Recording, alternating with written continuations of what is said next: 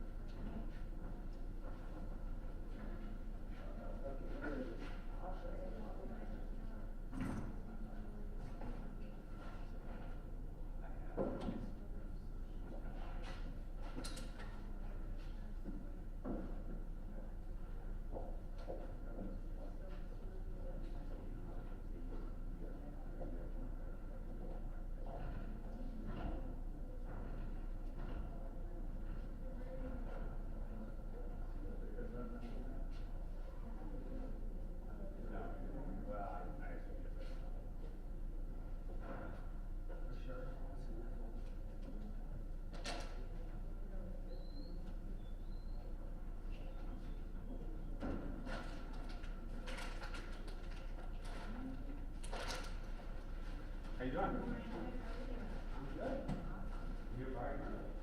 Very useful. You are. Who knows? It takes a long time. You know, it has oh. Yeah, that's so cool. On that. Justice subcommittee. That I'm now on. The research report like this. The director, or I think that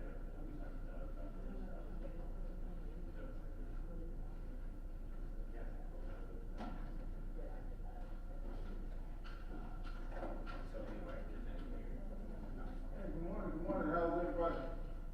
good, Your Honor. Hey, look, don't do that because I messed that all up. I'm just glad it wasn't just me. Right, like she said, It's like power and solidarity. I was recording, I was all messed up. I was like, Yeah, every time you walk in, you almost make a devil for yourself.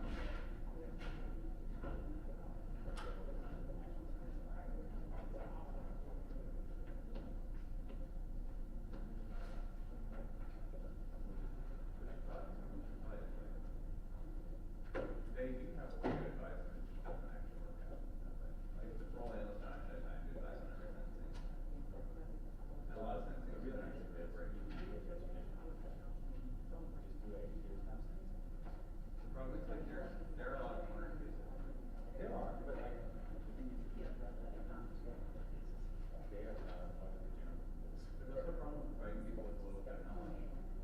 Like, it's not very dangerous, because then they'll like tell the defendant how to roll up to it, or get it wrong. Well, that's another thing. It's better to just say no. That's what I told them. They don't want to.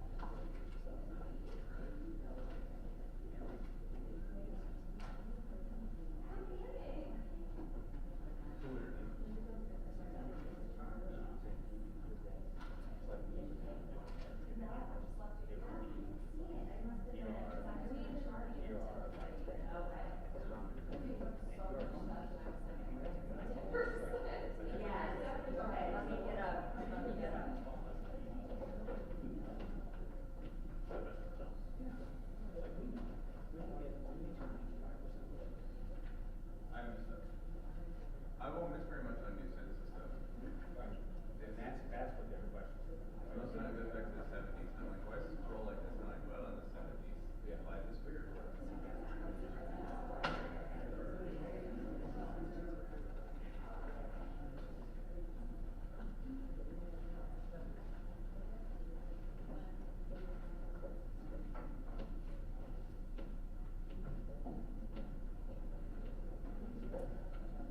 There's stuff they won't know. That came up a little bit. So, it's not. Hey, how you doing? Appreciate you, thanks a lot, man. Well, every time you go down, Yeah. but you only actually get good in that one. Right. That's what they do. But mostly every month, every non-drug stop. There's a free transport. You don't get on a salt board. That's what it's called.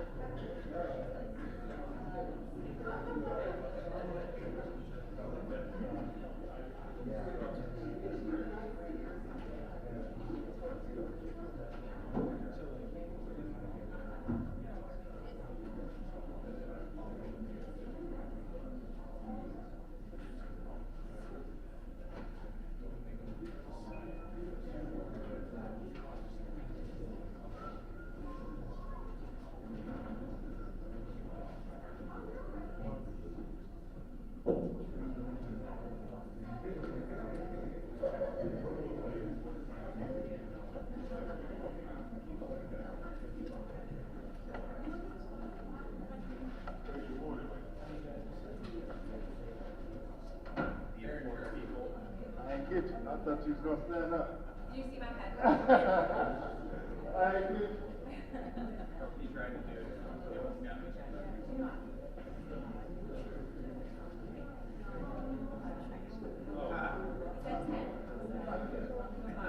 So you got 6, yeah. You can't rely on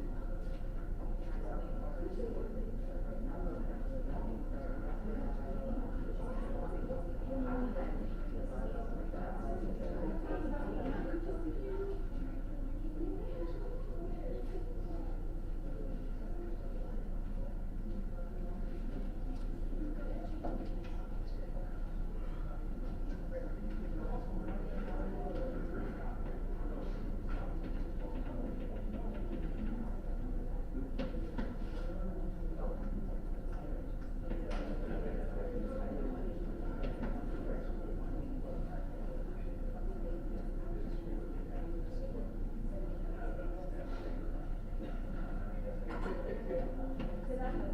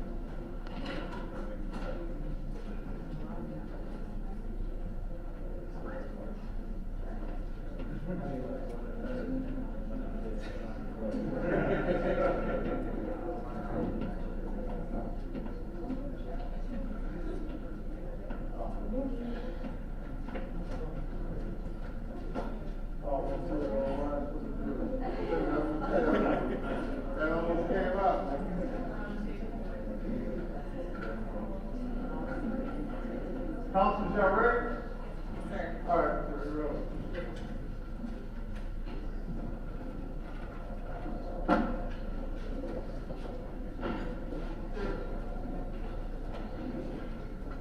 All right.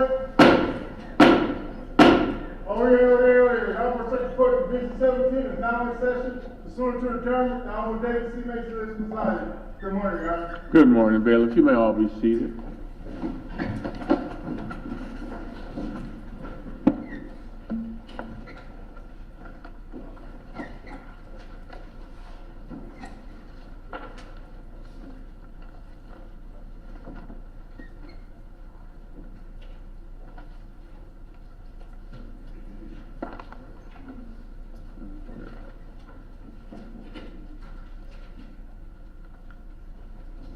I believe we moved over to your side of the case. We haven't already yet? No, Judge, not All right. It's a little confusing. Counsel, for Relator and the Circuit Attorney, you may proceed with further evidence. Thank you, Your Honor. The Circuit Attorney calls Eric Barrow.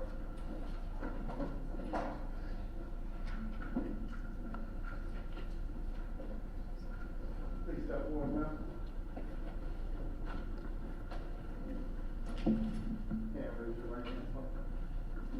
Do you solemnly swear that the testimony you're about to give in this cause is the truth, the whole truth, and nothing but the truth, so help you God? Yes. Please give your name to the court reporter, please.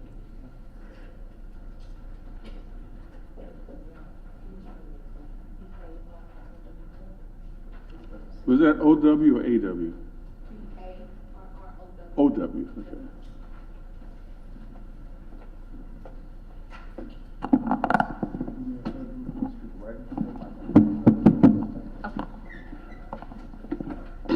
Counsel, you may inquire. Thank you, Your Honor. Good morning. Good morning.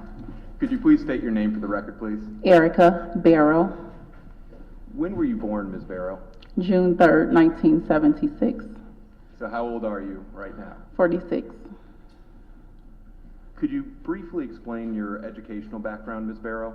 I have a master's plus 30 with a degree in school administration. When you say a master's plus 30, could you explain what that means? I have higher than just a master's degree. Okay. And your master's degree is in It's what? in education. Okay. Are you currently employed, Ms. Barrow? Yes. Where are you employed? Special School District of St. Louis County. Okay. What do you do for the Special School District of St. Louis County? I am a special education resource teacher. And can you briefly explain what a special education resource teacher does? So for students that qualify for special education services such as reading, writing, math, in the academic area, along with task-related skills, I just service them for the extra help within the gen ed setting. And how long have you been a special education teacher? I've been in education for 20 years, special education teacher. I think this is my 10th year. Thank you. Do you have any children, Ms. Barrow? Yes, How old are your children? 28 and 19. And it's my understanding you've also been a foster parent as well. Is that correct? Yes, How long have you been involved as a foster parent? 14, 15 years. Do you know Lamar Johnson? I do. How do you and Mr. Johnson know each other? We dated. We have a daughter together. We were in a relationship. When did you and Mr. Johnson first meet? Spring of 1992.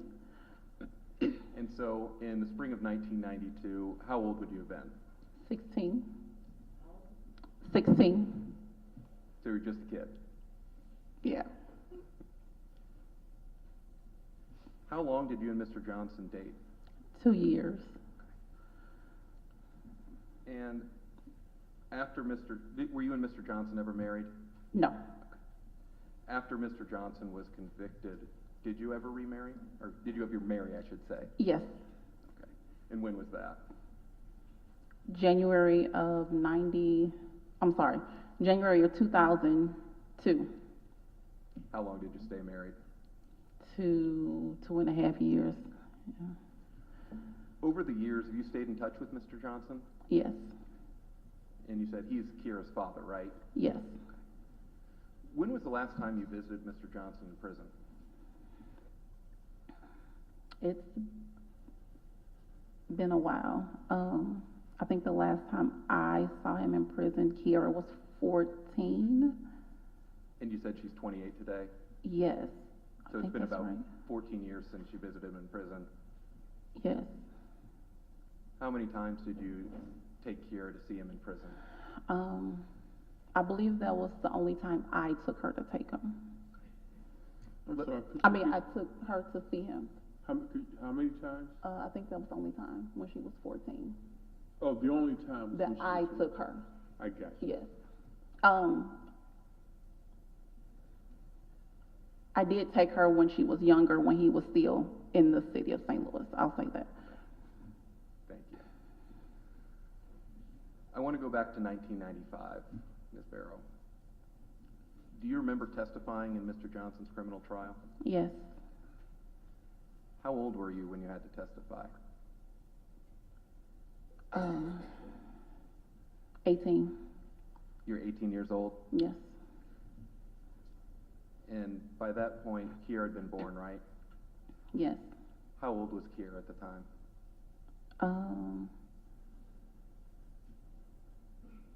I'm sorry, testifying, I guess I was about 19. Maybe close to a year? Before that trial, had you ever had to testify in a courtroom before? No. Can you describe to the court how you felt that day? Very nervous. And why were you nervous? I had never been in a courtroom before. Just speaking in front of people, the situation that had taken place. Do you feel differently now? Still a little nervous, but not as nervous as I was back then. Are you confident that you can tell the court what you remember to the best of your ability? Yes. Because 28 years have passed, haven't they? Yes. A long time. Do you remember the day Marcus Boyd died? Yes. Why do you remember that day? Just the fact that Marcus was murdered, and how we found out. Is that something that's stuck in your memory? Yes. So back at the time Marcus Boyd died, do you remember where you lived? I lived with my mom on Broadway. Okay. And who did you live with at the time? My mom. And was your baby also living with you? Yes. Do you remember whether you ever spent time with Mr. Johnson at his place? We lived together right before that. Okay. Yes. All right. So let's go back to the earlier part of the day that Mr. Boyd died. Okay. What do you remember happening earlier that day? As normal, I went to work. Normal work day. I don't want to cut you off, okay. so I'm sorry. Where were you working at the time? Edgewater Nursing Home. Edgewater Nursing Home. Where is or was Edgewater Nursing Home located? South Broadway, a few blocks from 55. On the same street as your mother? Yes. Well, same street, opposite side of the street. Thank you. Mm-hmm. What did you do at Edgewater Nursing Home at the time? A laundry attendant. Okay. What type of shift did you have? 12-hour shift, 6 to 6. Okay.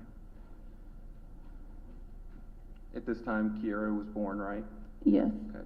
Who watched Kiera while you were working? My mom. I think you just said that your shift was 6 to 6. Do you remember when you got off work? Was it daytime or nighttime? It was night. Okay. Where did you go after your shift? To my mom's house. How did you get to your mom's house? I walked. Approximately how long of a distance was that to walk? 7 to 10 minutes. Okay. Not long at all. So then I assume you arrived at your mother's, right? Yes. Okay. How long did you stay at your mother's? Not long. Less than an hour. When you left your mother's, how did you leave? Lamar picked me up, or picked us up. Okay. Do you remember whether Mr. Johnson came inside or not? He didn't. Okay. So you were in your mother's house. Did you just go meet him outside? Yeah. Okay. So at your mother's, Lamar's driven up outside. Do you get in his car? Yes. Okay. Where did you, I should ask, did you bring the baby with you? Yes. Okay. So you and the baby got into Mr. Johnson's car, correct? Yes. Then where did you go? We went to Anita and Robert's house. Okay. Do you remember whether you potentially stopped at 1112 Rutger? That was our old address. So you don't think so? No. Okay. You just said that you went to Anita and Robert's house. Who Yes. are Anita and Robert? Friends of Lamar.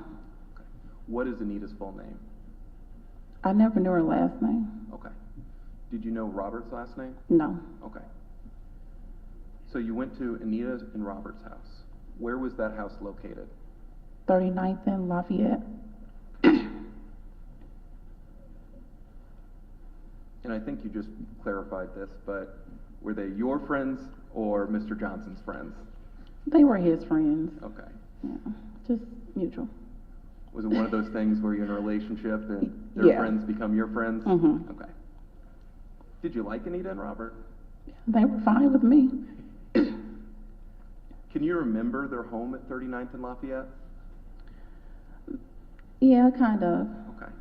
What do you remember about it? I remember they stayed on the second floor. You had to go up the initial concrete steps, and then once you entered their door, you had to go up the stairs. It was on the corner, and there was a store like right below them on the very corner of the street. I don't know if it was attached or not. I can't remember. I'm sorry, could you repeat that last answer? So they stayed in a family flat, Right. and they stayed on the top floor, and so there was a store like right there at the corner A store at the corner? of the building, the apartment building. But I'm not sure if it was attached, but it was just like closely together. I got you. Thank you.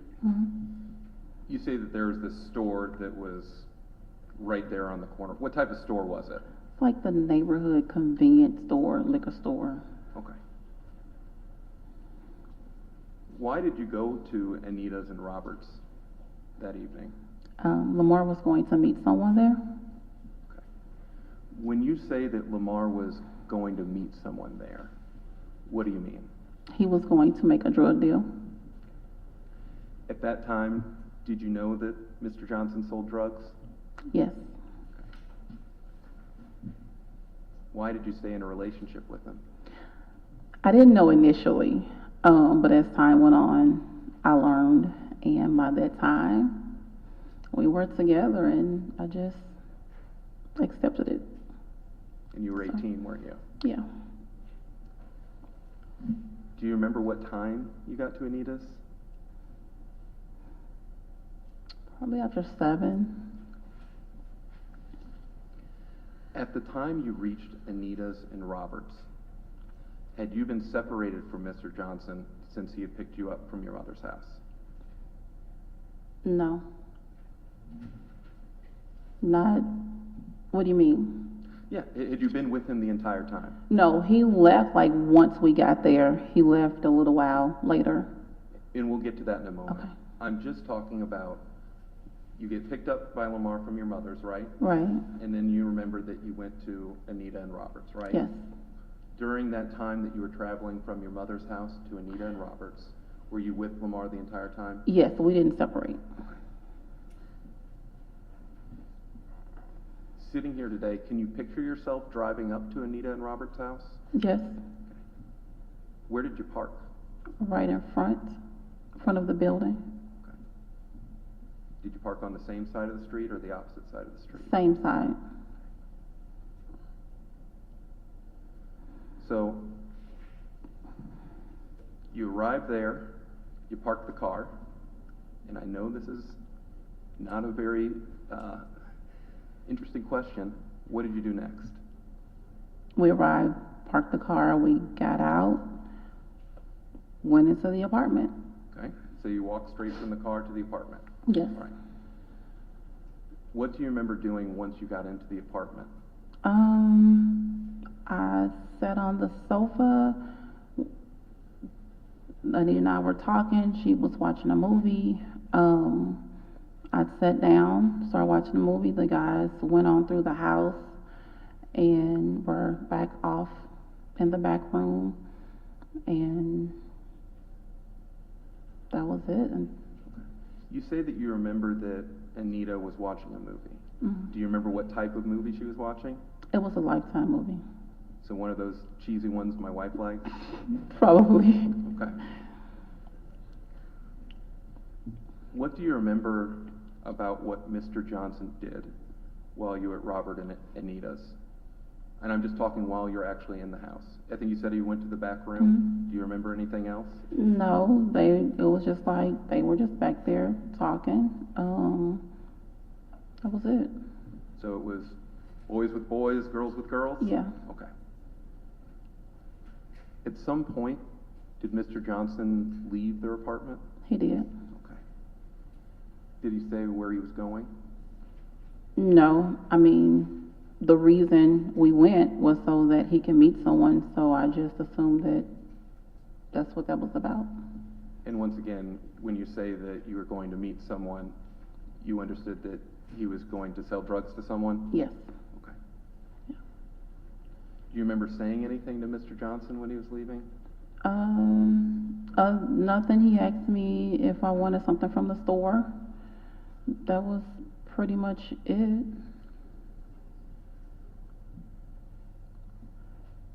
As you're sitting here today, can you picture Mr. Johnson in your mind when he was leaving? Yeah. And I saw you're just closing your eyes. Are you closing your eyes to try and help you remember? Yeah. What do you remember Mr. Johnson wearing as he was walking out the door? White t-shirt and dork bottoms. Okay. Did you watch him go out the door? The door was right there next to the sofa, so, yeah, I saw him go out the door. Did anyone leave with Mr. Johnson? Robert? You said Robert left with Mr. Johnson? Yes. Okay.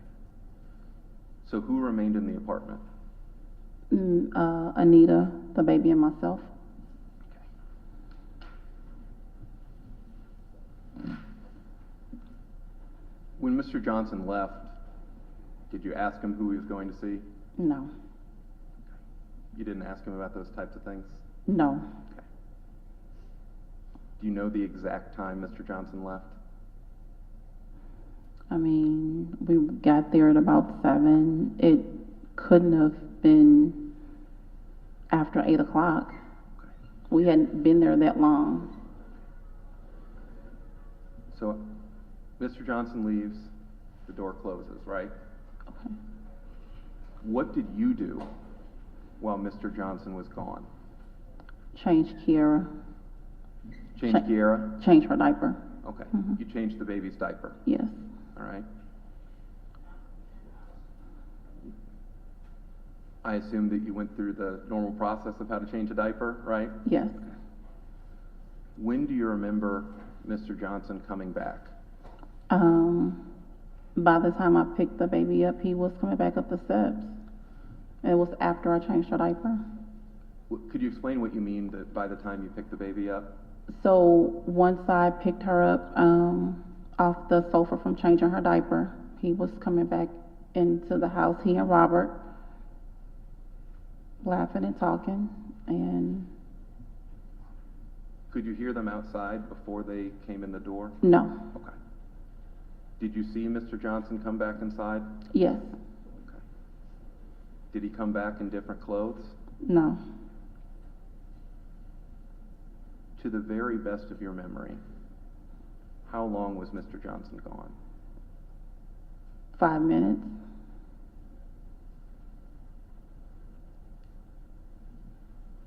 Ms. Barrow, did you know Marcus Boyd before he died?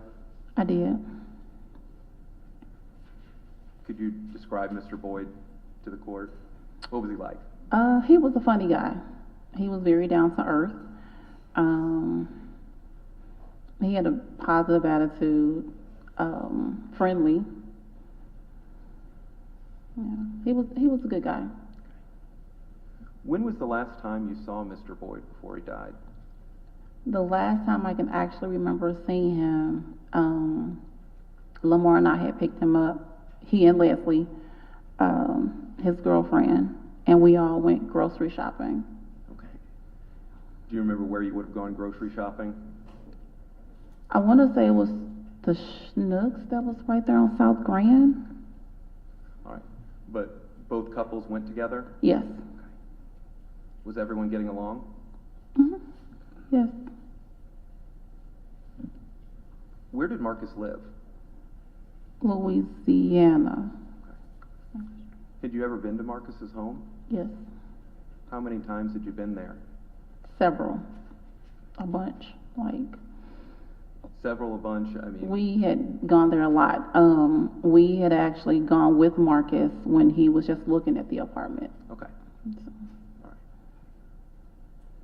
Can you describe the nature of Mr. Johnson's and Mr. Boyd's relationship? they were close. They were more like brothers. Lamar had actually lived with Marcus once, I think right after he had gotten shot for a while, and Marcus helped him out. They were really close How long have you lived in St. Louis, Ms. Barrow? all my life. Are you familiar with the roads in South City? Yeah, pretty much.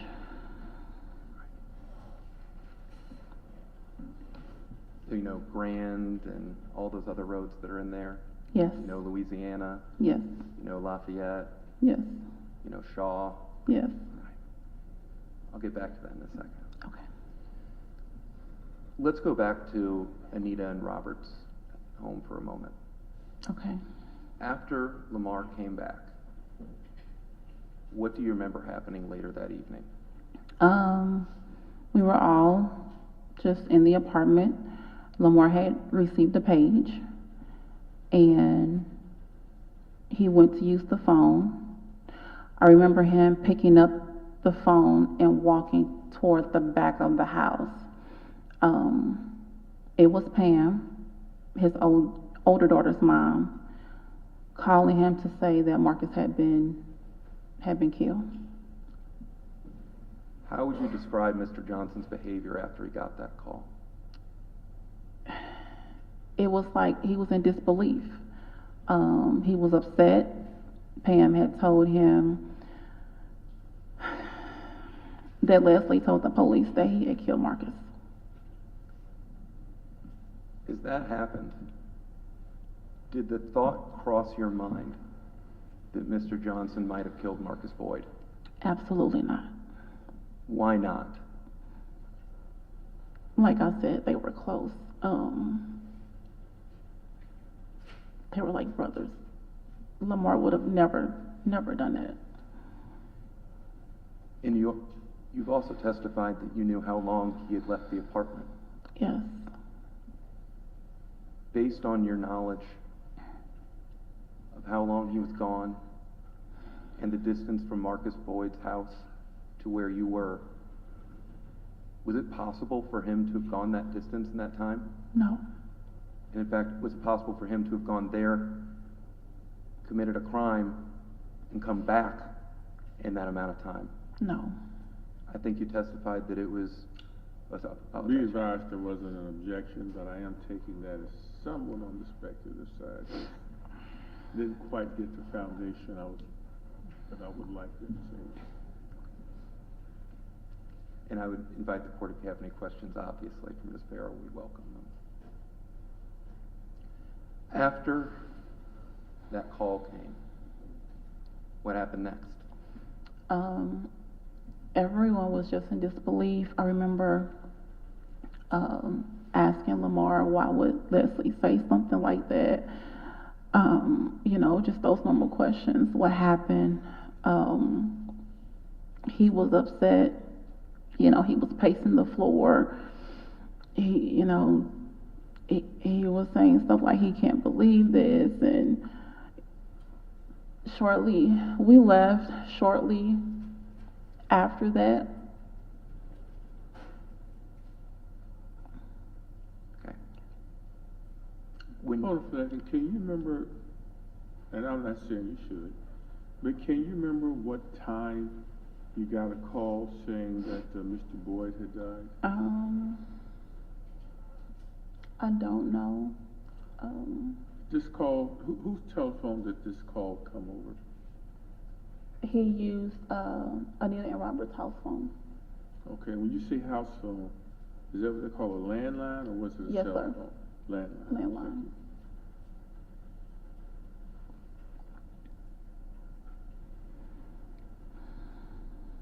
Thank you, Your Honor.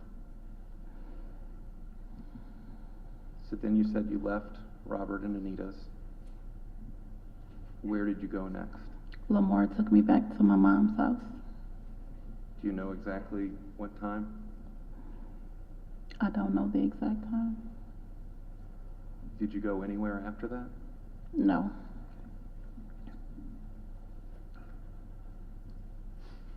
Throughout the evening, from the time that Lamar Johnson picked you up at your mother's house until you got dropped off at home with the baby, how long had he been outside of your presence? Just that 5 minutes. Ms. Barrow, you're aware that Mr. Johnson identified you as his alibi before trial, right? Yes. I want to make sure that I ask this. Before Mr. Johnson's trial, did anyone from the police ever contact you to ask you any questions about Mr. Johnson's alibi? No.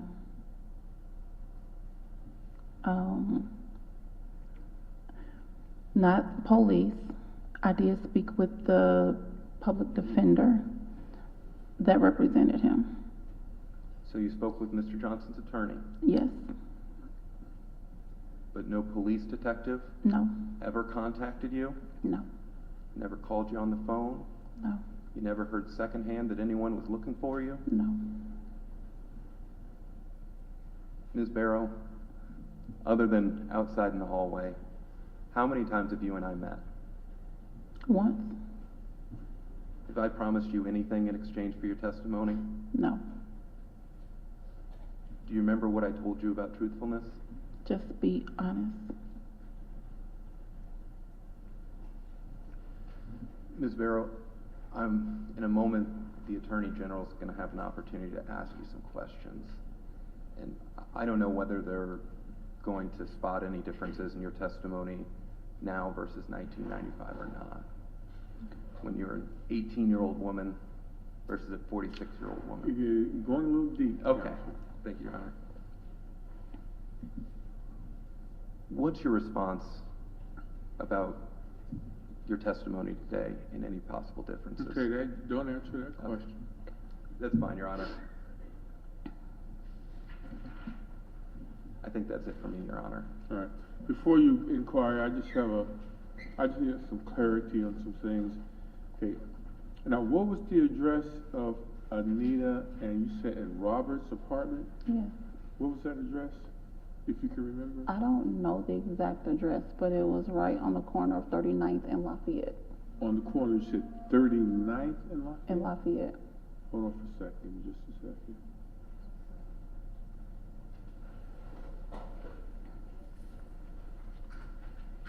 And what is the address at the place where Mr. Boyd died? That would be 3910 Louisiana.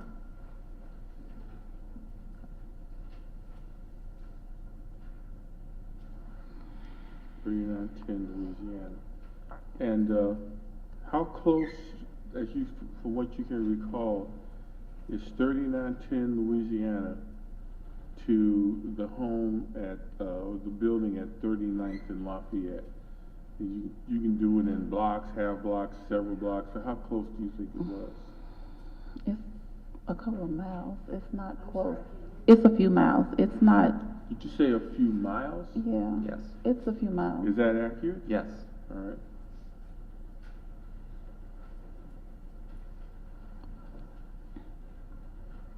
I assume you've checked it out already. I've driven it many a time, Your Honor. All right.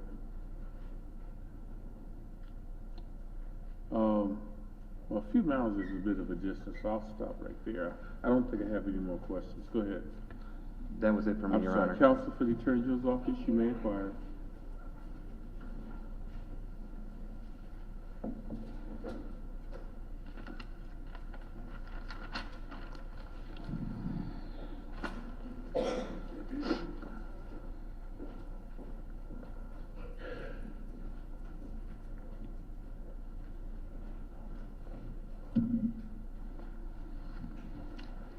Thank you, Your Honor. Good morning, Ms. Barrow. Good morning. You testified that on October 30th, 1994, the day that Marcus Boyd died, that Mr. Johnson picked you up from your mom's, is that correct? Yes, And you testified on direct examination that that would have been sometime prior to 7 o'clock, yes, and that you went from there straight to Anita and Robert's house, yes, and they were living together at Lafayette? yes, Okay. And I think you testified on direct that that address was 3910 Lafayette. Was that, did you misspeak? yes, Okay, you don't know what that house number was? no. I mean, maybe back then, but no. And you testified that the reason that you went there was because Lamar planned on meeting a friend who was a few houses down on Lafayette, close by? No. He was planning to meet someone. That's all I knew. Okay. And you testified at trial back in 1995, is that correct? Yes,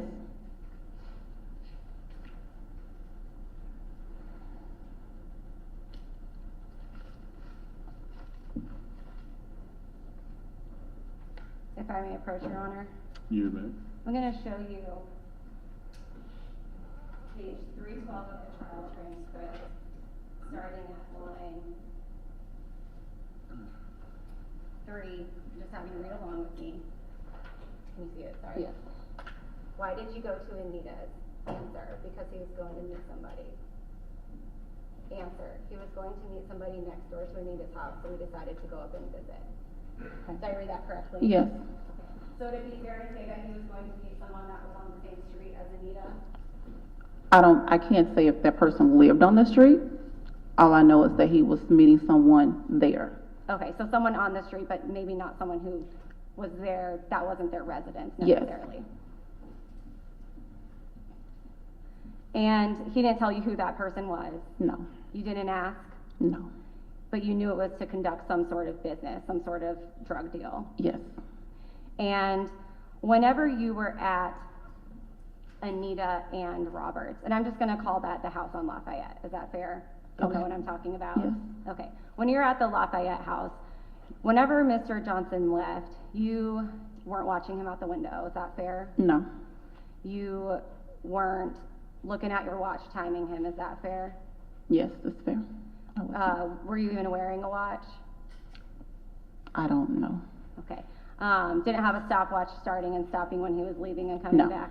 All right. And you had testified that you don't know exactly what time you got to Anita's. Is that fair? Yes, Don't know how long you stayed there? about 2 hours. I mean, it wasn't a very long time. We had gotten there, I know it had to be after 7. And then he left, he came back shortly after that, he received the phone call. I think once everyone was calm, then that's when we left. Okay, but you don't know what time that was. You can't remember. No, And you don't know personally what he did while he was outside of that house. I think you testified on direct that you assumed he was making the drug deal. yeah, Okay, but you can't say with any certainty what he was doing. Is that fair? yes, that's fair.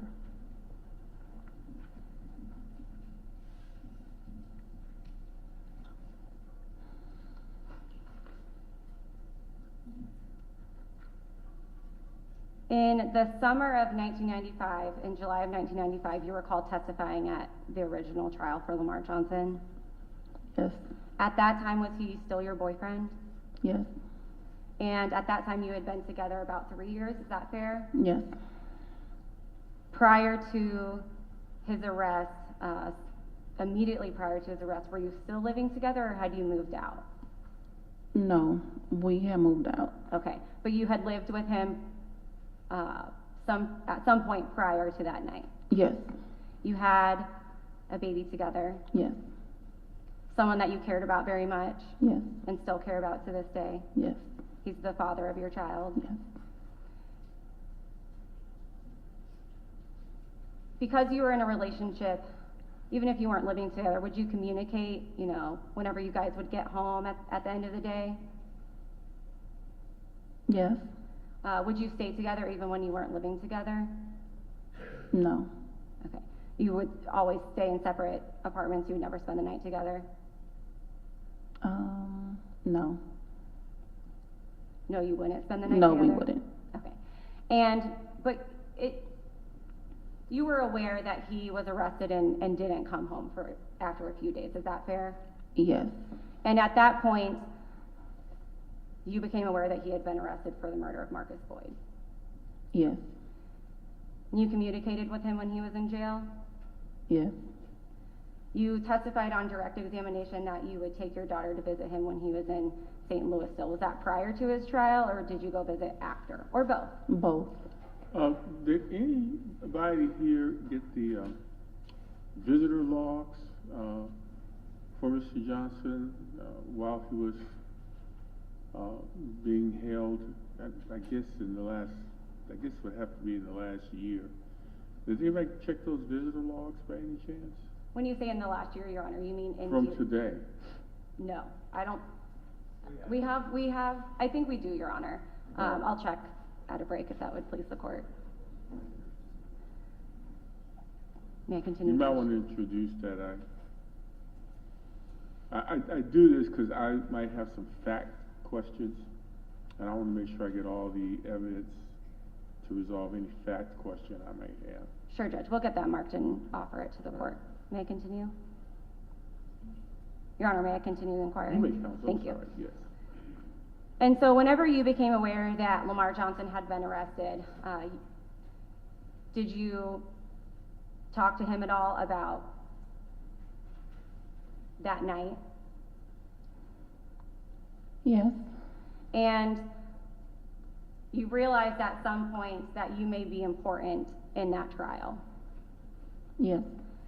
And whenever you realized that you may be important, you never on your own called the police to say Lamar Johnson was with you, is that fair?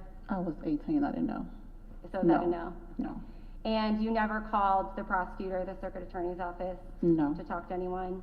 And you never called Lamar's attorney, in fact, he contacted you, is that fair? Yes. And you didn't talk to his attorney until a couple of weeks prior to that jury trial, is that fair? Yes. And someone picked you up, or do you remember how you got to his attorney's office to talk to him? I think the first time I caught transportation, and then there was another time I was picked up. Okay. And so you told his attorney that you were with him that night, everything that you could remember. Mm-hmm. And between the time of Lamar Johnson's arrest and the time that you talked to his attorney, that was the first time you told anyone related to the court or the case about you being with him that night. Is that true? Yes. And between that time, you were in communication with Mr. Johnson? Yes. You testified today that you went directly from your mom's house to the Lafayette house, is that correct? Yes. May I approach, Your Honor? Yes, ma'am. I'm going to show you page 310 of the trial transcript.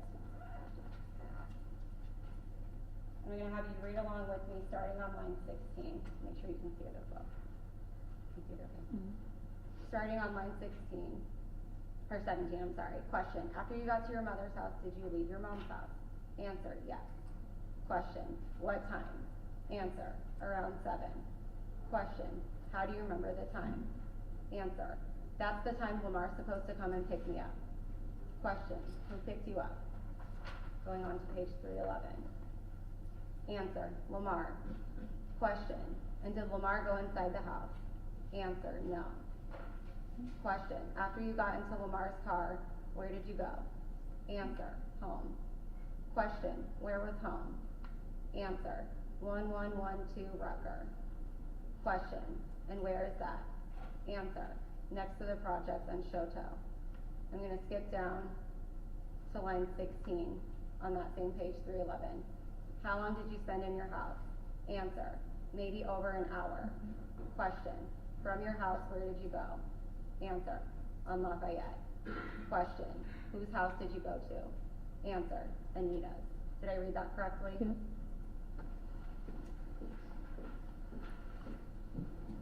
Start that, please. So on October 30th of 1994, you couldn't have gotten to Anita's house at 7 because you went home for over an hour first. Is that correct? No, we were at Anita's house for over an hour. By that time, I was living in my mom's house. Did I read that correctly with you just now? You did. Okay. And you testified on direct examination that whenever you were at the Lafayette house, that you were watching a Lifetime movie, and that you noticed Lamar leave, and that Robert went with him, and you and Anita stayed in the apartment. Yes. Is that correct?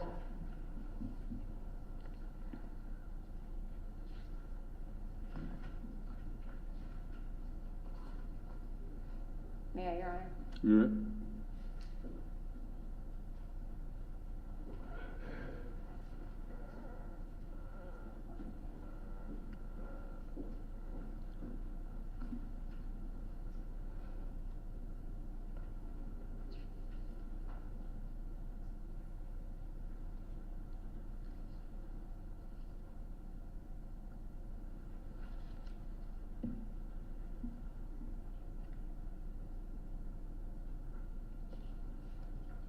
I apologize, Your Honor. Lost my page.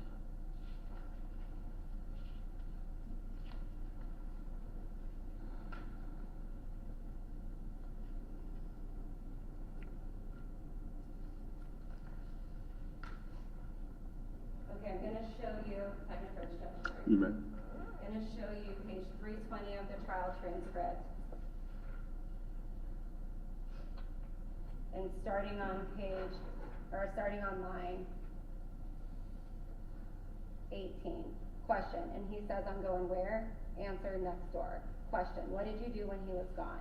Answer, I sat and talked to Anita and Robert. Did I read that correctly?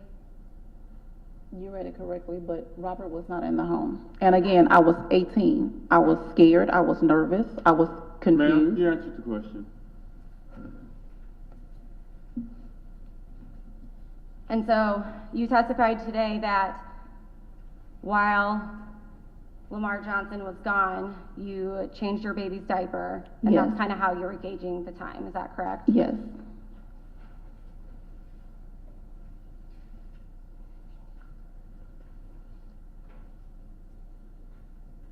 May I approach, Judge? You may, Counselor. I'm going to show you page 320 of the trial transcript starting on line 22. Question, how old was the baby then? Answer, about 4 months. Question, did you change the baby or feed the baby or anything then? Answer, I don't remember. Did I read that correctly? You read it correctly.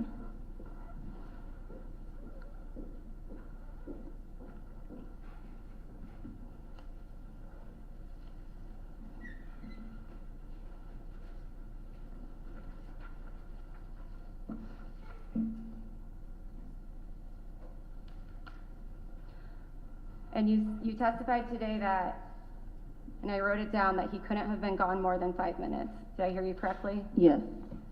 May I approach, Judge? You may.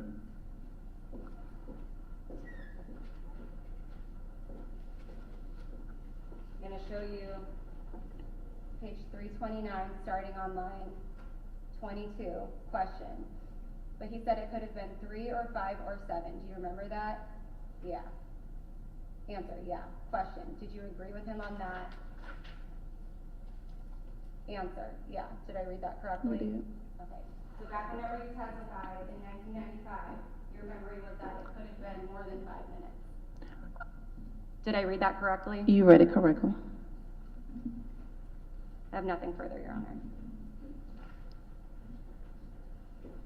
Redirect. Your Honor, inquire.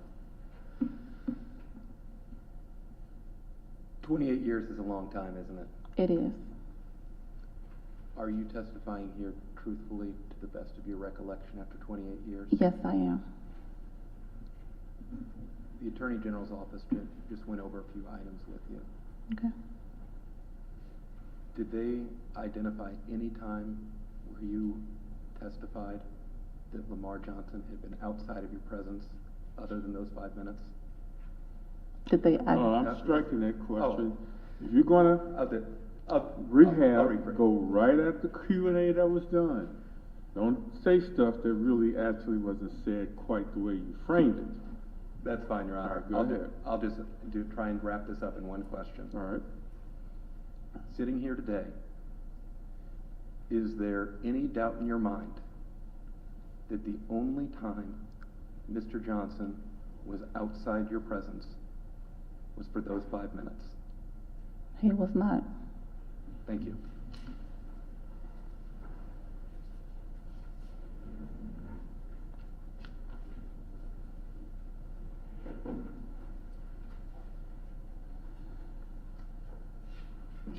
Did you have any recross, Counselor? You may step down.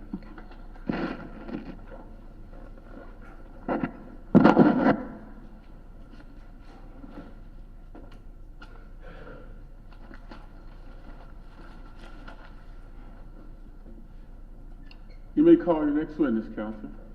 Thank you, Your Honor. Call for our next witness, Mr. Lamar Johnson.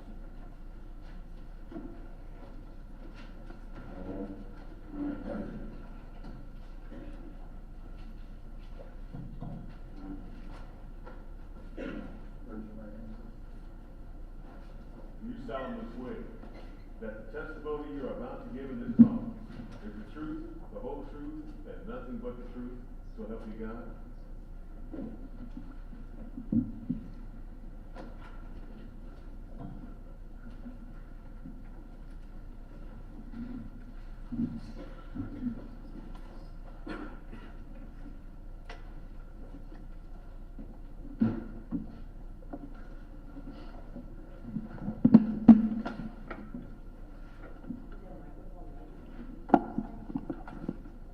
Counsel, you may inquire. Thank you, Your Honor. Mr. Johnson, would you state your full name for the court, please? Lamar Allen Johnson, What's your birthday, sir? 12/6/73, How old are you today? 49,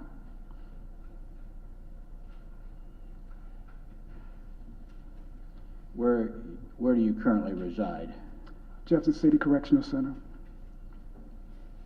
How long have you been there? Let me rephrase it. You were arrested for the murder of Marcus Boyd back in November of 1994, right? Yes, sir. How old were you then? 20.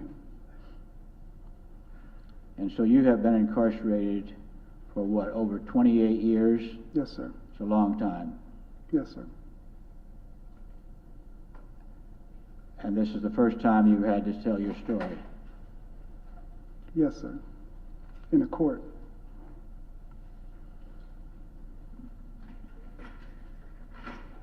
I'm going to ask you first, did you kill Marcus Boyd? No, sir. I need to clear up something from your last question.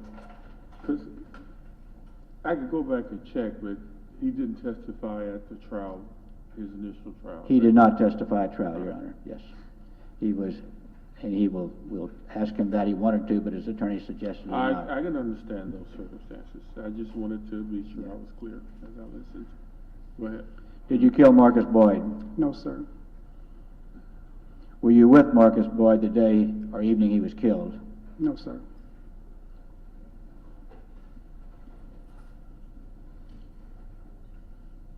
Did you have any involvement whatsoever in his murder? No, sir. Did you know him? Yes, sir. Were you friends? Yes, sir. Had you lived together for a time, shared an apartment? Yes, sir. You want to be a little careful on the leading. Let the witness tell the story. Sure, I understand, Your Honor. Trying to shorten things up a little bit. All right. Tell us in your own words how you knew and what your relationship was with Marcus Boyd. I met Marcus through Leslie. Well, I was Take your dating. time and talk clearly and loudly. Okay. I was dating Pamela Williams, my youngest daughter's mother, and she is cousins with Leslie Williams, who was dating Marcus at the time. Let me see if I understand what you just said.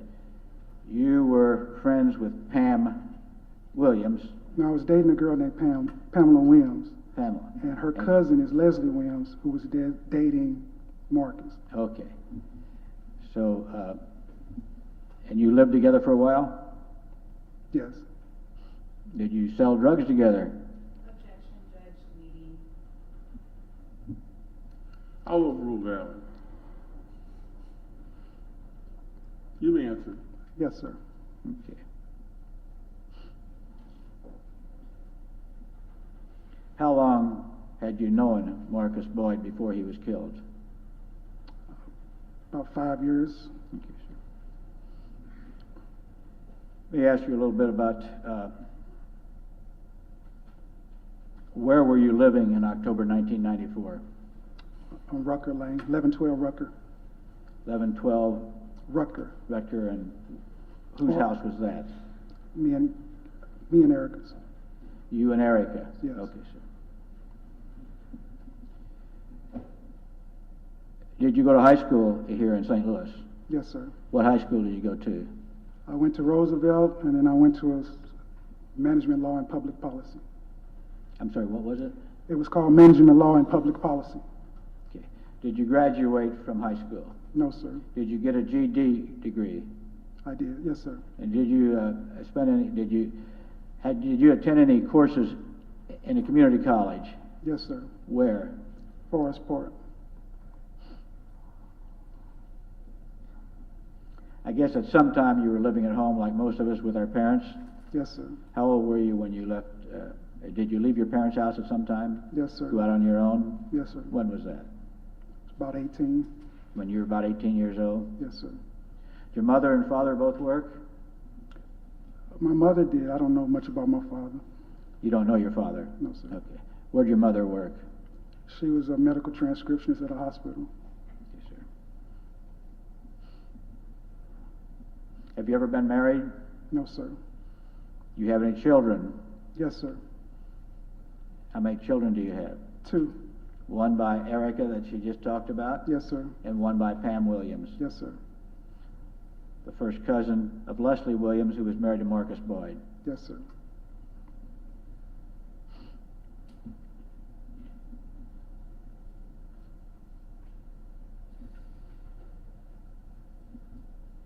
Prior to the time you were convicted of the murder of Marcus Boyd, did you have any jobs? Did you do any work? Yes, sir. Tell the court what you did. Well, at the time when I was locked up, I was working at Jiffy Lube. I was doing preventive maintenance work there. Okay.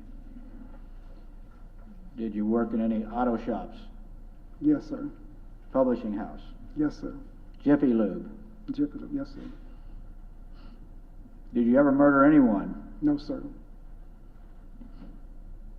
Have you been arrested for any crimes other than for the murder of Marcus Boyd? Yes, sir. Tell us what you were arrested for. No. Well, have you been convicted of any crime? I was about to, yeah. Thank you, Your Honor. Let me just stick with convictions. Go Yes. ahead. The only thing I've been convicted of is tampering with an automobile and possession of drugs. Did you serve any time in prison for any of those drugs? No, sir.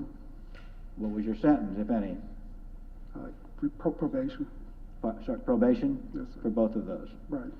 So at the time you were convicted of the murder of Marcus Boyd, were you out on probation for those 2 crimes? Yes, sir. Did you know Philip Campbell? Yes, sir. Did you know James B.A. Howard? Yes, sir. Did you know Cerrone Puffy Spates? Yes, sir. Did you know Cedric Cummings? Yes, sir. Did you know Greg Elking? No, sir. I'm sorry, did you say no, sir? No, sir. Other than at your trial, have you ever met Greg Elking? No, sir.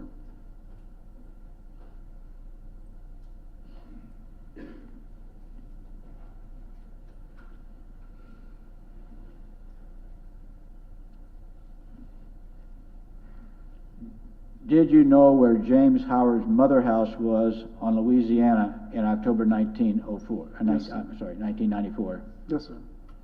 Was it on the same street as Marcus Boyd? Yes, sir. Overruled. Only because it's kind of a collateral issue.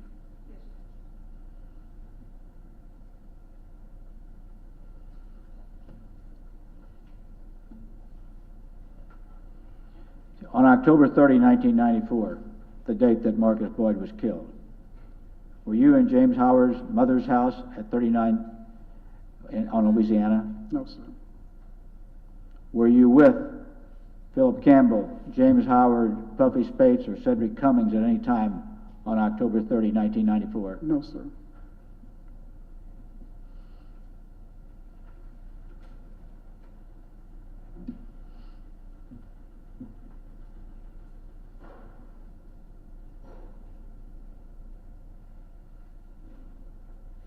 Did you know by October 30, 1994, did you know of any plans by anyone to kill Marcus Boyd No, sir. or to rob Marcus Boyd? No, sir. If you recall, what were you doing that day of October 30, 1994, or the evening? Just riding around, meeting people, making drug transactions. Did you see Erica Barrow on that day? That evening, yes. Okay. You just heard Erica testify. Yes, sir. Right, sir. And is it a fact that you went and picked her and her baby up at her mother's house that evening? Yes, sir. When you get starting to lead on material facts, be careful.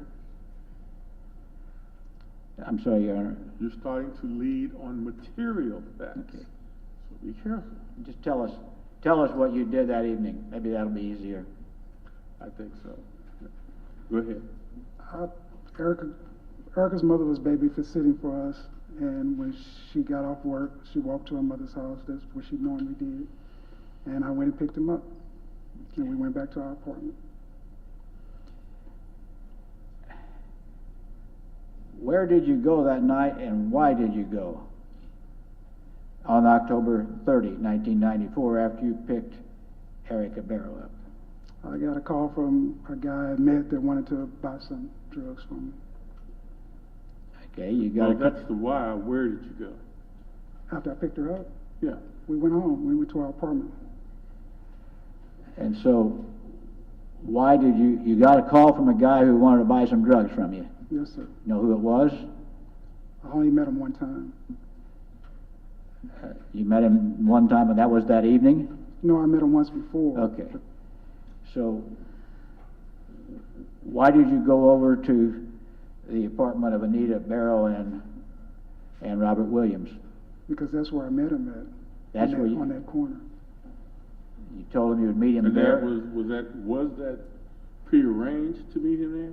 That night it was, but the first time I met him, I just happened to, he was coming down the street, and I could tell he was trying to All get right. something. And so that's how I met him. Gotcha. So were you the one that determined where to meet this person who called you? I just thought it was easier to meet where we met the first time we met. You were familiar with that apartment and the location, right? Yes, sir. So it was on the corner of 39th and Lafayette, as I recall, right? Yes, sir. And was there a little convenience store located on that corner? Yes, sir. I'll overrule as to the convenience store. That's a hard fact. If it's not true, it should be easy for you to refute.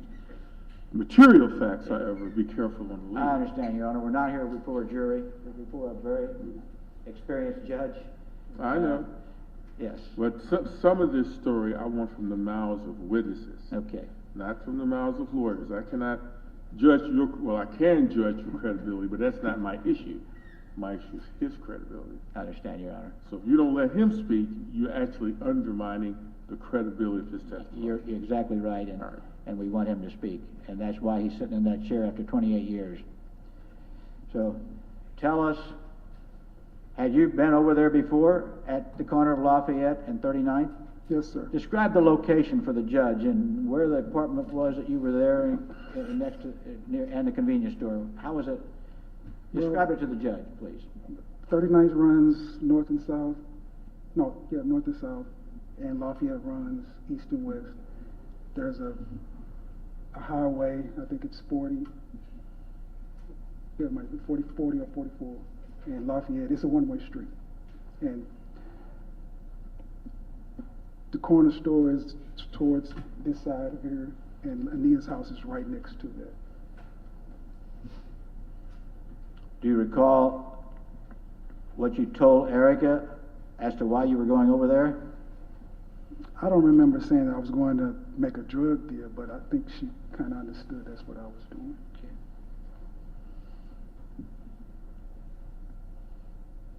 How long would it take you to leave the apartment that you were, Anita Barrow and Robert Williams, go down the stairs of that flat and walk over to the corner grocery store? Was the corner grocery store part of the flat? Was it in the building or next door? No, it was separate.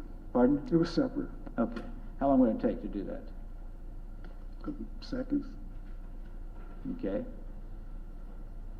So, after you got to the apartment that night, did you leave? Yes, sir. What'd you do? I went out and met the guy I was waiting to make the deal with. You met him? Yes, sir. Describe how you met him. Where? Was it on the street? Was it in a car? Where? When I went up out the house, he was right there on the corner waiting for me. Well, I'm sorry. He was waiting on the corner for me. He was waiting on the corner. Right. On foot? No, he was in his car. He was in his car? Yes, sir. Okay. Did you get in the car? Yes, sir. Did you sell him drugs? Yeah, we drove around the block and I made the sale there. I didn't want. On this issue, did you have a territory at the time you were operating? Well, I frequent the area of the dark side area. That's what it's called. Okay. The dark side area. Oh, okay. Which brings me to my next question then. I'm assuming you were affiliated with one of the two dark side, instead of gangs, let's just call them organizations for now. Yes, sir. All right, and which dark side group were you with? Well, the police named them Dark Side 1 and Dark Side 2. What do you guys call it? Just Dark Side. Just dark side. Right. Did you guys consider all the dark side affiliates to all be working together? Well, Dark Side was just the name of the nickname for the neighborhood. All right. Everybody was friends, throughout our childhood, but at times we would fight each other. And we would fight each other. And so it wasn't really separate. It was just that you had groups of people who was more closer than others. Now, were these territorial fights? No, it was personal conflicts or offenses. Now, I understand what you mean by offenses. Right. All right. Okay. So, you sold him drugs, drove around the block. Right. One block? Right. How long did that take? Less than 5 minutes. Then what did you do? I went back up into the house. Went back upstairs to the apartment? Yes, sir. Okay, sir.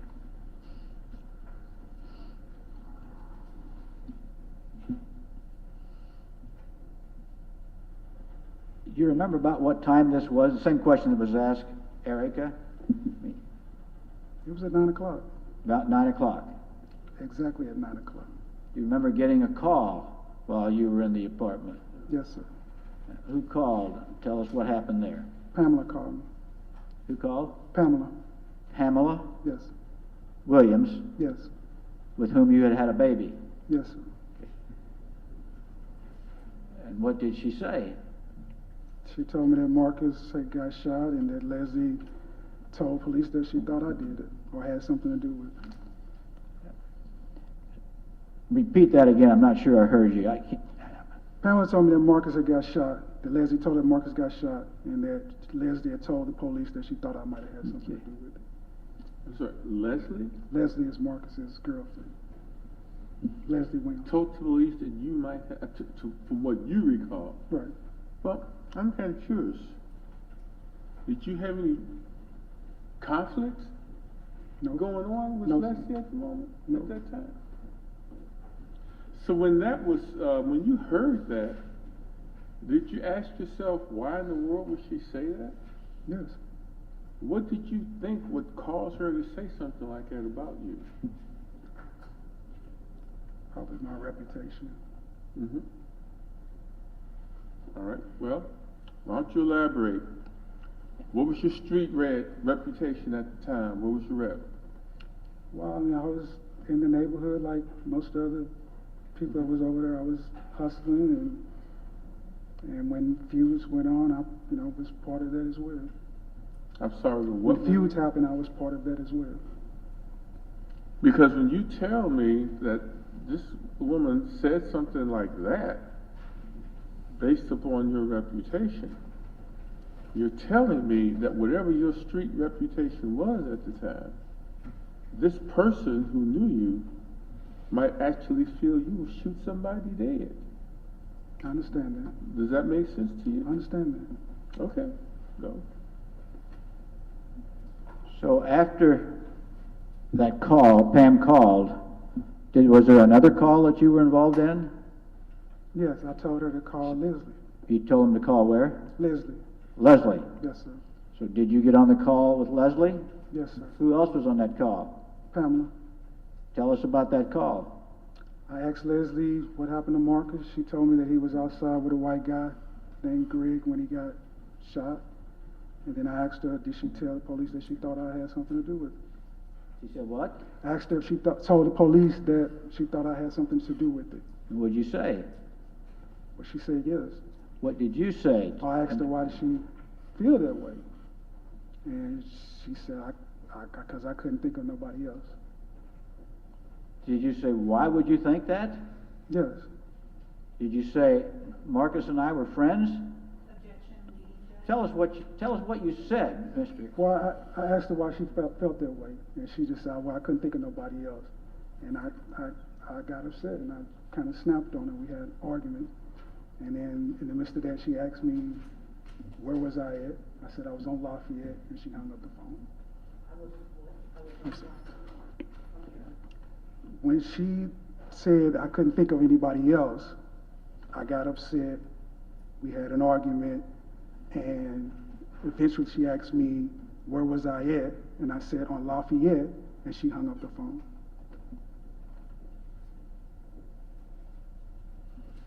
Okay. So after that phone call, which was after Marcus Boyd was killed, obviously, they were telling you he was killed, right? Yes, sir. What did you do? Did you stay in the apartment? For a little while.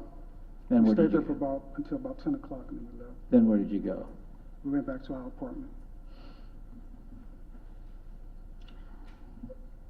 Going the way back to your apartment, because this would have been after you knew that Miss Williams had said things expressing her suspicion, belief, or whatever, that you might have shot Boyd.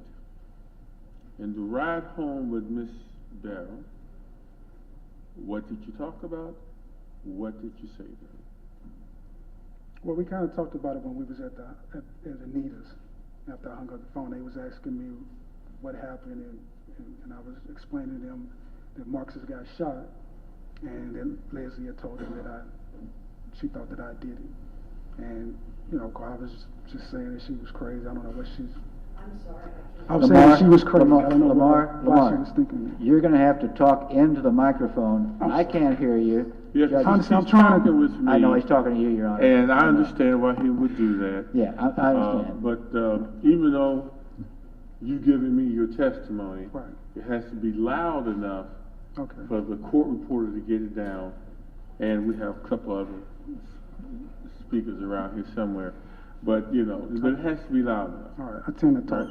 So, why don't you pick it up? I was asking you about any conversations to you and Miss Barrow after you had been made aware of the fact that Miss Williams had said to the police that she thought you might have shot Boyd. I'm curious about the conversation between you and Miss Barrow after that, to the best of your recollection. Go ahead. I just remember talking about it at the house, And then we went home. I So don't, on the drive home, you didn't talk about it? I don't remember exactly what was said, or if anything was really said about it. Okay, well, let's get to then you're at home. Okay. Did you talk about it? I can't remember if we did or not. I can't remember if we did or not Or you can't remember if you talked about, anymore. hey, Williams has accused me of shooting somebody. Oh, you didn't have any conversation about that from what you can recall? Exactly. All right. Go ahead, Counselor. Thank you. So, you went home, got up the next morning, did you go to work? No, I think I ended up going out to Pamela's house. Okay. That was on the evening when you were in the apartment and were... Who's Pam? I know I should know what all these names are. Who's Pamela? Pamela Williams, Your Honor. That's who you were dating at the time. That was my first daughter's mother. Your first daughter's mother. Yeah. You used to date Pamela. At that time, you still weren't seeing Pamela? Kind of, a little bit. All right. I mean, you know, you just square with me. At that time, you were kind of off and on with Pamela, but you were also involved with Miss Barrow. Yes, sir. And nothing bad with that, you know. Had my player days too, so I get it. All right. Besides even that, Your Honor, so Pam... Erase that. So Pam and Leslie were first cousins, so there was that relationship also. And Leslie was the girlfriend of Marcus Boyd, who was murdered. Right? Could you repeat the question? As you explained earlier, Pamela Williams and Leslie Williams were first cousins and friends. Yes, sir. And Leslie Williams was the girlfriend of Marcus Boyd. Yes, sir. And who was there that night when Marcus Boyd was killed, right? She was... She was there at the apartment when Marcus Boyd was killed, at the apartment where he was killed. I assume so, yes. Okay. And we'll, you know... Now, that leads me then to a question that I want to ask concerning Pamela, all right? Because I believe you just told me that on that evening, you said you went to see Pamela. Yeah, but not Now, that evening, the next evening. The next day, the next evening, okay. Now, did you and Pamela talk about the Marcus Boyd? By then, you knew he was dead. He was dead by So the two of you talk about what then you both knew was a murder that you guys talk about. Yeah, because that's when she told me that he was killed. All right. The next day, I'm talking about. That night, I thought he just got shot. Oh, I get you. I was going ahead. That night, she just told me Marcus got shot. And then it was the next day That I that found he you were actually told by died. Pamela That he actually was died. dead. Yes. All right. At that moment in time, if, to the best of your recollection, what did you talk about at that point? She says to you, he's now dead. How did the conversation go from there? I don't remember specifics. I just remember she told me he got shot and killed, and I mean, there was really no conversation that I could remember about it as far as... Did you talk to her about the fact that the other Miss Williams had said to the police you might have been the one who committed the murder? Yeah, she was on the phone when we had that conversation. All right. And did you talk with Pamela again about it the next day when you found out that Mr. Boyd was now dead? I imagine so. I just don't remember what that All right. conversation would be. Now, you told me earlier that Mr. Boyd was a friend of yours. Am I remembering you correctly? Yes, sir. All right. So when you found out that Mr. Boyd was dead, did you have any contact, phone calls, or whatever with Mr. Boyd's family? No, sir. No attempt to even make a phone call? No, sir. All right. You may go ahead. Thank you. Do you recall now, this is probably the next day would be Halloween, October 31. Yes, sir. And we're now in November, next day after that. Do you remember sometime in a few days after learning that Marcus Boyd was killed, that you were brought down to the police station for a lineup? Yes, sir. Tell us how you were, so on that day when you were brought down to a lineup, where were you and who brought you down? What happened? Well, I was arrested by detectives Stidham and Bailey, I think. Detective Stidham, and maybe Bailey, yes, sir. and they brought you down to the police station. Who were you with? I was with Philip, Philip Campbell? yes, sir. How were you with him? How did that happen?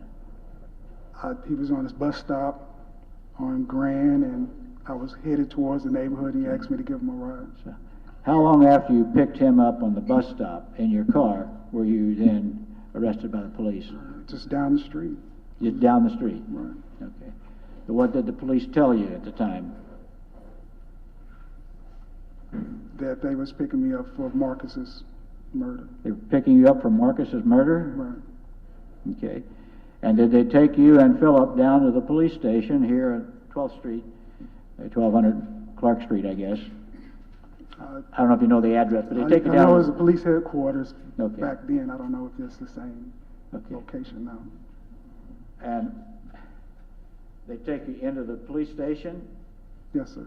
And who was there when you got there to meet you, if anyone? Okay, I have a little question in this area. When you were arrested, of course, there was nothing that you had to do, but I'm just curious, did you, from the moment of arrest, exercise your right to remain silent, or did you say anything concerning your knowledge or suspicions or what you thought might have actually happened at that point in time? When I was still, Yeah, when you were arrested. When I was at the We're police- arresting you for this murder. How did you respond to that, if you responded at all? well, when they pulled us out with guns and put us in their cars, and Detective Nickerson showed up, he started searching the car. He told Bailey and Stidham to take us to police headquarters. When we got there, they put us in an interview room. Now, when did they read you your rights? At the scene where they're putting you in the car, while you're in the car, or when you got to the station? They didn't read us our rights. All right. Were you aware in that process that you could just remain silent? Yes. Did you? No, sir. What, if anything, did you say? When Detective Nickerson asked me about Marcus's murder, I said, I think my exact statement was, man, that boy is my friend. I didn't shoot him. I was with my girlfriend on Lafayette when that happened. All right. And did they ask you the name of your girlfriend on Lafayette? No, sir. Did you tell them the name of your girlfriend on Lafayette? I don't remember. I don't think so. I mean, from the police report, all I can remember is that that statement was the only thing that was recorded. All right. So, did Detective Nickerson meet you down there? Yes, sir. He's the one who started talking to you? Yes, sir. And you told him you had nothing to do with it? Yes, sir. And you waived your Miranda rights, right? Yes, sir. Hold on, be careful. The better question was, after you were made aware of your Miranda rights, I think he actually told me well, I don't know, after he told you your Miranda rights, did you remain silent after that? No, sir. All right. Well, what kind of things did you say after you were made aware of your Miranda rights? I told him I didn't kill Marcus, and I told him where I was. All right, all right. That was the statement I made to him. So the report we had yesterday on the lineups, Your Honor, it says right there he waived his Miranda rights on the report. I know, but I'm interested in his recollection of what he said. Okay. I'm not concerned about what somebody else wants to tell me he said. Sure. All right. So while you were there, were you also interviewed by anybody else? Detective Campbell came in. How did that come about? He just came into the interview room. Pardon? He just came into the interview room. Okay. Was anybody else with you? Was there anyone else with you at that time in that room other than yourself and Mr. Campbell? No, sir. Tell us what you recall about that interview with Mr. Campbell in the room between you and him. Well, he didn't ask me about the Eugene Holden murder as he reported. He just I'm asked. sorry, the what murder? He reported that he asked me about a Eugene Holden murder. Eugene Holden? Right. Okay, but go ahead, keep going. And so he asked me about some guns that was involved in another incident He asked me about some guns that was involved in another incident over in the dark side area. And I told him I already talked to police about that. I didn't want to talk about anything except Marcus's murder. And what, did you say anything about killing anybody? No, sir.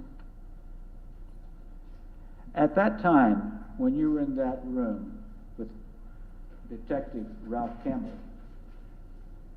were you aware of any of the circumstances that surrounded the murder of Marcus Boyd? Were there any witnesses, etc.? The only thing I knew about his murder was what Leslie told me on the phone, is that he was outside with a white guy named Greg, and that was it. Somebody told you? When you got this phone call telling you that Boyd had been shot, in that phone call, somebody told you about a white boy named Greg? Leslie did. Leslie did? Yes. I asked her what happened to Marcus. She said he was outside. What did she say about the white boy named Greg? What did she say? She just said he was outside with a white guy named Greg. All right. Did you say Greg who? I didn't know. I just assumed it was a customer or something. Okay. All right. So he was asking you about dark side and that kind of stuff, and you said, I only want to talk about Marcus Boyd. Is that right? Exactly. Is that all did you just talk about Marcus Boyd? No, we didn't talk. He was just only asking me about the weapons that was involved in that case. Did you make any comments about whether or not you had anything to do with Marcus Boyd's murder? No, sir. I mean, wait a minute. What was the question? Did you tell him whether or not you had anything to do with Marcus Boyd's murder? Yeah, I did. I said I didn't kill Marcus. Okay. Did you say anything in that conversation, reported by Ralph Campbell at the trial, that you made a spontaneous comment, we should have never let the white guy live? No, sir. Positive? Yes, sir. In that conversation with Ralph Campbell, the detective, did he ask you to sign anything? No, sir. Do you know whether or not that conversation was recorded in any way, audio or video? I don't know. I don't think so.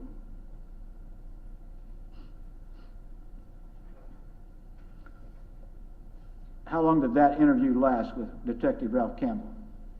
It was short because he just came and asked me about the weapons.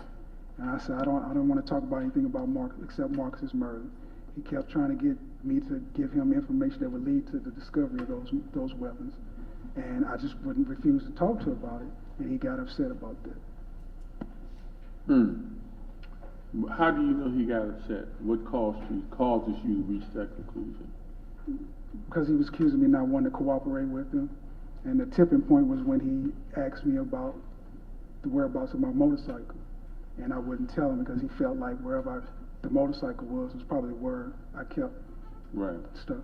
And so he got mad and he started to walk out the room, and he looked back at me and said, I'm going to teach you something that you're never going to forget, that the pen is mightier than the sword. That the what? The pen is mightier than the sword. All right. The pen is mightier than the sword. Gotcha. So you left the room with, did he just leave the room, or did you leave, did he just leave the room and leave you in the room? Yes, sir. Anybody come back in? Did Detective Nickerson come in to get you? No, Detective Bailey came and got me. Detective whom? Detective Bailey. Okay. Did you speak with Detective Nickerson later on that evening? No. No, sir. Did he say you never spoke with Nickerson again after leaving the Ralph Campbell interview? Yes, sir. Okay. Does anybody here have, did you guys ever discover David Bruns's notes from when he was handling this case? Anybody ever get his notes? He destroyed his notes. You're talking about Ralph Campbell, Detective Ralph Campbell? No, the David Bruns, his defense counsel. Does anybody have his notes? We requested the file from the public defender's office. They didn't have a file remaining for this case. They believe that it's gone to direct appeal counsel, which was Scott Rosenblum's office, and we got everything that they had, which did not include Mr. Bruns's notes at all. It was correspondence from Mr. Johnson right there at Nickerson.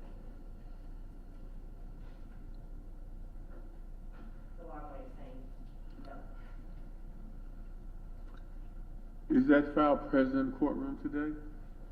Is that? The file you got from the officers of Scott Rosenblum, It is that file present in the courtroom today? It is, electronically present, yes. It includes correspondence. You have it on a thumb drive, is what you're telling me? I get it, and then includes the It- briefing and their legal file. The file of, the trial file doesn't really exist, but I do have what Mr. Rosenblum's office gave to us. Have you given that to the AG's office by any chance? With the exception of attorney-client correspondence, it's been produced. Because you know that doesn't mean much in these proceedings. This is not a criminal proceeding, all right? And this is a proceeding advanced by Mr. Johnson. That entails a certain amount of waiver to anything that's relevant. All right? He hasn't raised any ineffectiveness claims, but other than. I said anything that's relevant. That's the umbrella then is relevant to the issues raised in the statute that Mr. Johnson as relator and the circuit attorney is proceeding under. Anything that's relevant. So, I'm trying to think how I can parse this thing. Show it to the court in camera, there's nothing remaining from the trial. So you're assuming you know what I want. Don't make that assumption. Give me a moment to think how we can parse this. Do you know by any chance how much is loaded on that thumb drive? The size of it? Yeah. I don't stand. Is it categorized? In other words, Yes.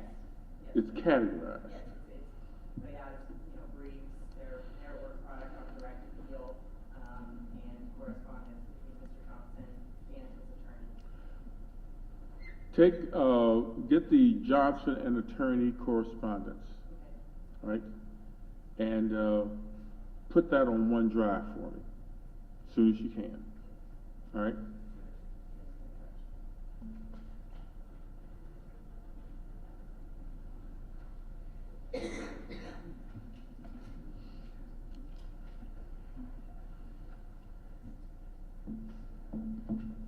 You may continue. Thank you, Your Honor.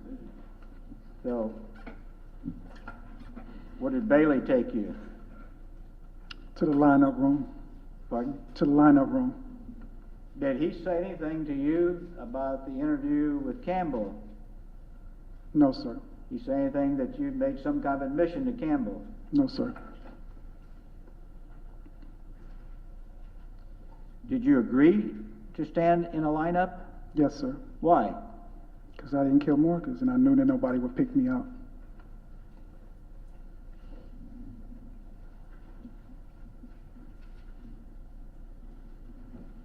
How many lineups did you stand in? Do you remember? One. Was Phil Campbell with you at that time, or was he in a separate room? He was in a separate room. Were you advised that evening? What were you advised that evening about whether or not anyone picked you out? Well, initially I knew I hadn't been picked out, How did you know that? because after the lineup was over, Detective Belly was escorting me out the lineup room, and Detective Nickerson was kind of kneeled over a table with his, kind of just kneeled over, his head down. And Detective Belly stopped and was kind of like waiting for him to look up so he can indicate whether or not I'd been picked out. And you could tell that I hadn't been identified, and he was frustrated. And I remember saying, I told you. Who was frustrated? He. Detective Nickerson. Okay. And I remember saying, I told you I didn't do it. And he just looked up at me with this hatred in his eyes. Okay. That's the only way I can describe it. Okay. And Detective Bailey took me back up to the interview room. Took you back where? Yep, back up to the interview room. Interview room? Yes. Okay. Were there any further discussions about these other cases involving the guns or anything like that? Not at that time, no. All right. At any point in time, did those issues come back up between you and discussions with police or anything like that? Did those issues come back up? Not that night, no.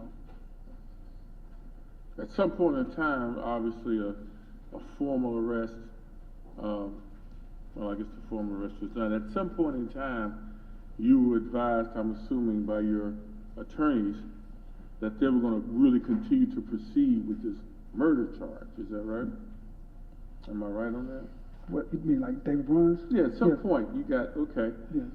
After that, was there any further discussion about these guns or these other cases that you mentioned that he had talked to you about? All I can remember is Bruns didn't think any of that information would come in. That, the mask, yeah, his only concern was, he said he didn't expect the jury to believe the ID. He didn't, he said he thought he was gonna make a fool out of Mock. And the only person he was kind of concerned about was Detective Campbell's testimony.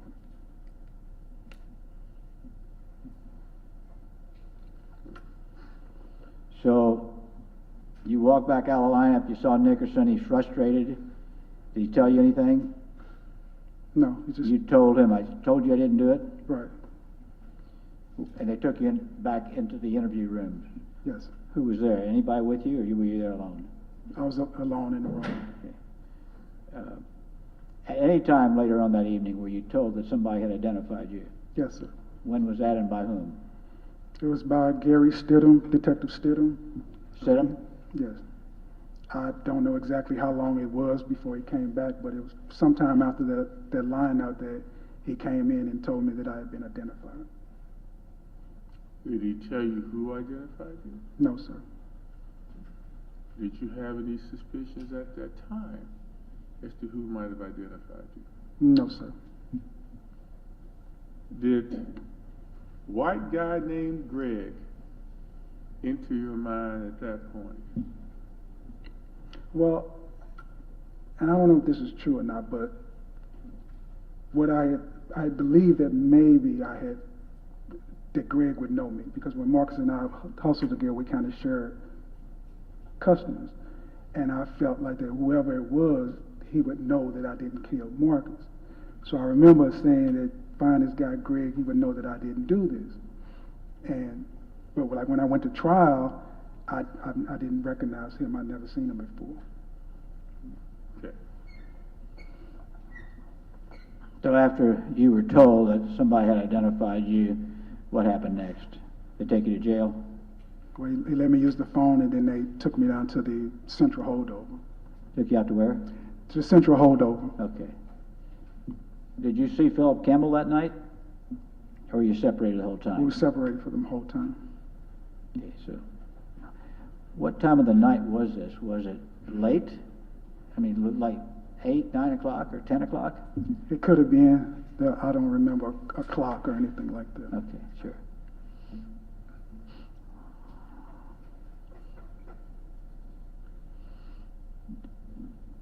Did you witness the lineup in which Phil Campbell was? No, sir. Did you learn any information as to whether or not he was identified? No, sir. Did you talk with him that evening? No, sir.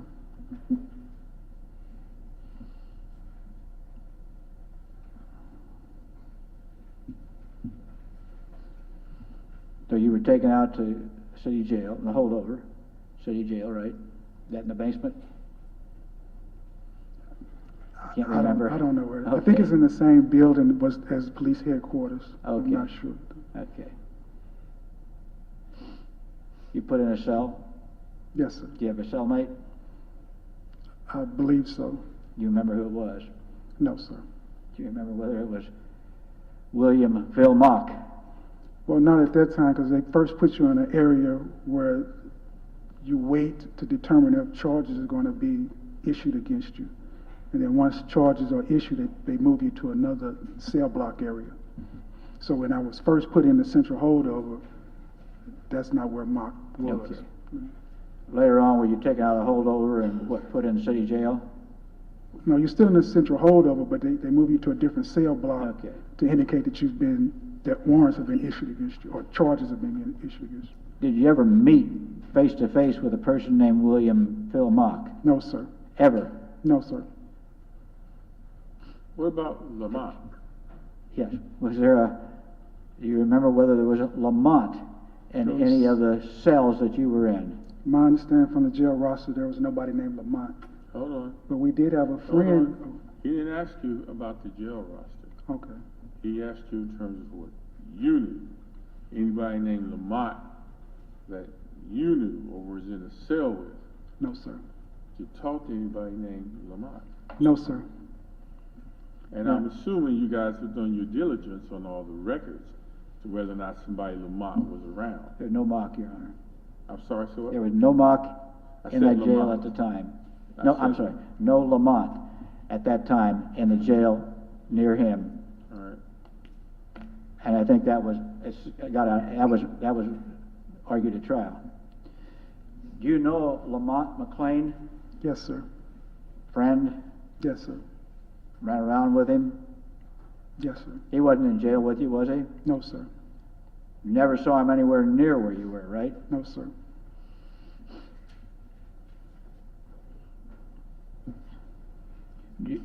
Was Campbell at any time in jail with you in the holdover? Phil Campbell? Once warrants were issued and I was moved into the second cell block, Philip was put in the cell next to mine. Let's see if we can get the time here. So the evening of around November 3rd, you went down, stood in a lineup. Later that evening, put you in a holdover. Yes, sir. Was it the next day when you learned that a warrant for your arrest and charges were issued? Yes, sir. Be November the 4th. Yes, sir. Okay. At that point, were you moved to a different location in the jail? Yes, sir. Okay. And in that different location, was Phil Campbell also in that location? Yes, sir. Did you and he at any time talk about the murder of Marcus Boyd? I asked him, well, we kind of huddled at the bars, and I guess, what do you know about what happened?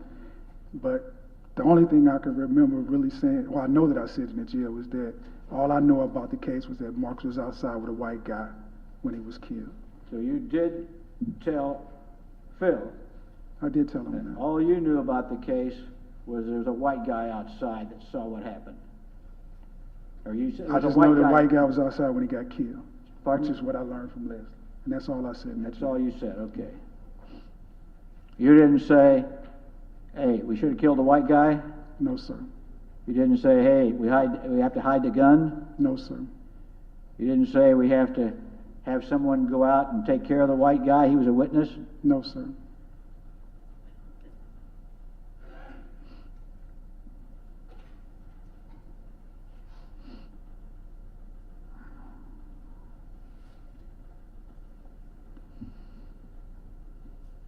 Did you learn later on that there was a prisoner in the jail who was saying that he overheard you and Phil Campbell talking about the murder of Marcus Boyd? When I got the police report, yes, sir. Okay. You got the police report from your attorney, David Bruns? Yes, sir. Okay, sir. What'd you say? Did you talk to Bruns about that? Not at that time. He just sent me the police reports in the mail. Okay. But you are sitting here today under oath saying, I never said while I was in jail in St. Louis City in November of '94 that we should have let the white guy live or should have shot the witness or anything like that. I did not say that. Okay, sir.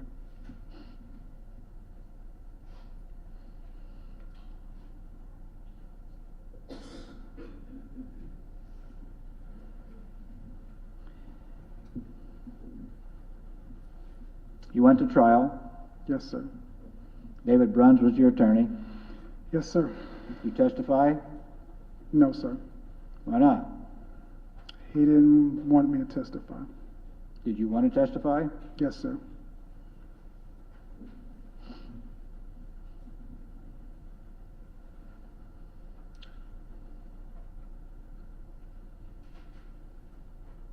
I'm sorry, he said he did or did not want to testify? He wanted to testify. That's what he said. He wanted to testify. He wanted to testify. Okay. But I'm assuming your attorney advised against it. Right. And I guess it's probably, no, hold on. You only had very small prior convictions at the time. Yes, sir. Well, then I have to ask, what was the reason why you would not be testifying. He didn't want, well, at my 2915, he explained that he was afraid that there was going to be some rebuttal from the state that Marcus and I was, there was some sort of a disagreement about drugs or something. Was there? No, sir. That's what Detective Nickerson reported. But by the time of trial, with the depositions on each of those people that he attributed these statements to, and they all said that they didn't know of any reason why I would want to kill Marcus. And that's the reason Brunson gave you for you not testifying? That, and he didn't want to establish that me and Marcus, I guess, sold drugs together at one time.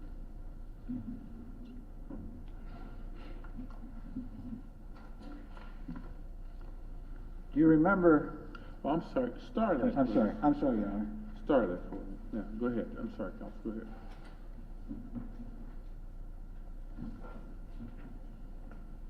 Do you remember while you were in jail? Strike. Let me. After you were convicted, did they take you back to the city jail? Yes, sir. And how long did you spend in the city jail after you were convicted? I was convicted on July 12th, and I was sentenced on September 29th, 1995.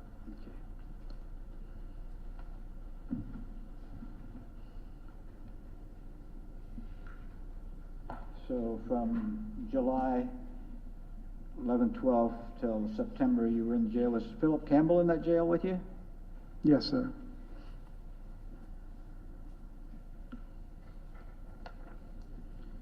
Did you receive any letters while you were in jail? Yes, sir.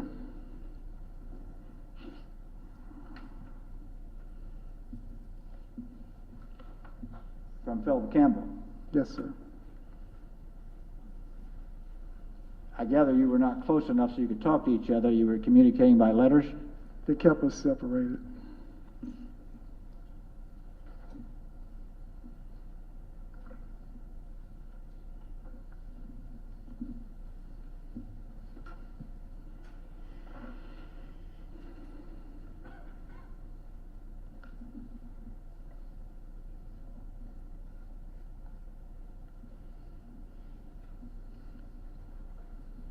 Did you tell anybody about those letters? Yes, sir. Whom did you tell? I told an attorney that I was considering hiring for my appeal, and I told David Bruns. Do you remember, after you told someone about those letters, someone coming over and searching your cell? Yes, sir. Were you in the cell at the time they were searching it? Yes, sir. Did you talk to any of them when they came in? No, sir. Did you have files or documents or papers in your cell? Yes, sir. Did they take the letters? Yes, sir. Did you have copies of the letters? No, sir. I'm going to show you what has previously been marked as Exhibit 2 in the book, Your Honor. All right. Mm-hmm.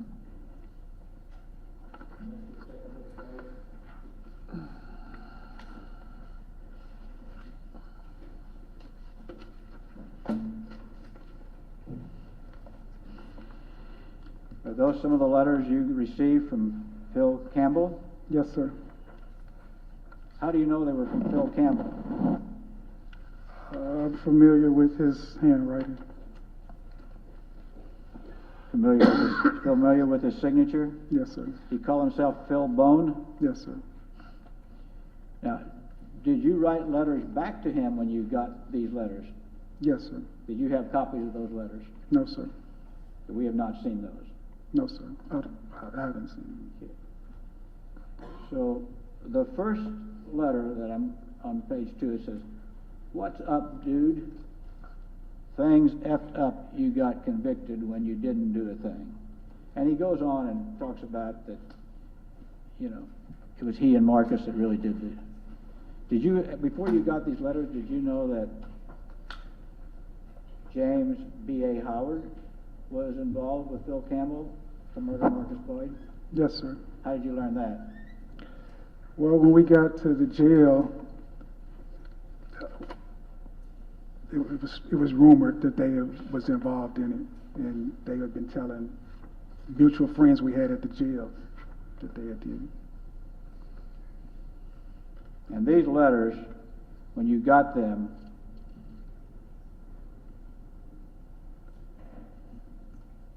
what did you want to do with them? Well, when I got the first letter, I told him he needed to come forward. He should come forward. Right. You told him that in a letter or in person? No, we met at the chapel. Met at the chapel? Yes. So you had a discussion with him? Yes, sir. And you said, look, Phil, you need to come forward with this. I've been convicted of murder. Yes, sir. What'd he say?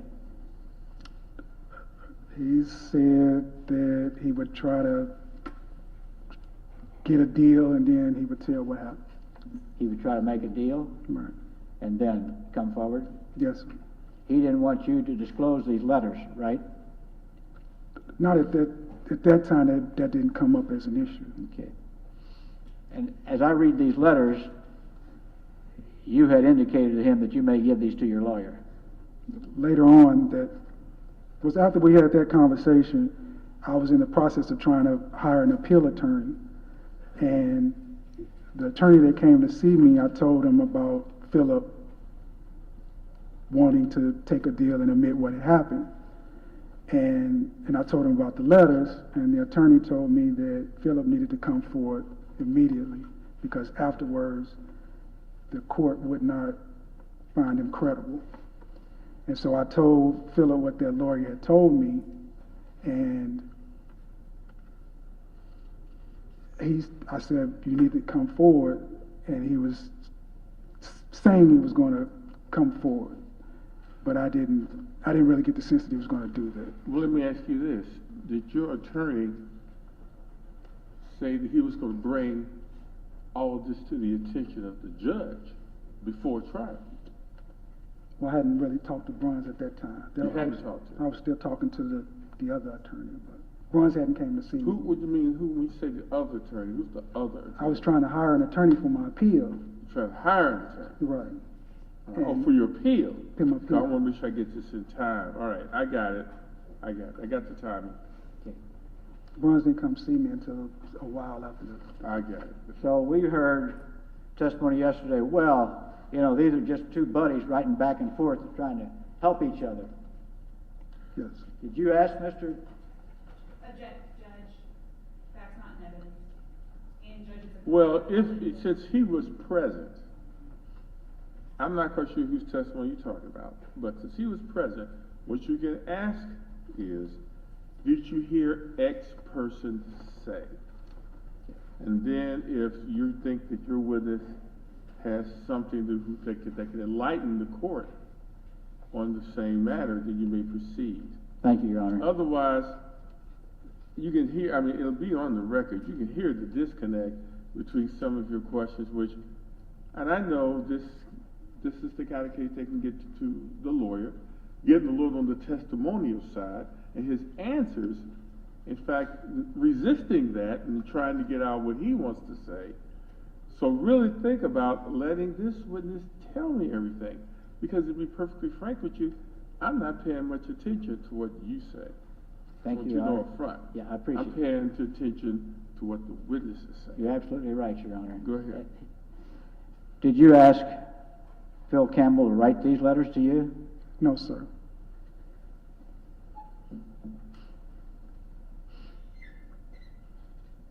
But you asked him to come forward. Yes, sir. At this time, he had not been tried, right? No, sir. He said he didn't want to. He didn't What did he tell you when you asked him, you need to come forward? He indicated that he wanted to do that. At first, he wanted to do it before. He wanted to try to negotiate a deal, and then he was going to come forward. And then after I told him the problems with that, then he had a problem with that because he was afraid that if he just did something like a blind plea, then he could get the maximum for the murder. And I was telling him that he needed to come forward. And I guess you could say I was throwing street stuff at him, like, you know, you got to take your weight, because that's part of the game. Mm-hmm. And he was like, I understand that. And he kind of indicated, yeah, I'm going to go ahead and do the right thing. But I didn't get the sense that he was really committed to doing that. So the next day, I think I told him, I had met with my attorney and I had gave him the letters. And then he wrote me a letter that was, well, you saw it was threatening and saying that, you know, calling me a snitch and he was going to hurt me when we got to prison. So I kind of just let it sit for a while. And then I eventually wrote him and said, look, I didn't do that. But I kept saying that, you know, I need you to come forward. And then he wrote me saying that he was tripping about, you know, how he was addressing me in the previous letter. And he's just trying to tell me that he didn't want to snitch on BA, but he understood my situation. And, you know, he was just trying to say that I had been part of the game, so to speak, that I had decided to live this life, and that what comes with that, the things happen, that's not necessarily fair. And so we kind of went back and forth about this so-called street stuff about what's right and what's wrong. And eventually I just kind of got the feeling that he wanted to come forward at the end, but I don't know that. I never got the chance to find out the truth.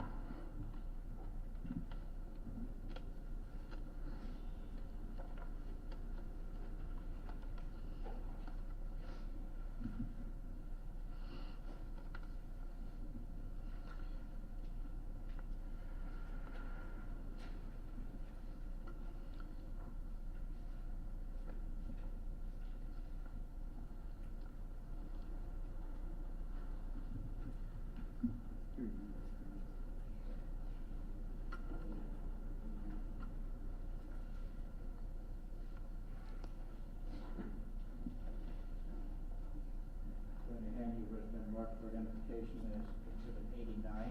Mr. Johnson. Thank you. Can you identify that for us, please? It's a letter that I wrote to Judge Shaw. Pardon? A letter that I wrote to Judge Shaw. To Judge Booker Shaw? Yes, sir. The judge that was that presided over your trial? Yes, sir. And why did you write this to him, I sir? think I was trying to explain to him what my situation. So you say, dear Mr. Shaw, I would like to bring to your attention that a few days after my conviction, I received several notes and letters from my co-defendant, Philip Campbell, right? Yes, sir. Are those the letters that you're referring to that I just handed you as part of Exhibit 2? Yes, sir.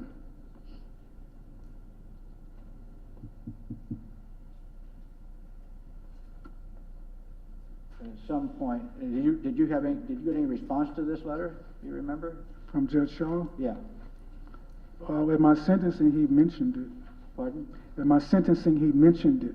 He mentioned this, okay, that he'd received this letter from you? Yes, sir. Okay, sir. That was the only response you got? Yes, sir. When we talked about searching your cell, did you receive a search warrant, a paper search warrant? Yes, sir. What did you do with that? Anything? I just kept it with my normal paperwork. Did you get a hold of David Bruns and tell him what was going on? I believe so. So after these letters were seized, did you keep any copies of those letters? No, so they took all the paperwork in my cell. They took.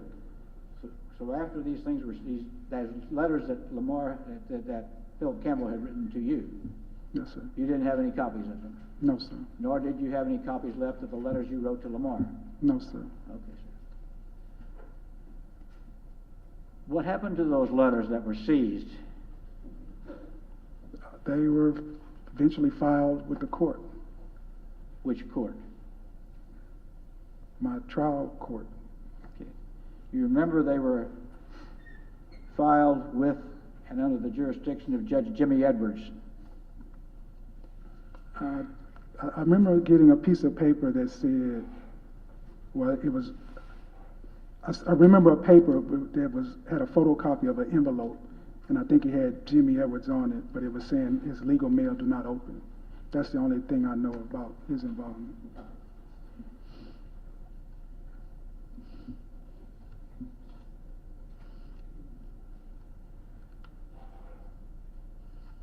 Do you remember any conversations you had with anyone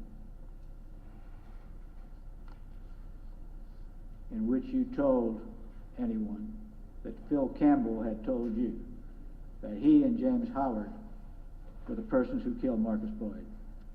Mutual friends we had at the city jail at the time. Who was that? It would be Lamar McClain, Stanford Morris, Legarius Dobbs, and Dane Reed, I believe. Yeah. And this was while you were in jail with these people? Yes, sir. At various times? Yes, sir. What jails, what prisons were you in after you were convicted? Let's start with the first one.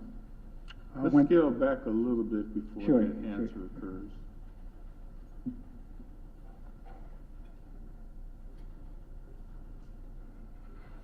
Because I think he was telling me that with some others, including Mr. McClain, there were some discussions about this case and, you know, how the murder occurred or who did it or who was saying what, that kind of thing. Did you not tell me that you gave me a list of names of the people you had been talking with this case about? Yeah, in the jail we had some mutual friends. Yeah, and as soon as you said that, you listed mutual friends, and one name you gave me was Lamont McClain? Yes, sir. So he was in jail with you? Yes, sir. All But right. this was in the city jail. That's what I mean, in the city jail. And, Mr. Weiss, you correct me if I'm wrong, but Mark put the statement in the penitentiary or in the city jail? Mark was in city jail. No. I understand, Your Honor, at the time he supposedly overheard these conversations. May I speak? The whole Considering that everything's at stake for you right now, of course you may speak.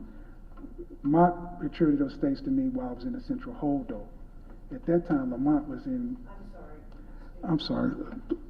Mark attributed those statements to me when we was in the central holdover. And Lamar McClain was in the city jail, which are two different buildings. And he had been there long before I had even, at least about a month before me and Philip got locked up.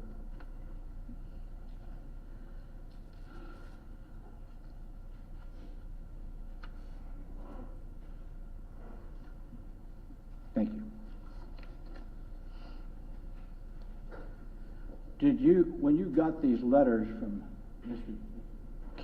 Phil Campbell, did you draft an affidavit for him to sign? Yes, sir.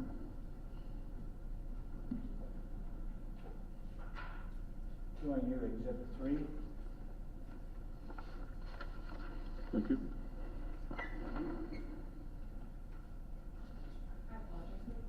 It's 3. 3. It's an affidavit of Phil Campbell in 95. Tell us how that came about. By then, I believe I had already been sentenced, and I was in Fulton Reception and Diagnostic Center then. And I was just working on my case. I was in Potosi then, I believe. Yeah, I was in Potosi then. Pardon? I was in Potosi. This was in August of '96. I was just working on my case. Okay. Well, let's talk a little bit about that. After you were convicted, there was a motion for a new trial. There was an appeal. Yes, sir. What did you set out to do for yourself? Just tell us what you did. All the things that you did. The judge like to hear that. I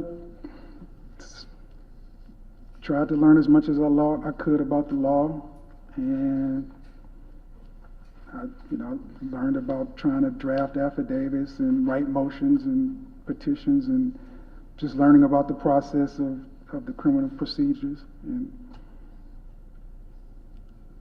I bought books that told me how to investigate and how to get records from the agencies, from the state and law enforcement, state and federal agencies, and from the courts. Did you get documents? Yes, sir. Tell us what kind of documents you obtained over the years. Now, this is before the Midwest Innocence Project got involved. Yes, sir. What did you do before that? Well, after I went through the appeals process in the states and I lost in the federal court, I went back over my case, and that motion for new trial you just mentioned, in it was my lawyer had wrote that she was informed by Philip's lawyer that the state didn't turn over all of Mock's convictions, but it didn't state what those convictions were. So I then, based on this information I learned from this book, I started making sunshine law requests. And I went first to the Missouri State Highway Patrol, and it told me all of Mock's convictions, and then I requested records from those circuit courts and stuff. And that's when I just started to learn a lot of things about Mock, about him being an informant, state and federal level, claiming that he was for the bank robbery division, that he was involved in a bunch of sting operations with black defendants in Kansas City area, about 40-some cases. He made claims about crooked highway patrol officers and crooked highway patrol officers. And I tried to verify a lot of that information that I found, and it just kind of gave me that he was just a person who would lie to just basically anybody to try to get out of the situation. And so from there, I just kind of learned more about him, kept tracking down records relating to him, that he had cases in Oregon, California, Florida, New York, and when he get in trouble, he would just basically say, hey, give me a deal because I did such and such in these other cases. Did you get any information about payments made to him, about payments made to Elking? Well, I learned that from Elking himself. I got letters from him where he said he had been paid money. So, and I think we'll see that a little bit later, but you and he corresponded while both of you were in different prisons, right? Yes, sir. You had never met him face to face other than at trial, right? Yes, sir.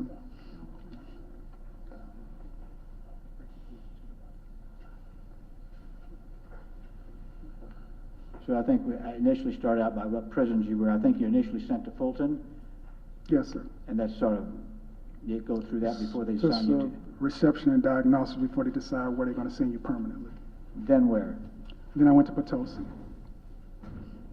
Were you in Potosi and Charleston for a while?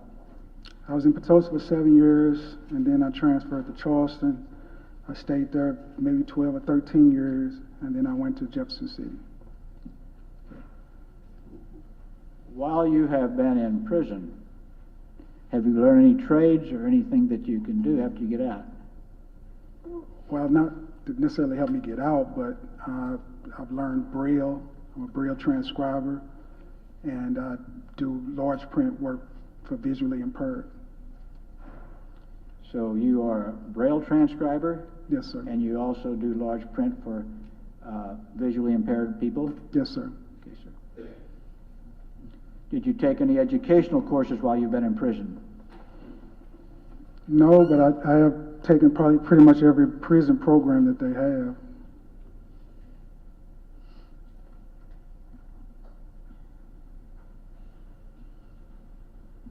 Have any of your family visited you while you've been in prison? Yes, sir.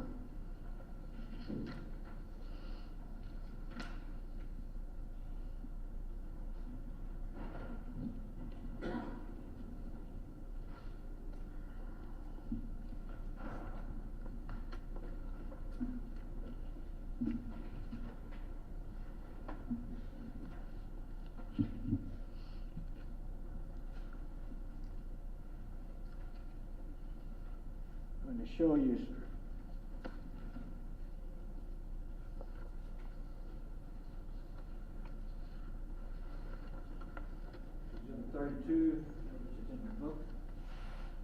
This is a undated letter from you. You signed that letter? Yes, sir. To whom was it directed? Tell us about that letter, whom it was sent to, and so forth. I sent this letter to James Elkins. I requested a transfer to go to Charleston, and in order to do that, they do a check to see if you have any potential enemies there. And Elkins' name came up, and that's how I learned that he was in the Jefferson City Correctional Center at the time. And because of Elkins was involved in my case, I had, a lot of questions about the testimony that was given. And so I drafted this letter and sent it to him, but I didn't send it directly to him. I didn't want to just send it in the mail. I wanted to be sure that he got it. So I sent it to a friend who I trusted would give it to him. And you sent it to a friend who was in Jefferson City Penitentiary? Yes, sir. And made sure he somehow got it to Mr. I asked him to give it to him, yes. Who was that friend? Dennis Booker. Did you learn whether or not this letter had ever gotten to Mr. Elking? Yes, sir. And it is typewritten, and I know the judge had some questions early on about the various handwriting and the various typing. Did you type it? Yes, sir. Did you have a typewriter? Yes, the prison sold us, it's a word processor, a memory typewriter, Smith Corona Office 2000, and that's what I use.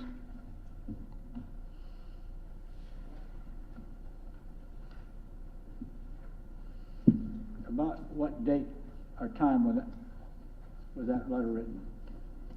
I don't remember the time, but or the date. Actually, I'm thinking 2003. I would have to go off of Elking's response to me. Okay. Did you hear back in a short period of time after you sent that? Yes, sir.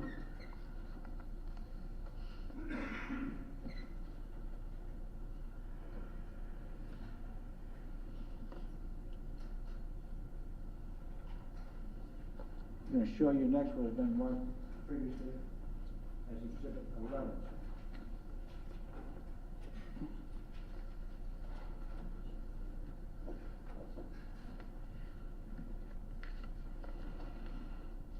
Is that a letter that you sent? This is a letter I received. Strike that. Is this a letter that you received from Mr. Elking? Yes, sir. And it's dated November 24, 2003, right? Yes, sir. Is that really the first letter you received from him, you believe? Yes, sir.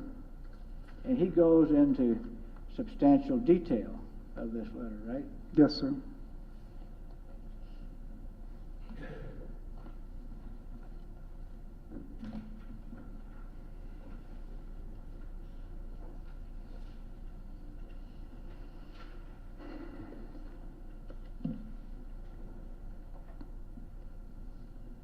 After receiving that letter, did you correspond with him? Continue Yes. to correspond with him? Yes, sir.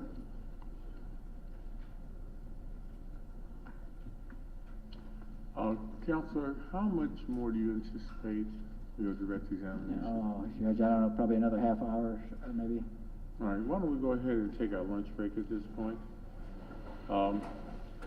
Bailiff will be in recess for 1 hour. It's going to be my expectation that the attorneys are always going to be looking for ways to, narrow the case a bit so we don't go forever. I'm not really interested in us having to come back here Monday. Nor And I, Your Honor.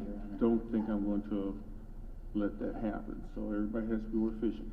A little bit harder on you guys, but you've done extensive cross.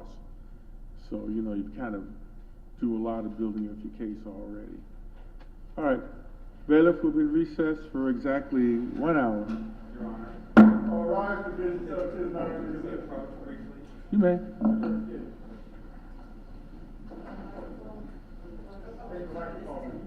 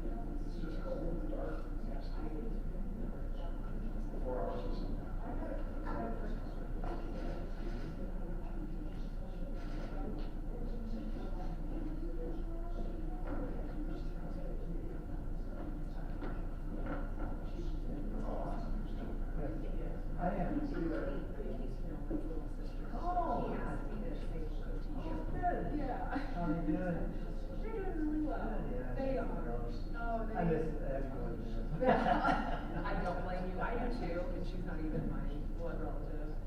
They're having, I think they're, for sure, but. It's really weird to see her on the air still, she goes to national verify. Oh, yeah. She'll do a verify, she was just on our air this week. Oh, really? She's been living her life.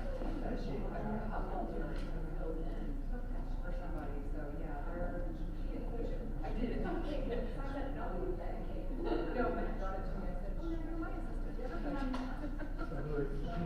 I work with Elena and Matt at Lakeford GPM. So I live in Kansas City, but I just came over to watch them. Okay. They do all the work, I just want to sit back and watch. Nice to meet you. So nice to meet you, yeah. I miss him a lot. Well, I worked with him. that's what he said. I think he was there 2009, so. My brother used to work with him at KSDK. Oh, is that where you're from? Yeah, I'm kidding. Yeah. Well, I So yesterday was KTVI, the 3 day stay sharp, so now I'm here today. I texted my, yeah, hopefully not. I texted my brother as soon as I sat down. I said, I said, my bed's open. Go ask him if his name is David. Yeah, my brother's in DC, so. I have a feeling though, as much fun as they're having, they'll be back. That's my prediction. Baby booties on the bed? Not that we know of. I figured that'd be bad. Not that, but they will be home for a couple days at Christmas because her, her family's so big. Yeah, They're all here in St. Louis. she's here. I feel bad for her because every time we're around the family, they're like, any news? Well, come on, I haven't been married a whole year yet, has it? That's true, but well, my brother is, he's not like the youngest. No, he's 40, isn't he? Yeah, he's 47. Oh, okay. So. I think I'm about 45. Which, whatever, It does when you want to be a fun guy. that's true, and around for grandkids. Yeah.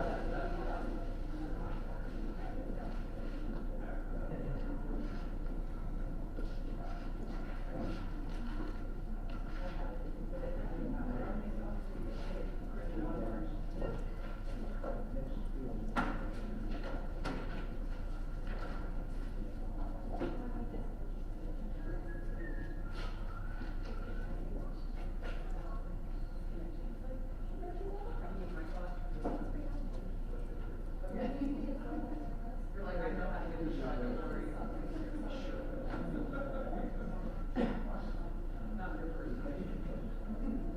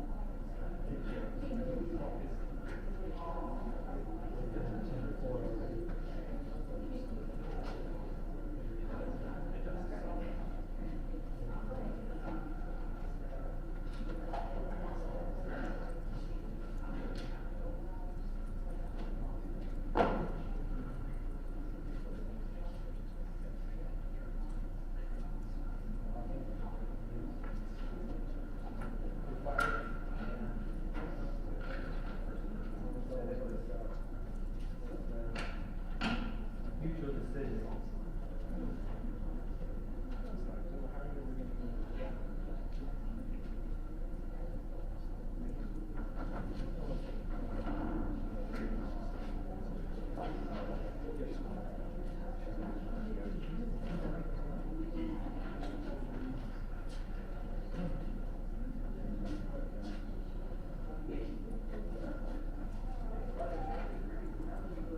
Looking for his papers again? Yeah, he gave us some of that, they were back in the, gave us some like, the bailiff put them either up there or on the table.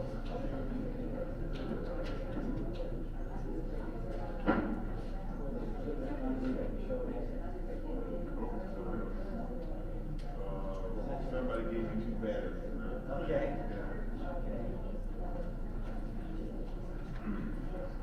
I saw him having them in his hand.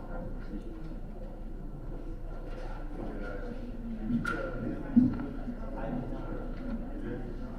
Okay, all right, well, no, I just saw them on my desk. All right, so if by chance you think these microphones, one microphone, batteries, I got 2 extras. Really? Okay, I'll see Kelly. Yeah, but I don't know. Okay, all right. I haven't had that. Okay, Spanish?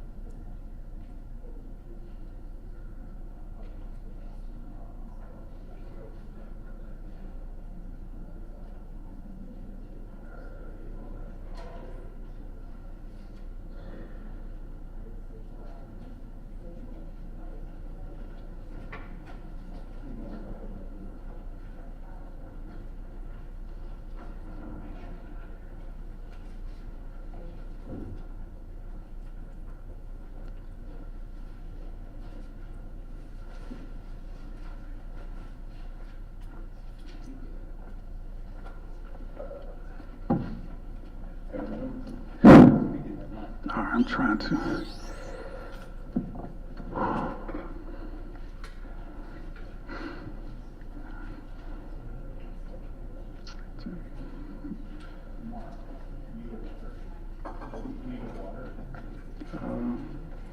Yeah, could you bring some just so I have it?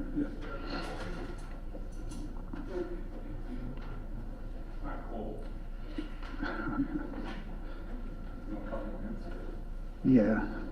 You got lifesavers or just? Oh, that's right.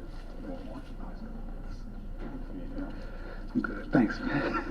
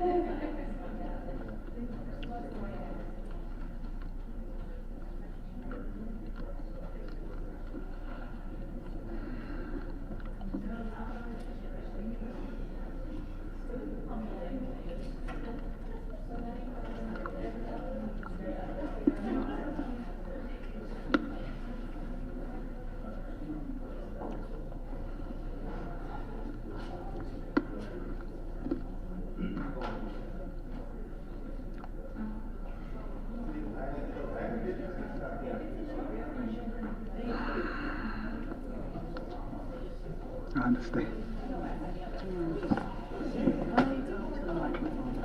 All right. Okay. All right. Like that. No, I can still look at him. Yeah, and then that way.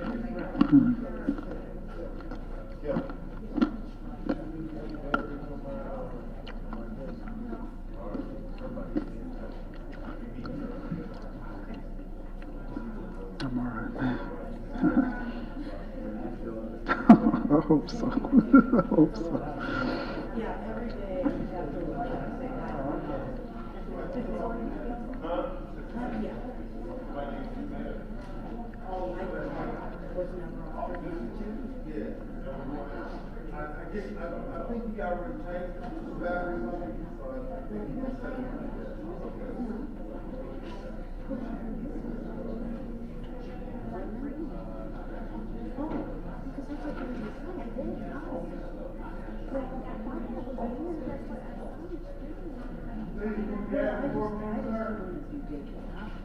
Oh, well, yeah, that's. So you're just providing. Yeah.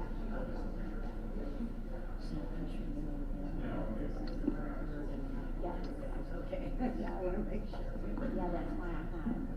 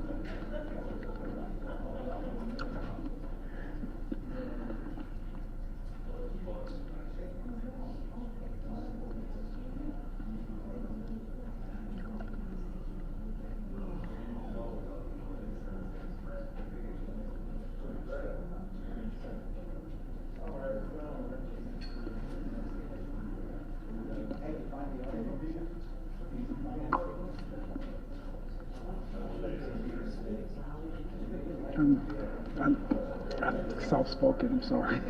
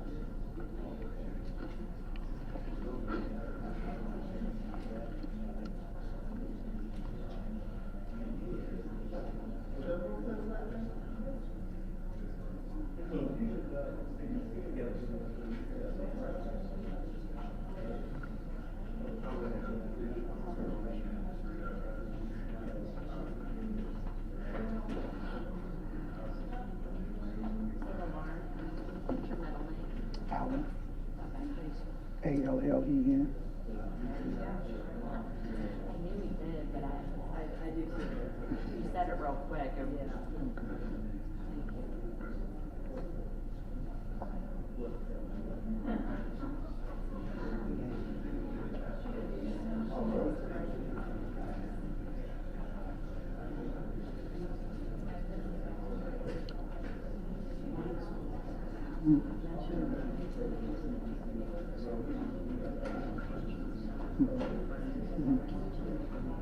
Lamont McLean.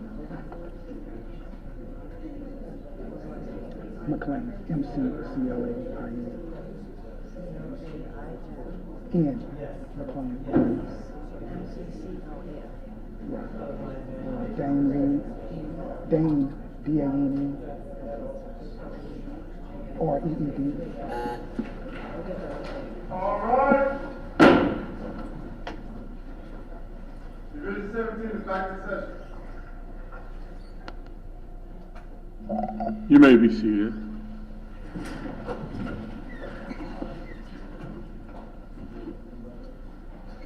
Okay, I believe we were still in the direct examination of Relator Johnson. Counsel, you may continue.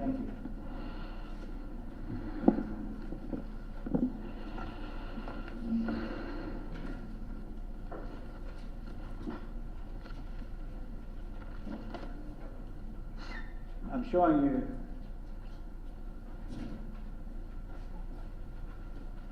Exhibit 33.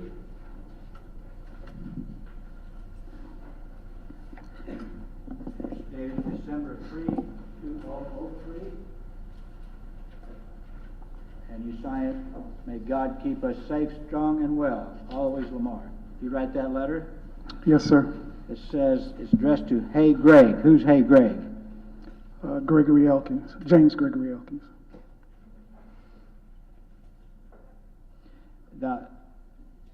The handwriting, Judge Mason had made a comment the other day about the various handwritings. This was not handwritten by hand, right? No, sir. How did you compose? What did you use to write this letter? The same typewriter has a script wheel, and it just kind of prints out in a cursive format. Okay.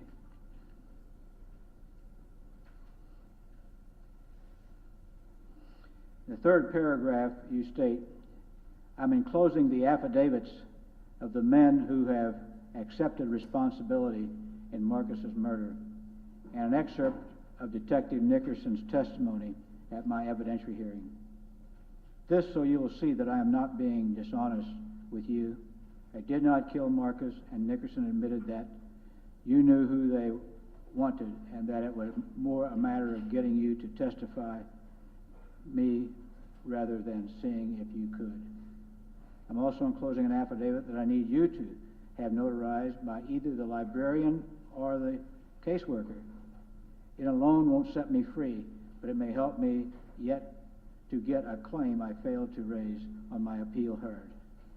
Did you sent this letter, did you also draft an affidavit for Mr. Greg Elking to sign? Yes, sir. How did you base that? How did you put that together? I based it off of his letter, his initial letter.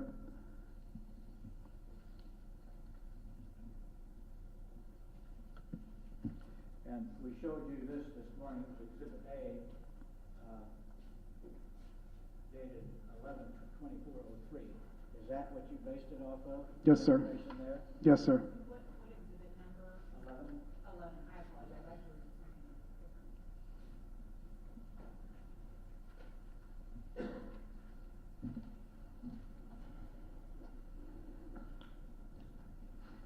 I hand you next what has been marked for identification as Exhibit 34. 34. Can you identify that? Yes, sir. It is a letter from Greg that's dated 12/17/03.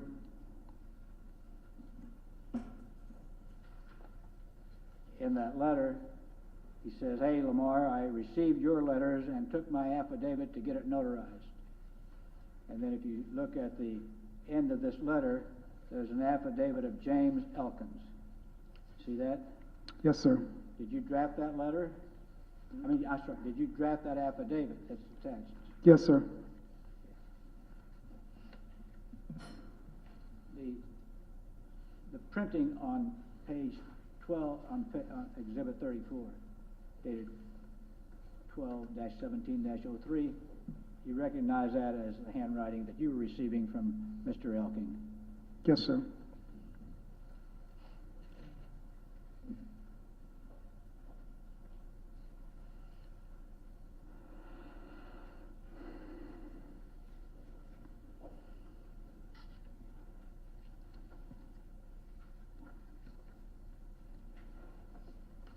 You continued to write to Mr. Elking, and he continued to write to you in the next several years, didn't you? Yes, sir. However, you hadn't met him in person, had you? No, sir. Exhibit 35, sir. It's a letter signed by Lamar, November 15, 2005. Did you write that letter? Yes, sir. Is that a letter that you sent to Mr. Elking? Yes, sir.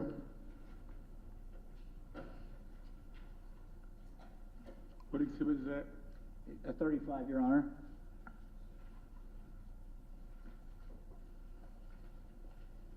I next hand you Exhibit 36 in handwriting. Signed Greg. To Hey Lamar, dated 1/4/06. Stop me for a second. I just make sure I heard you correctly. Did he say he wrote Exhibit 35? 35. Well, I typed it. You typed it. Yes, sir. This is the script wheel. I get it. Okay. What's that at the top? What is that? I can't read that. It's an abbreviation for what's up, so it just says sup. Oh, sup, Greg. I got you.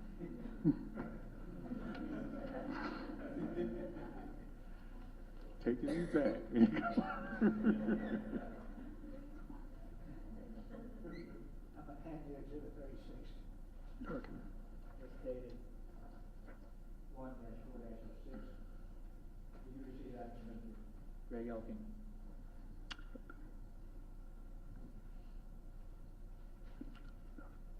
Yes, sir, but can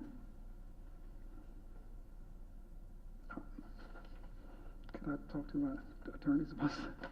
You want to talk? Okay, sure. Step down and go ahead and talk to your attorney. Well, it's just, one is dated 36 and has Exhibit 25 on it, but they're the same. Did I give you the wrong exhibit? No, they got the same, they're the same letters, Same but, exhibit, right. but they just got different numbers. Oh, but don't worry about the Okay, 25. okay. From another case, from another proceeding. Okay, all right. That's the letter that you received, right?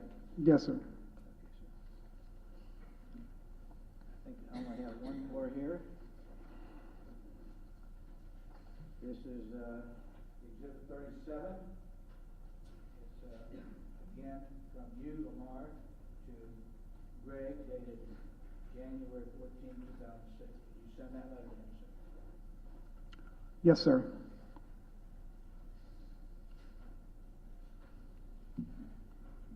Then I have an exhibit, which is Exhibit 20. This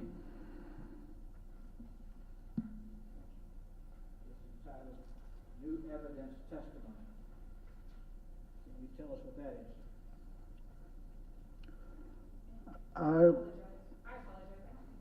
20, I think we should have. 20 is the new testimony.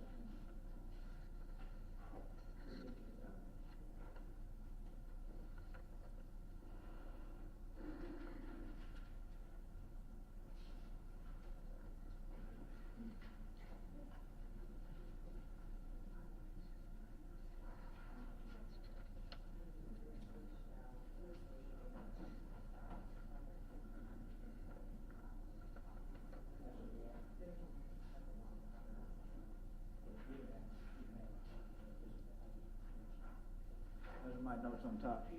Go ahead, yeah, go ahead. Did you tell us where and how you prepared that? I was preparing to the motion for new trial before I was getting sentenced, and I was just trying to remember and write down everything that I remembered about receiving the letters and what I was going to inform the judge about the representation I received.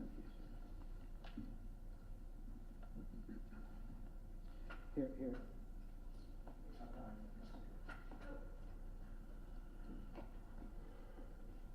I have a couple other questions for you.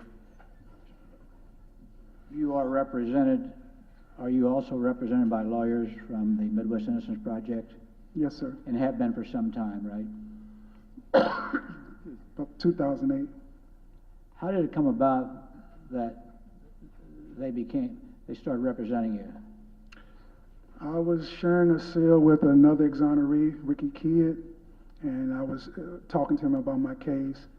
And at that time, he was being represented by the Innocence Project, and he essentially just vouched for me and asked an investigator working with them to look at my case, and it just started from there.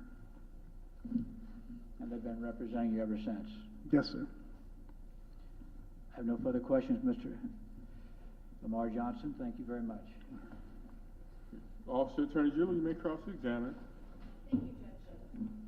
Oh, I'm sorry. Direct counsel for relator wanted to ask a few questions, so I'll grant that. And I already cautioned her not to be cumulative. Go ahead.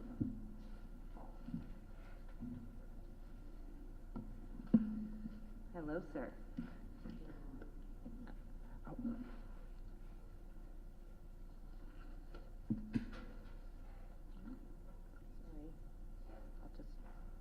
Won't clip on me. I think I'll just hold it. Hello, sir. Hi. We are going to talk about a few of these exhibits on the holdover cell, okay? Yes, ma'am. All right. I'm going to hand you, if I may approach, Your Honor, what's marked as Exhibit 219. Okay.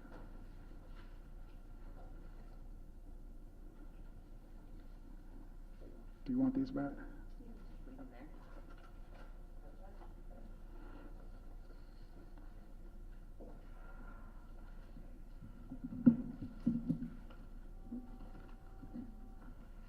I'm also going to hand up Judge Exhibit 48, which is a collection of the holdover cell logs. And in order to create Exhibit 219, which is a demonstrative, you have to go through all those logs that the judge is looking at, which go by date and shift. When you testified on direct, you told us about having a conversation with Lamont. Who is Lamont? Your friend Lamont. A childhood friend. Okay. And he was in the jail at the time you had this conversation, is what you testified to, right? Yeah, the city jail. Right. When you were saying about the conversation with Lamont, that was not in the holdover part of the cell, is that right? No, sir, no, ma'am. That's an entirely different building. Tell me about that part of the jail and where it is located, the city jail. When you say city jail, what do you mean? It's where they hold detainees, but it's a totally different jail from where the police headquarters were at the time. Okay. Is that where folks are housed pre-trial? Yes, ma'am. Okay. So at what point do you think that you went to the city jail after the holdover area? I believe it was the 7th. Okay. Do you get moved at some point? How do you get moved to the city jail? Do you know? Well, once warrants are issued against you, then that following work day, they'll take you, all of the people that's in the jail, to see the judge, and then they'll take you over to the city jail, transport you over there. So once charges have issued, Yes. you are moved to a more permanent location? Yes, ma'am. Okay. And when you are brought downtown for questioning, what is that part of the jail called amongst the inmates or the folks there? What do you guys call that area? We called it Central. Okay, you called it Central. Right. And is that, when you're picked up and brought for a 20-hour hold? Yes, ma'am. Is that the location? Yes, ma'am. Okay, great. So we're at two different places we have now, right? The Yes, ma'am. holdover, Central, and then the city jail. Yes, ma'am. Got it. The conversation with Lamont, your friend, where did that occur? At the city jail. I see. And is this before your conviction, before trial, I'm assuming? Yes, ma'am. Okay, got it. We're clear on timing of the conversation with Lamont. Okay. You testified on direct about exhibit number 2. We've seen a lot of them. We've had them blown up. These are the letters from Philip Campbell to you. In one of them, there's a quote that says, "That's how the game go." And you were asked about that on direct. What does that mean to you? Can you explain what you thought that he meant when he said, "That's how the game go"? Well, the game is really just a representation life. And I would say it's just like a fictional way of living where people don't have to take responsibility for the damage that they cause others. You don't, whatever you're doing is just you don't have to take responsibility for it. And people who kind of get off into the street life, selling drugs or whatever, they kind of live in this reality that the rules don't apply to you, and that things happen, and whatever befalls you is just chance. That's just the way it is, and you just have to accept it. Okay, thank you. There's been some discussion about the timing of those letters. Let's talk about what you remember about that. What date did the jury return a verdict in your case? July 12th. Of 1995? 1995, yes. Okay. And exhibit number 2, which we've been back and forth, the court has a copy in front, was filed on the docket on July 28th. Does that sound familiar to you, date-wise? July 28th. I'm sorry, your letter to Judge Saw was filed on the docket July 28th. Okay. Is that? I don't know. I'm going to show it to you. I think actually it's have a copy of it up there.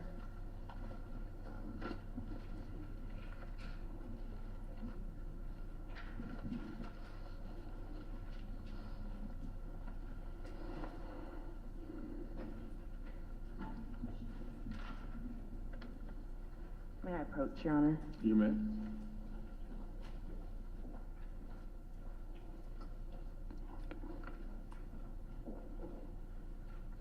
What did you just hand with us?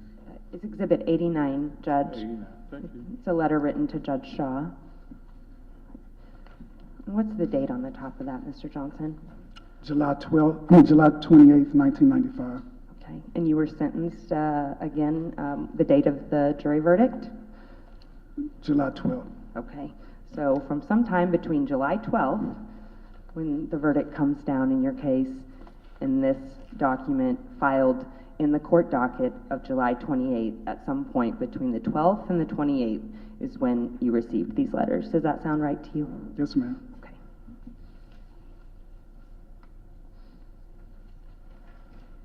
We've heard some names of some detectives during your direct examination.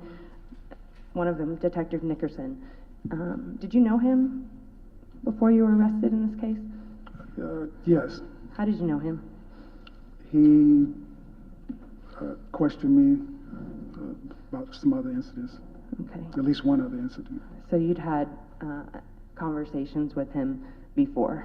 Yes, ma'am. You feel like he knew who you were? Yes, ma'am. You knew who he was? Yes, ma'am. Is that true of Detective Campbell? Yes, ma'am. Detective Stidham? Yes, ma'am. Okay. Tell me about your first experience that you remember, even as a child, even with the police. My first experience? Yeah, like what is your first memory of an experience with a police officer? Objection, Judge. It is, I'll get there. Make it up quickly. Okay. I'll overrule for now. Go ahead. You mean any police officer? Yes. I was a juvenile, and an officer believed that I had stolen a car. How frequently were you stopped by police as a juvenile, like on the street, or like if you had to say? Not so much when I was a juvenile. It was more like when I turned 17.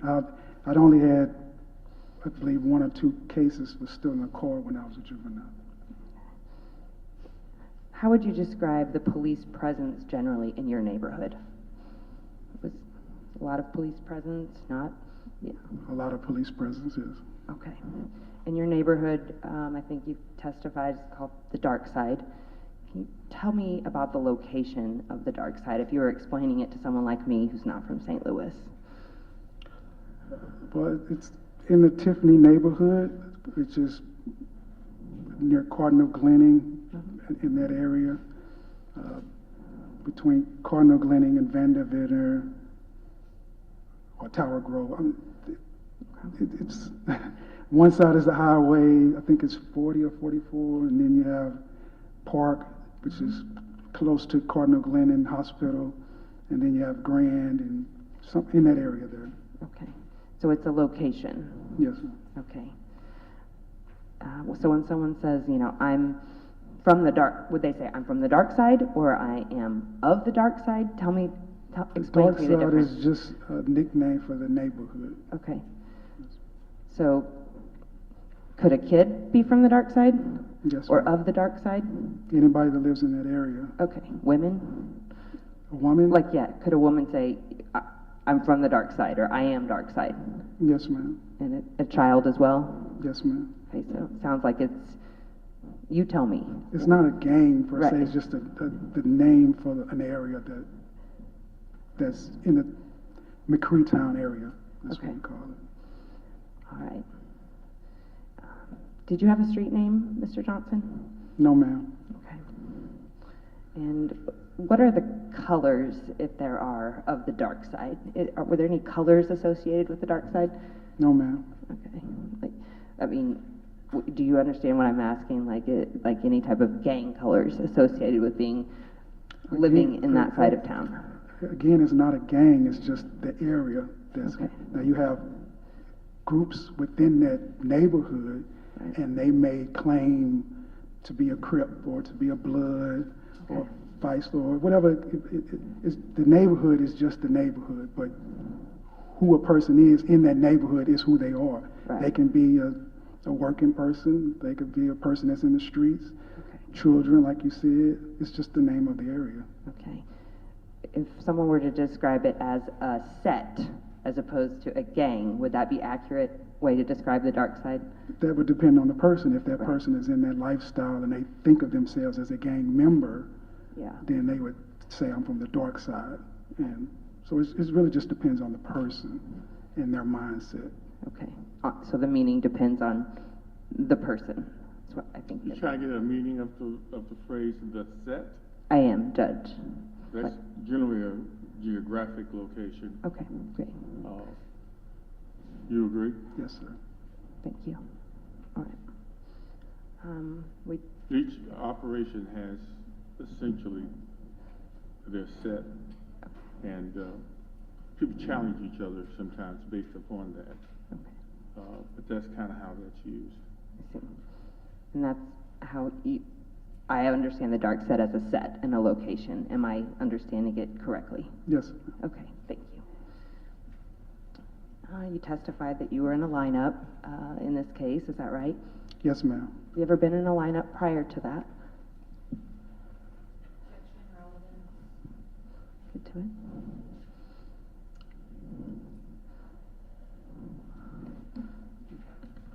And I'll overrule it.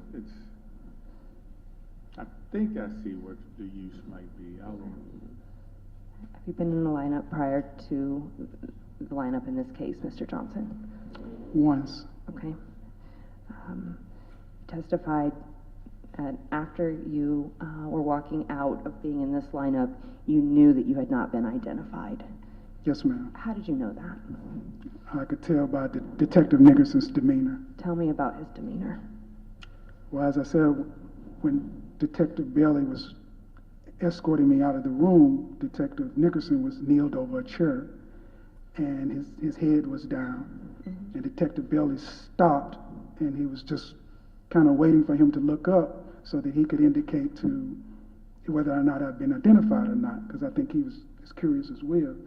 And Detective Nickerson just kept his head down, and I said, I told you I didn't do it, and that's when he looked up. Did he say anything in response? No, ma'am.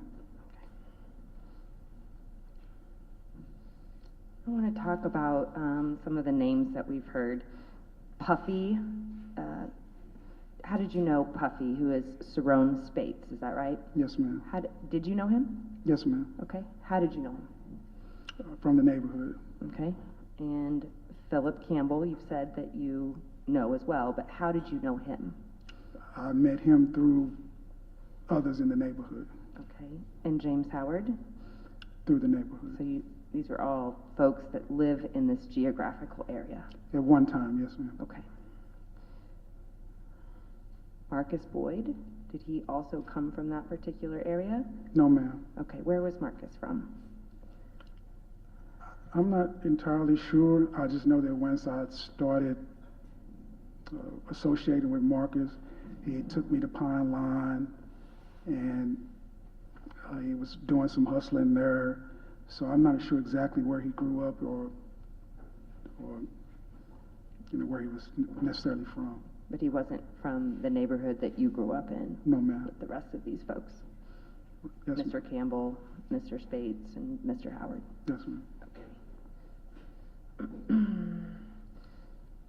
Can you tell me about the type of your business arrangement with Mr. Boyd? What kind of arrangement did you guys have with each other? Well, it wasn't like a partnership as it's being made out to be. I think we did what most people did back then. We pooled our money, bought a quantity of drugs and split it up, and then we shared customers until we finished with what we had, and then we would just go back, that process again. Okay. It wasn't where we was holding money or building money or stashing drugs or something like that, like some big partnership. It was just some low-level stuff, as Bruns described the other day. Okay. Can you tell me about how the last time that you remember seeing Marcus before the night he was killed? I believe it was the week he was killed. The same week he was killed, at some point that week? Right. Okay. Tell me about what you remember about that last time seeing Marcus. I had two men in the car with me. They was trying to sell me a rifle, and they claimed they didn't have any bullets to it, and I didn't want to buy it if I didn't know if it worked or not. Right. And so I was just driving to their house so I could look at it.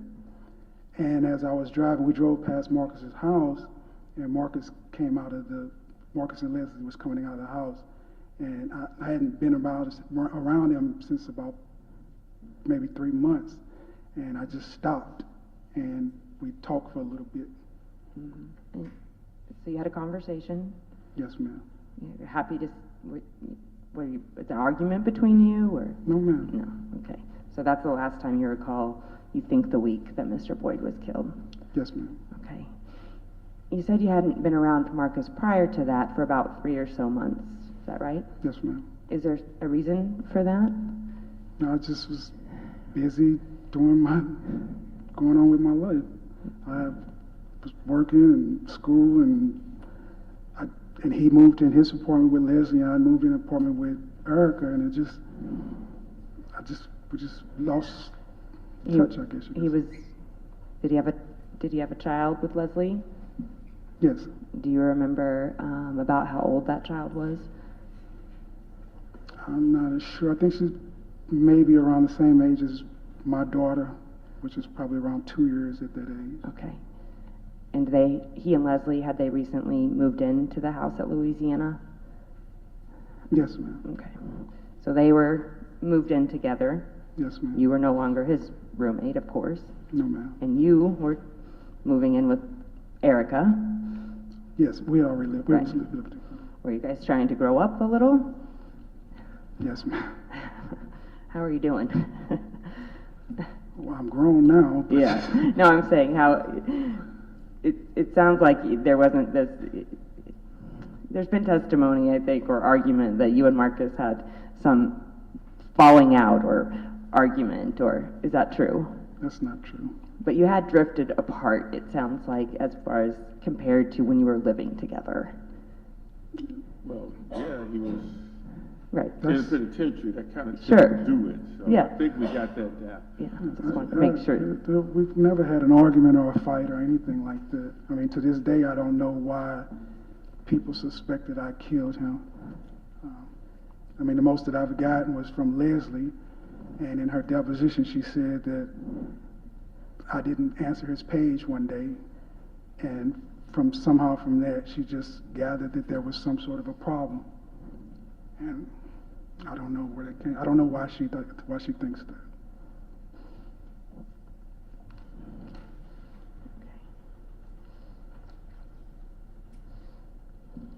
I believe that you have Exhibit 89 in front of you. Do you have it?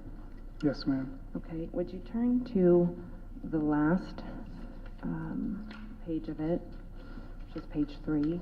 The last page? Actually, the second page, the very last paragraph.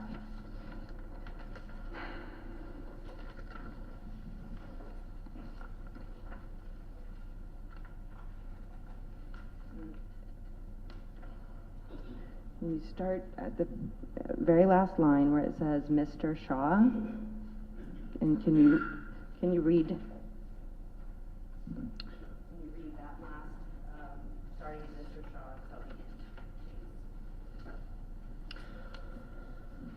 the end? Mr. Shaw, I did not kill Marcus Boyd, and I hope someday justice will prevail. I have never been arrested for this long.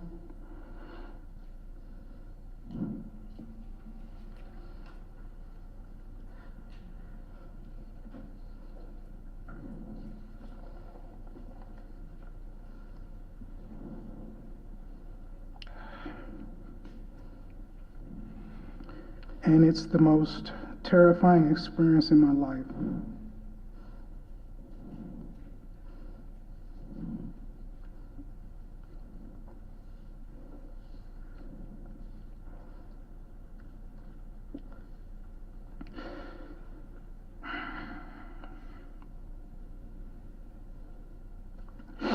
it is even more terrifying or even more threatening than the hardships of life outside of these walls.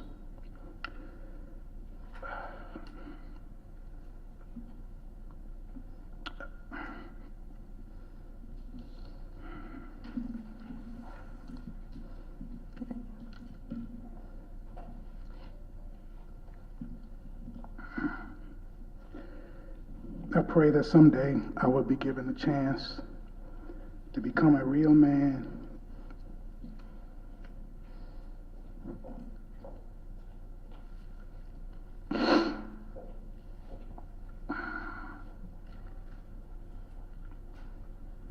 And be a contributing asset to our people.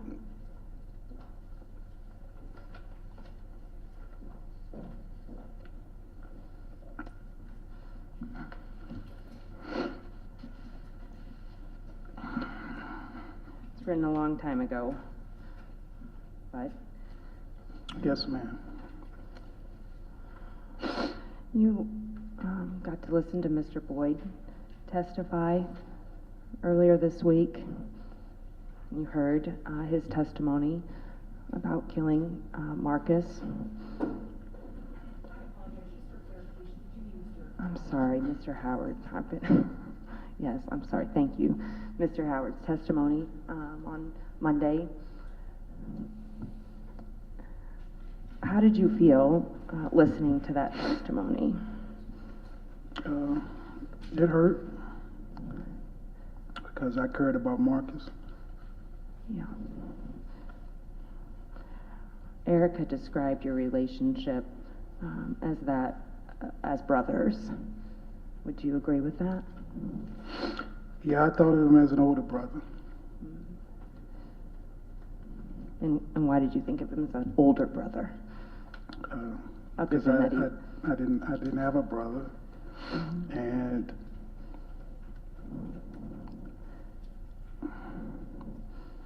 he was family oriented, and he used to try to encourage me to stop associating in the dark side area, and I kind of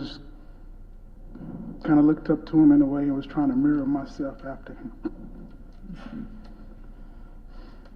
Why did he want you to stop associating on the dark side?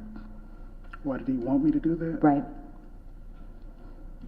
Why was he encouraging you to stop associating on the dark side?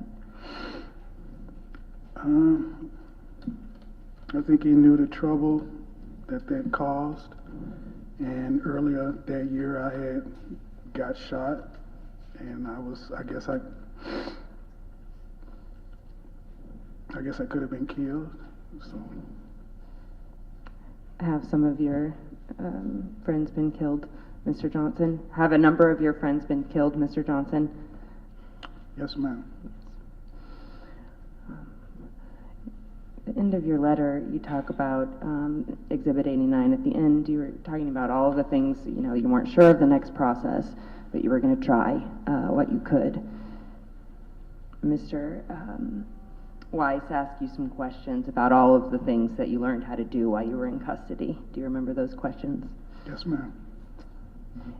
You requested Mr. Mock's criminal history from a number of places. Do you recall that? Yes, ma'am. Did you also request documentation relating to Greg Elking and the payments that Greg Elking told you about? Yes, ma'am. How many times, if you had to guess, did you try and get that information? I don't know. Dozens of times, maybe. Many? Would you agree with many? Yes, ma'am. You may? This is exhibit number 124.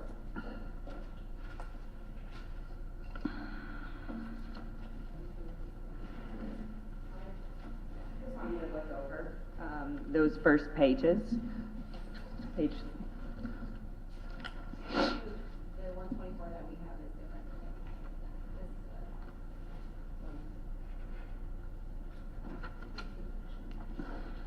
124 is the summary. The 124. You have 124.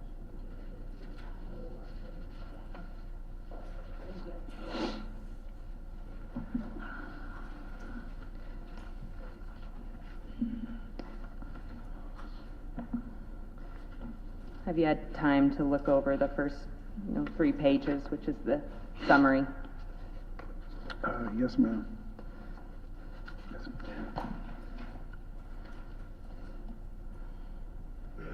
Let's direct your attention to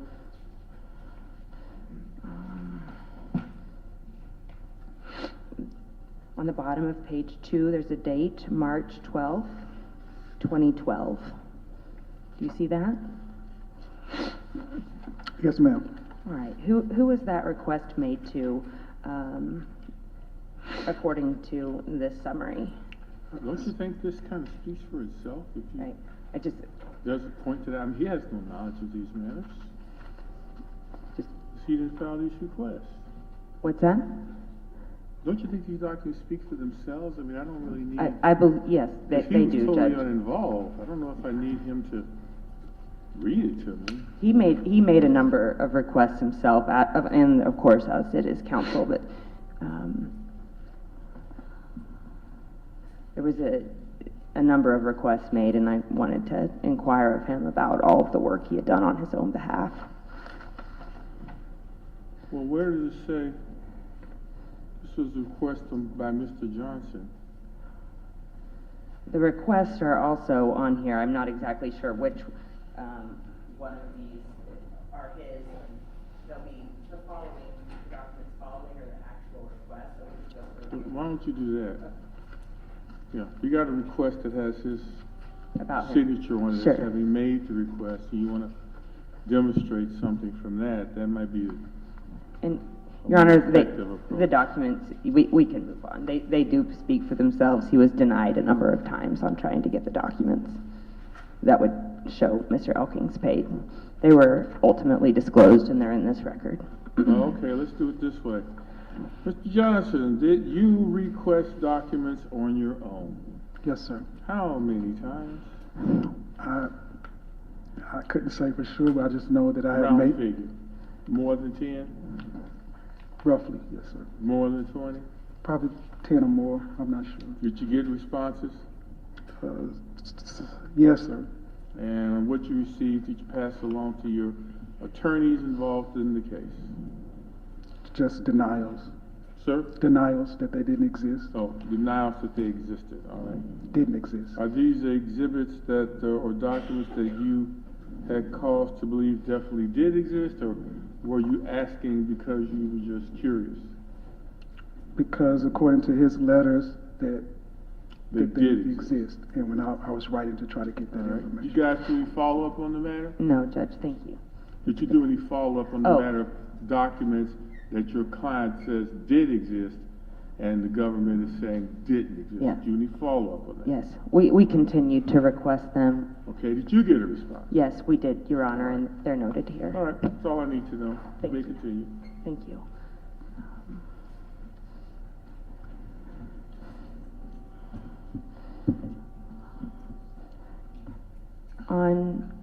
During Mr. Weiss's examination, you were asked about how you came to be represented by the Innocence Project, and you discussed being cellmates with Mr. Kidd. Do Yes, you recall that testimony? Did you and Mr. Kidd have any arrangements between each other, a deal between each other, such as it might be called?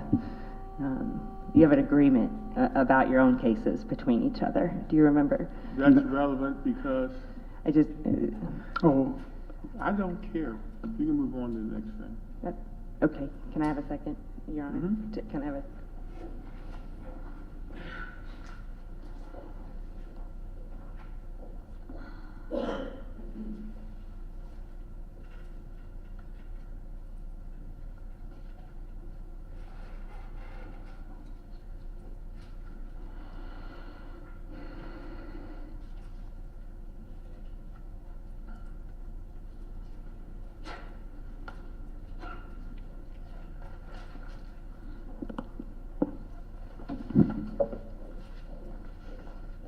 Counsel reminded me that I forgot to ask you about a conversation that you had with Detective Campbell. When you were being interviewed about this case, the date, a few days after Mr. Boyd was killed. On direct, you testified about having a conversation with Detective Campbell. Do you recall? Yes, that? ma'am. And Detective Campbell, I think the quote from your direct is that the pen is mightier than the sword. Do you recall that? Yes, ma'am. What did you think that meant at the time? I didn't know what it meant at the time. Okay. What do you think it means now, like after this amount of time? How do you see that comment? And that's useful to me because ultimately, there's an allegation that Detective Campbell writes in this case that Mr. Johnson disputes that he said. that's it. Move on to your next question.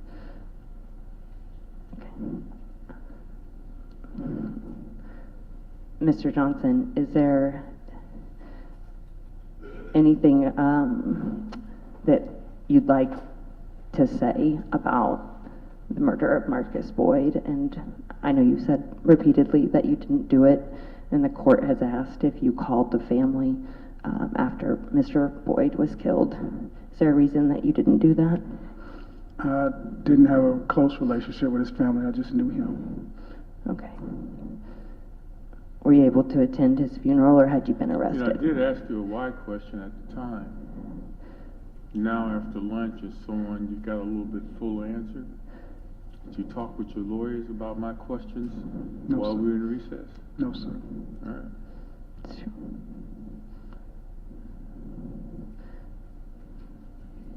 Have you... Actually, I don't have anything further, Judge. Yeah, because I asked him a lot of direct questions, and any attempts to try to, you might be undermining his credibility if you go a little too far. With those kinds of questions at this stage. He gave his answers, and I wrote them down, and they are what they are. Thank you, Judge. You can go ahead.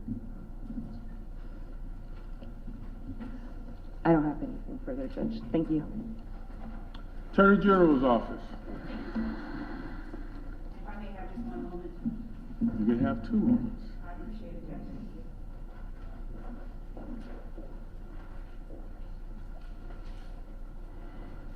Thank you.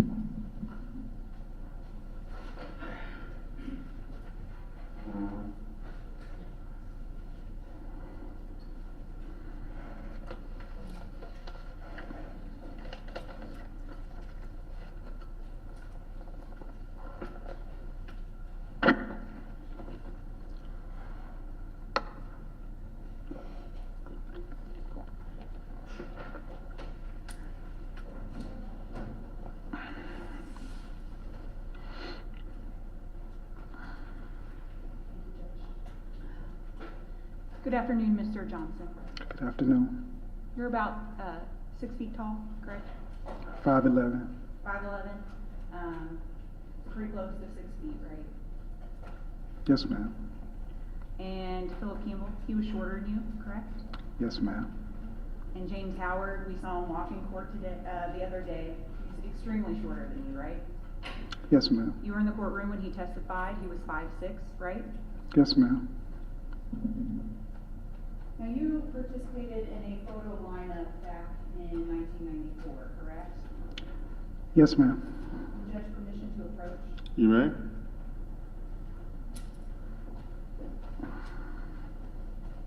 Handy what has been marked as State's Exhibit X. Do you recognize that? Yes, ma'am. And is that a picture of the the in-person lineup that you participated in? Yes, ma'am. Will you show the court where you're standing in that photo? I'm the third individual from the left. And if you wouldn't mind just pointing to him, which one you are? The man with the white pants on. Yes. Got it. Take that. Thank you. I'm now handing you what has been marked as State's Exhibit Y. And do you see yourself in State's Exhibit Y? Yes, ma'am. Could you show the court which photo is yours? I am the gentleman here. Now I see. Kinda think I already knew that, but go ahead. I understand, Judge. Now I see that there are lines around that photograph. There are black lines, do you see that? Yes, ma'am. Were you in trial when those were drawn onto the photograph? Yes, ma'am.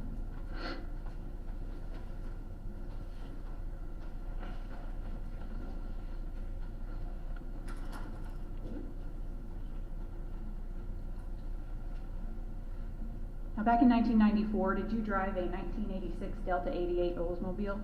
Yes, ma'am. I don't know anything about cars, but I hear that was a pretty nice car. Would you agree? It's a decent car, yeah. It's a decent car. Was it four-door, two-door? Four-door, Four-door? What color was it? gray.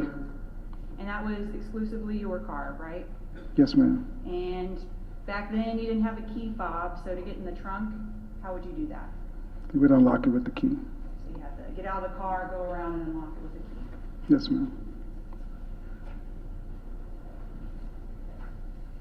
Also, back in 94, no cell phones, right? There were cell phones. Did you have a cell phone? No, ma'am. You had a pager, correct? Yes, ma'am. So even though they were around, you didn't have one. Yes, ma'am. Now, you knew Marcus back in 1994, correct?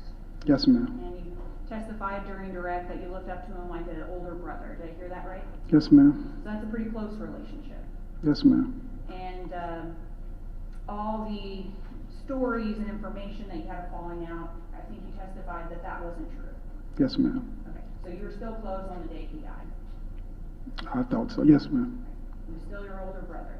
Yes, ma'am. I have even heard that he was kind of a mentor to you. But I guess so. Yes, ma'am. Right? He was trying to take you away from that dark side neighborhood, right? Yes, ma'am. He was trying to show you the right thing to do. To a degree, yes, ma'am. To a degree, right? And not just were you close to Marcus, but you were also close to Leslie Williams, right? Yes, ma'am. I thought so. Yes, ma'am. Right, because Leslie had a child with Marcus, right? Yes, ma'am.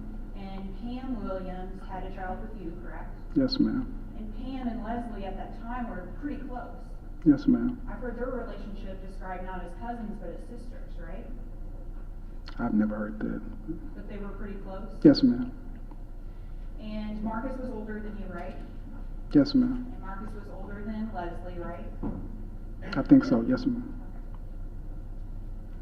And this older brother relationship, did that often include kind of you talking to Marcus about situations you might have in your life?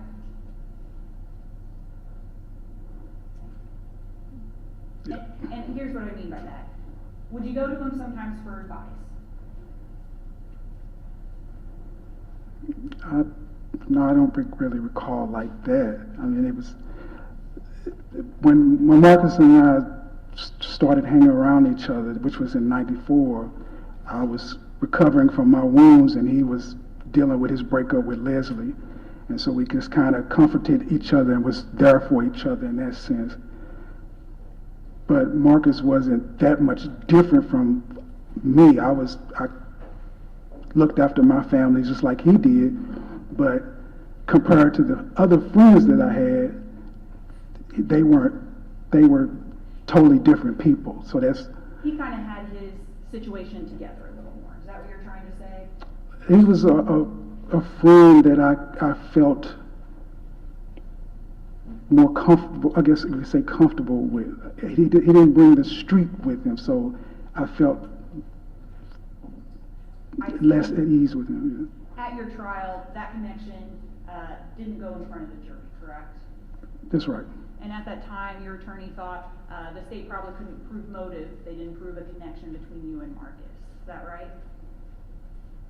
Right. They hadn't established any type of relationship of me and Marcus at trial, other than my daughter's mother, his daughter's mothers were cousins. Right. So nothing about how you were former roommates, correct?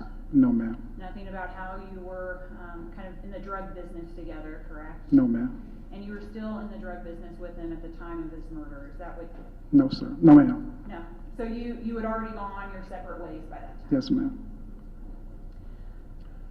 Were you guys well, I think I know the answer to this question, but I'm going to ask you anyway. Were you guys in separate parts of the dark side factions? No, ma'am. No, man, no, I'm sorry, sir. No, man, no, sir.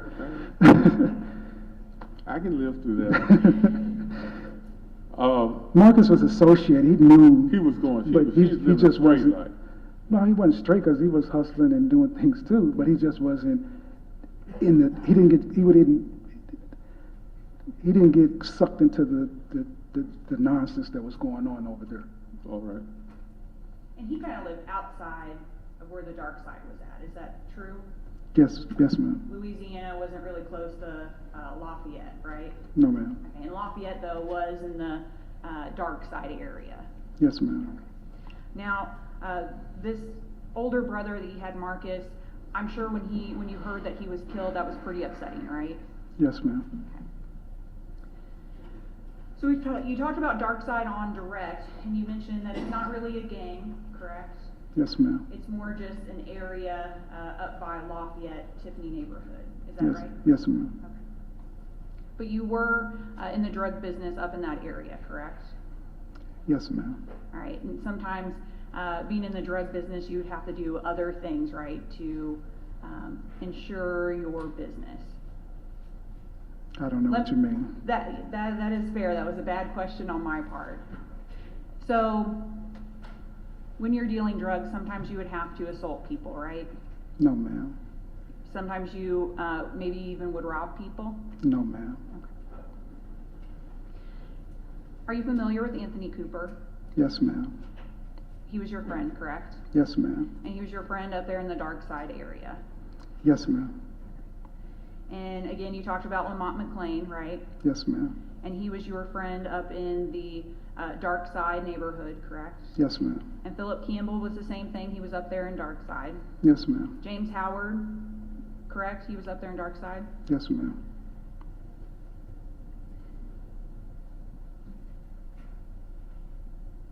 Now, you were in the courtroom when James Howard testified, correct? Yes, ma'am. And he actually testified that dark side was a gang. Did you hear that? I believe so. Yes, ma'am. And James Howard also said that he would have signed anything you put in front of him. Did you hear that? Yes, ma'am. And you did, in fact, put something in front of him, didn't you? Yes, ma'am. And that was a 2009 affidavit, is that correct? I believe so. Yes, ma'am. And you did the same thing with Lamont McLean and Anthony Cooper, correct? Probably, I believe so. In fact, all three of those individuals signed their affidavit on the same day, right? I don't know. I mean, the affidavits would speak for themselves. I don't know. Was Stanford Morris also a friend of yours from Darkside? Yes, ma'am. Cyrone Spates? Yes, ma'am. Okay, he went by Puffy. Yes, ma'am. Anthony Cooper went by Coop. Yes, ma'am. But Marcus was not a part of the dark side. No, ma'am. And the only connection between Philip Campbell and the rest of dark side was you, correct? Yes, ma'am. Were all these, okay, just make sure I understand. Were all these affidavits signed by these individuals while they were incarcerated? I believe that is correct, Judge. Using the, whatever was available in the prison at that time, either prison staff or an inmate who had notarial certification? That I cannot, that I do not know, Judge. So you know the place, meaning the institution they were in. Do you know that? Not off the top of my head, Judge, but I'm sure I can find that information. Were they in the same institution? That is a good question, Judge, and I'm not sure of that answer at this moment. Because you told me they were all signed the same day. They were, Judge. All right. But you didn't investigate further to see if it happened to be the same institution. No, Judge. Okay. Was it the same institution that they all signed in? I'm not sure. I have the affidavit. Let's see. Did they tell me where they were Also signed? signed on the same date, August 21. I gather they were signed in prison. The notary was a guy named Daniel Goodhouse. Same notary on all of them? Oh, I didn't do those. These are obtained, I didn't do those. they're obtained by an investigator who made appointments same day, follow up and get them signed. So these are done by an investigator, not Mr. Johnson. And the investigator was a notary, I gather. Indeed, yes. All right. So then all these individuals got together because the notary was in the institution that day, and the notary got them all signed that day. I believe that there was a trick on, to get them all signed on one day there in Charleston by far, but. Thank you. I understand that. Thank you. Anthony Cooper was a convicted murderer at that time, correct?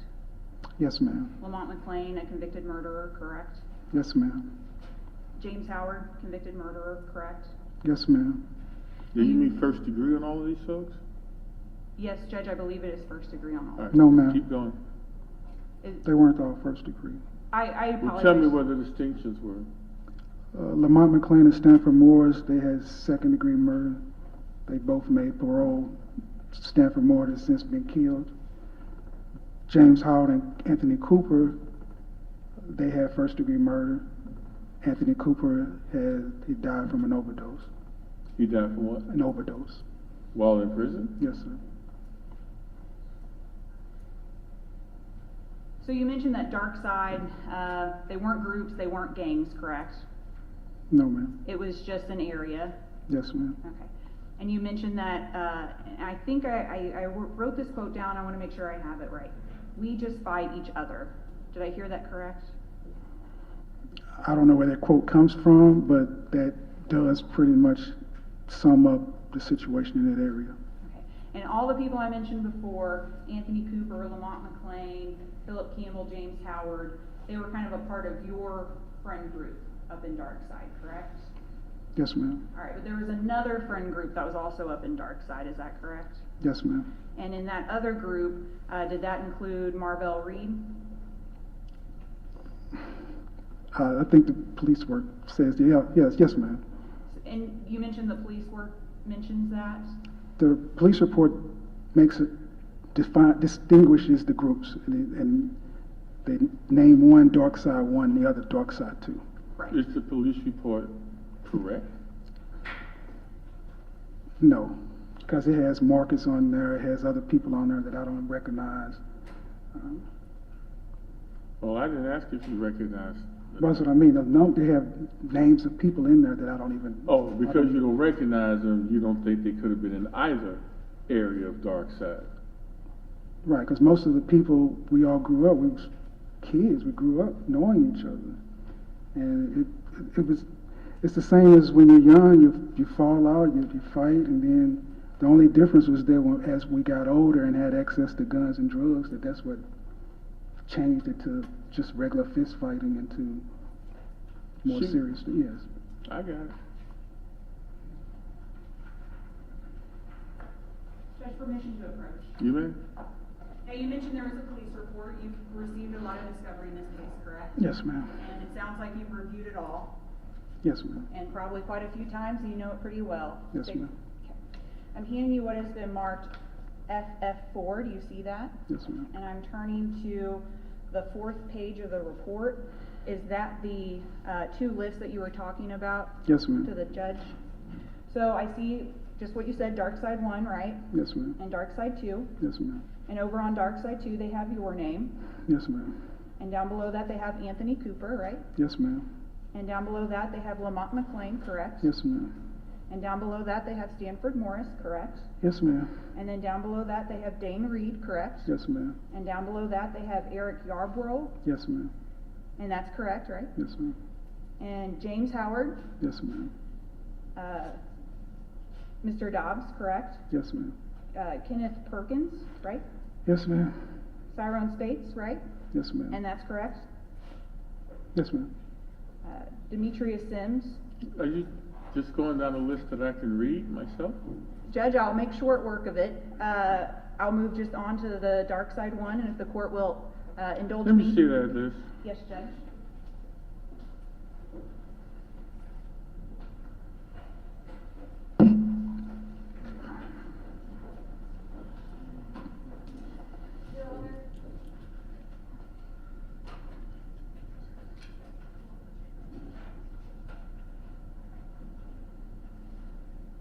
I see 25 names on this list.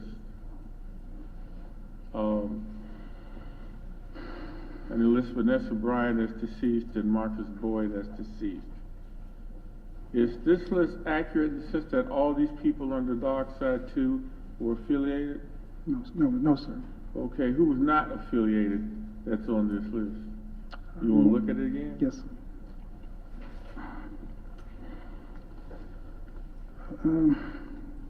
I don't recognize Demetrius Sims, Gregory Williams, Stephen Woodford,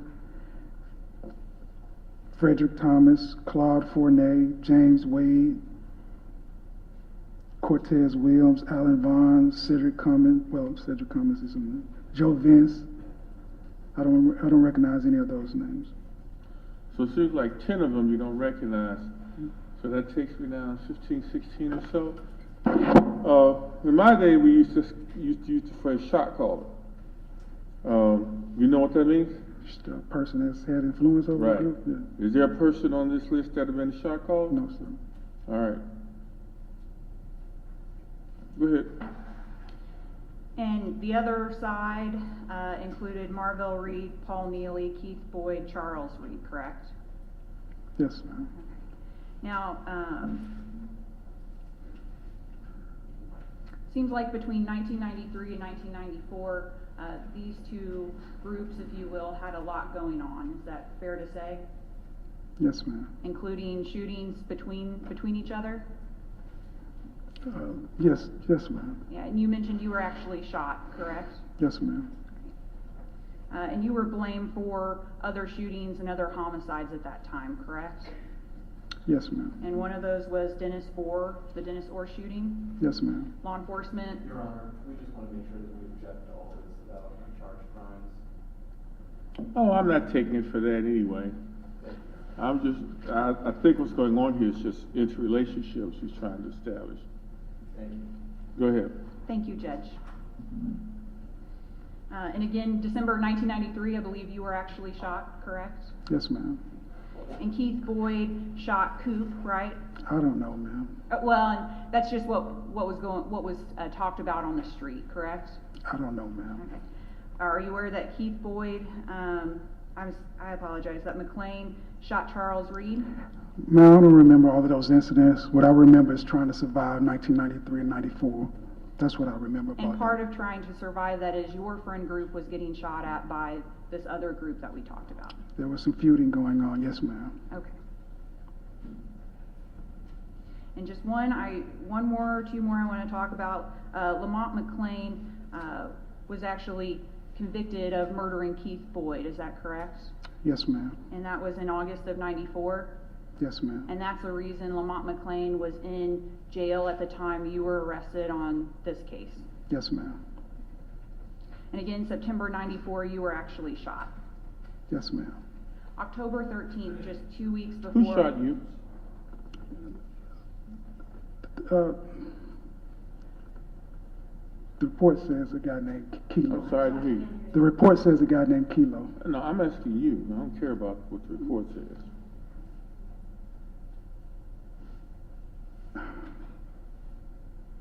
I don't want to say, sir. I don't want to say.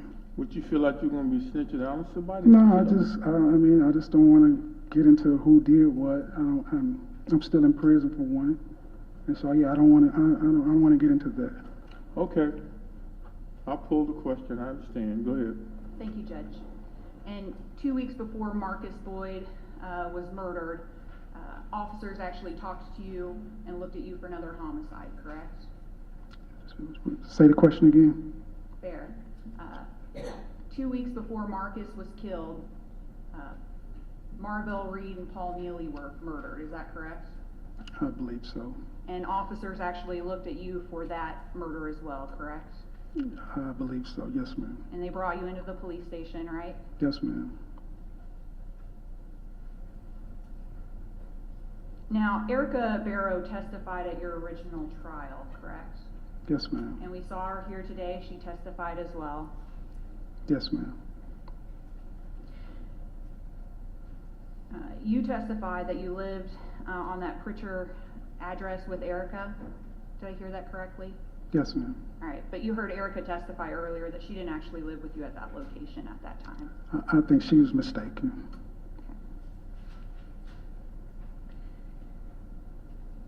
Now, at your original trial, Erica testified that you were at 3907 Lafayette I apologize, 3910 Lafayette on the night Marcus was murdered, is that correct? Is that what she testified to? Right, that's why I'm asking you. That's what she testified at your original trial. You were up on the Lafayette address. Yes, I was in Lafayette, yes. Was that the first time you used her as an alibi in a homicide case? I've never had to use an alibi in a homicide case that I know of.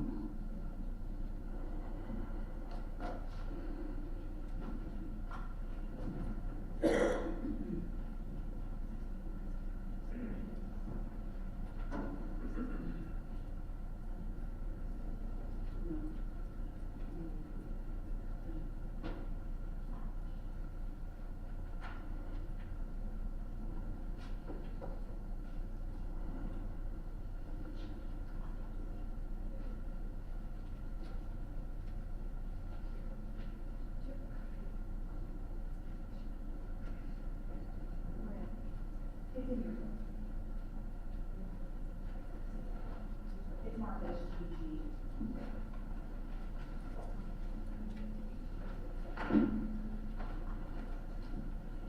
Your Honor, I just wanted to put on the record, these are the same police reports that was the subject of Johnson's counsel's motion to exclude from the trial. These are the. Did I rule on that? No, Your Honor, you were gonna take it with the case, I just wanted to alert you, these are the same reports with the uncharged crimes. That was essentially your objection, just referencing uncharged prior criminal conduct? Is that basically it? That it was irrelevant, yes, Your Honor. All right, then, the very fact of prior uncharged crimes, I agree is not relevant. Seems that there's a suggestion for other relevant purposes, which it could come in on. I'm going to see how this goes. And it wasn't offered, Your Honor, I was just letting you know these are the same reports. But if you want, if there's a proffer, make a relevance objection, and we'll see what the position of the Attorney General's office is on these documents. Yes, Your Honor.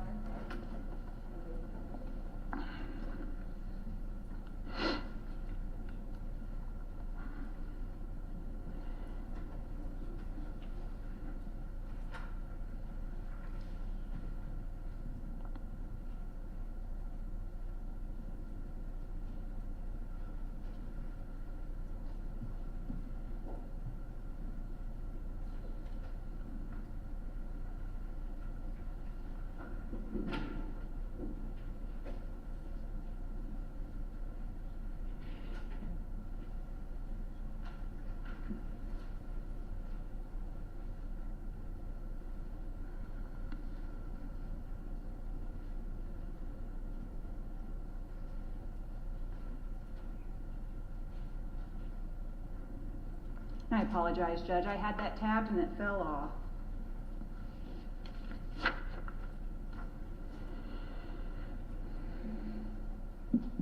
May I permission to approach, Judge? You make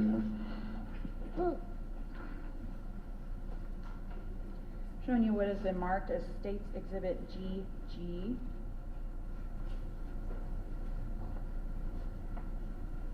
And I'm turning to page 17. The 1, 2, 3, 4, 5th paragraph down. And page 17.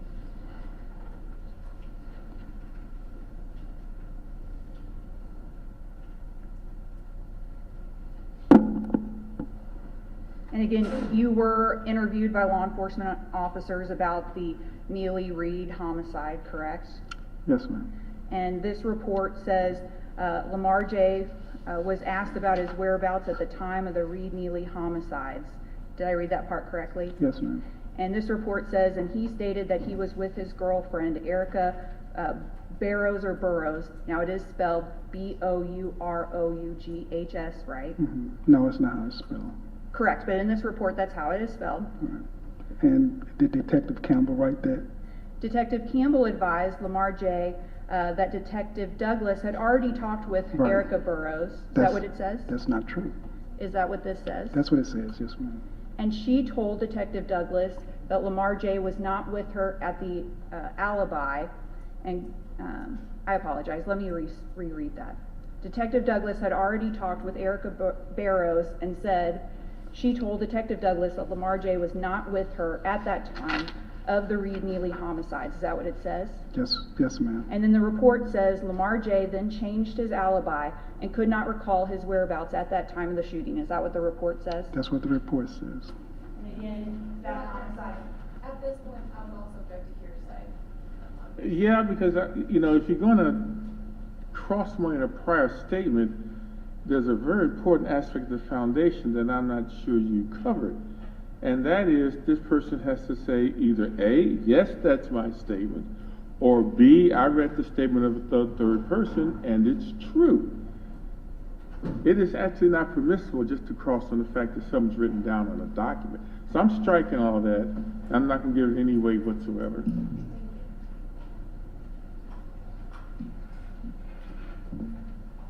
Now, Detective Campbell testified at your original trial, correct? Yes, ma'am. He also testified at a motion to suppress hearing, correct? Yes, ma'am. And he claimed that you said, "We let the white boy live." Yes, ma'am. And he claimed that you made some other statements along those lines, correct? Yes, ma'am. But you testified today that all you wanted to do with Detective Campbell was talk about Marcus's murder, is that correct? Yes, ma'am. All right. And you've made a statement today a couple of times, and I wrote it down, but I want to make sure I have it correct. The quote is, "The pen is mightier than the sword." Did I hear that correct? Yes, ma'am. And you testified that is what Detective Campbell told you at the end of your interview on that day. Yes, ma'am. Correct. And you remember those words even to today. Yes, ma'am. Pretty powerful words, correct? Yes, ma'am. And you talked to Detective Nickerson after Campbell made that statement to you, right? No, ma'am. But you saw him after Detective Campbell's interview, right? At the lineup. And you saw Detective Clyde Bailey after that, right? Yes, ma'am. But you never told those detectives what Detective Campbell told you, correct? I had no idea what he meant by that and what he was going to do. And your attorney didn't cross Detective Campbell on that statement at trial, did he? No, ma'am. So your attorney Hold wasn't... for a second.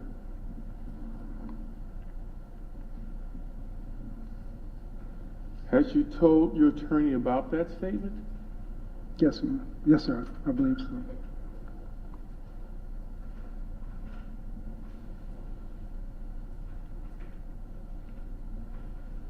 What was that officer's last name again? Campbell, Judge. Didn't I? Okay. Ralph Campbell, Your Honor. Detective Ralph Campbell.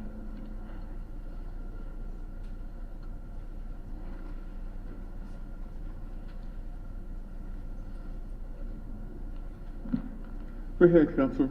Thank you, Judge. Can you give me another notepad?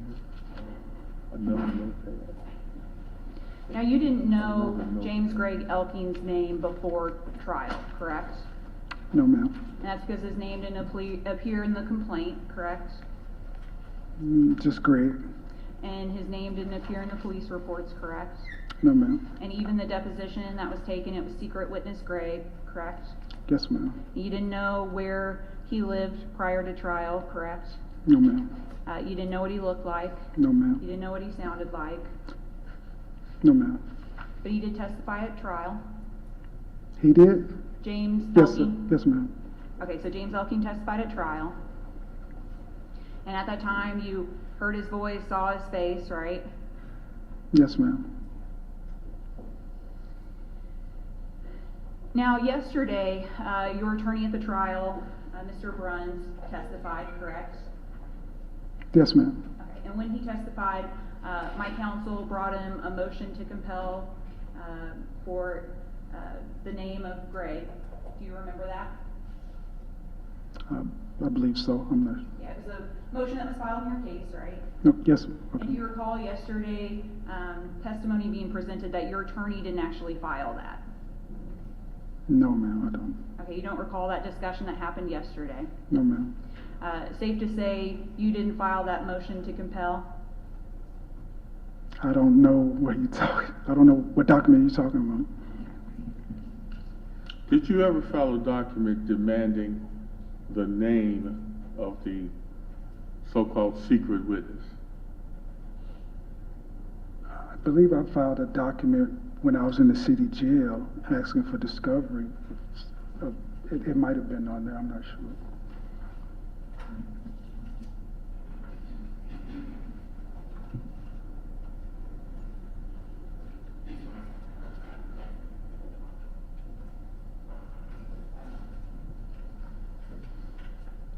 Now, also in direct, you talked about a conversation you had with Philip Campbell, where you made a statement that all I said is Marcus was outside with the white guy.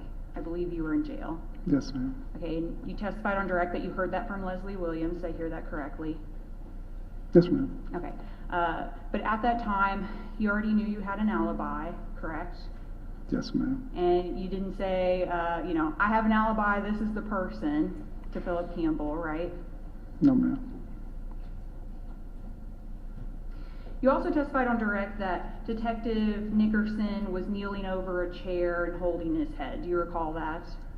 He was just leaning over a table. Okay, a table. Thank you for clarifying. And I wrote down a quote, he looked at me with hatred in his eyes. Yes, ma'am. Okay. So do you think Detective Nickerson kind of created this whole case against you? Yes, ma'am. And he kind of roped in all the other detectives along with him? Yes, ma'am. Including Detective Campbell? Yes, ma'am. But despite all that, you actually wanted Detective Nickerson to testify at your trial, didn't you? Yes, ma'am. And that's because he wrote down what you told him. Yes, ma'am. He wrote that down correctly. Yes, ma'am. So his report accurately reflects the conversation that you had.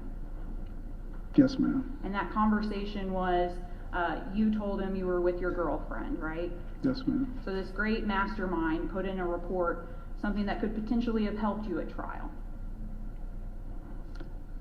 Yes, but I think he had other reasons why he did that. But yes, ma'am.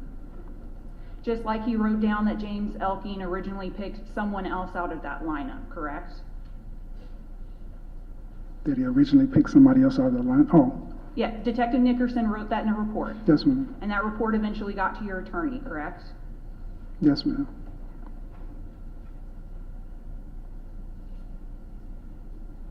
Now, you also testified on direct that you heard a rumor that B.A. Howard had committed the murder. Is that correct? Yes, ma'am. And that was while you were at jail? Yes, ma'am. But before you went to trial on this case, right? Yes, ma'am. In fact, it was just a couple of days after you were arrested. I don't know if it was a couple of days, but while we were in the city jail, I began hearing that Philip and B.A. had did this murder. And you knew who B.A. was at that time, correct? Yes, ma'am. You knew exactly who it was. It was James Howard, right? Yes, ma'am. And you didn't tell your defense attorney that, right? No, ma'am. That defense was not put on at trial, correct? That's correct. Well, why would you keep that from your attorney? Just that thinking of not wanting to be a snitch and all of that. Even to keep yourself out of prison for the rest of your life? I didn't believe that I would ever be convicted for something I didn't do.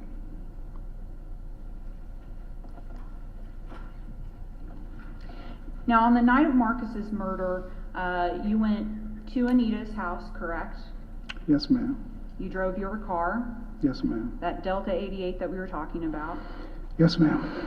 And in the car going there, you had Erica with you, correct? Yes, ma'am. You also had your baby as well, correct? Yes, ma'am. And you went to that location to meet someone, right? Yes, ma'am. That's not an area where you lived. No, ma'am. And Erica testified that you went there around 7 o'clock. She was mistaken. But yes, she did testify to that, yes. Because you actually arrived at 9, correct? A little before 9.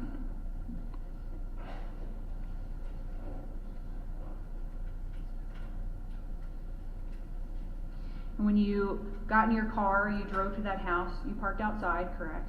Yes, ma'am. And at the end of the night, you got back in the car with Erica and the baby and you went home, right? Yes, ma'am. Went to bed, woke up the next day, and went to work. I don't know if I worked that next day. Okay, but you went home, went to bed, and then you woke up the next day and did something. Yes, ma'am.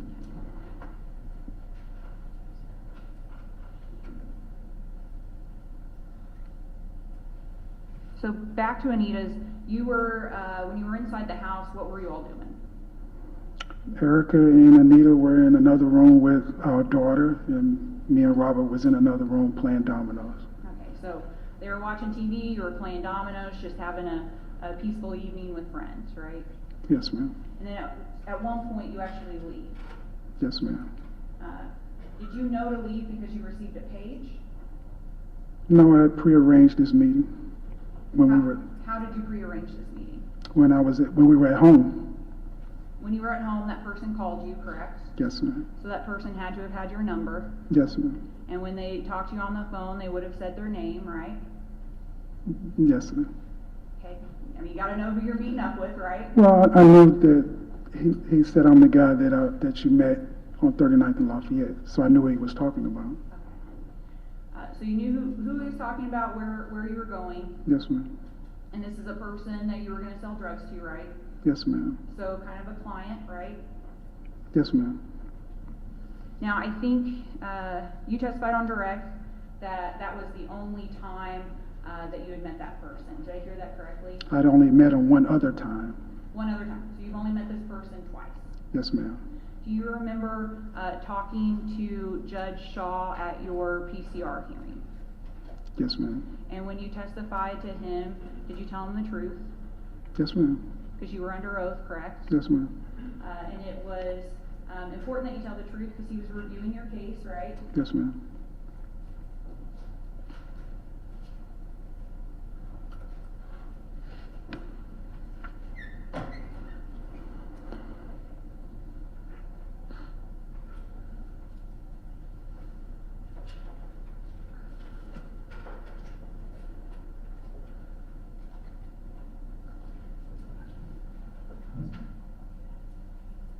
Judge, permission to approach.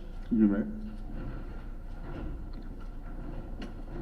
You what is been marked as State's Exhibit C. Okay. C as in cat. What is it? C as in cat is the transcript from his.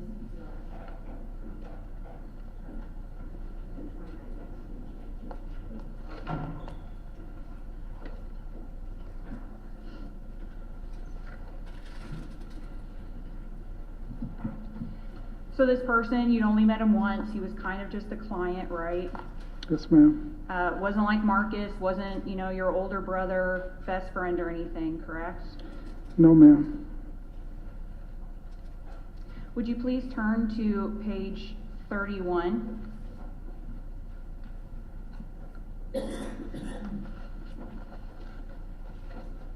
Looking at line 2, do you see the question, and did you leave there at any time? Yes, ma'am. And that was a question posed to you at that time? Yes, ma'am. And the answer was, yeah, I left for a few minutes, I went out to meet a friend of mine, correct? Yes, ma'am.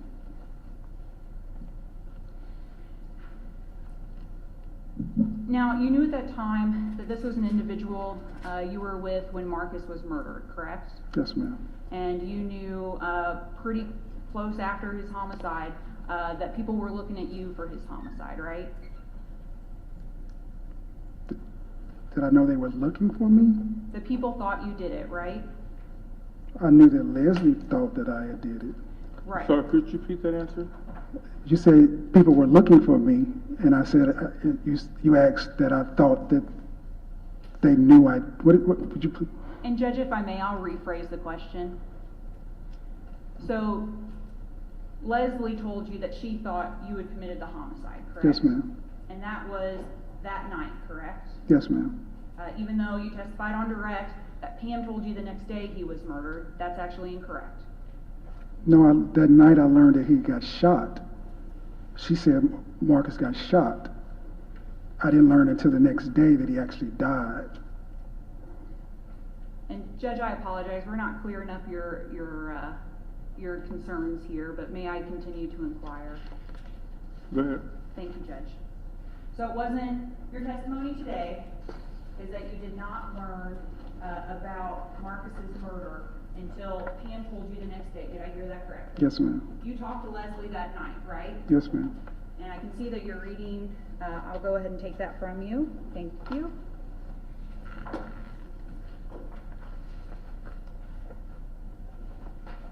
Leslie just told you that he was shot, right?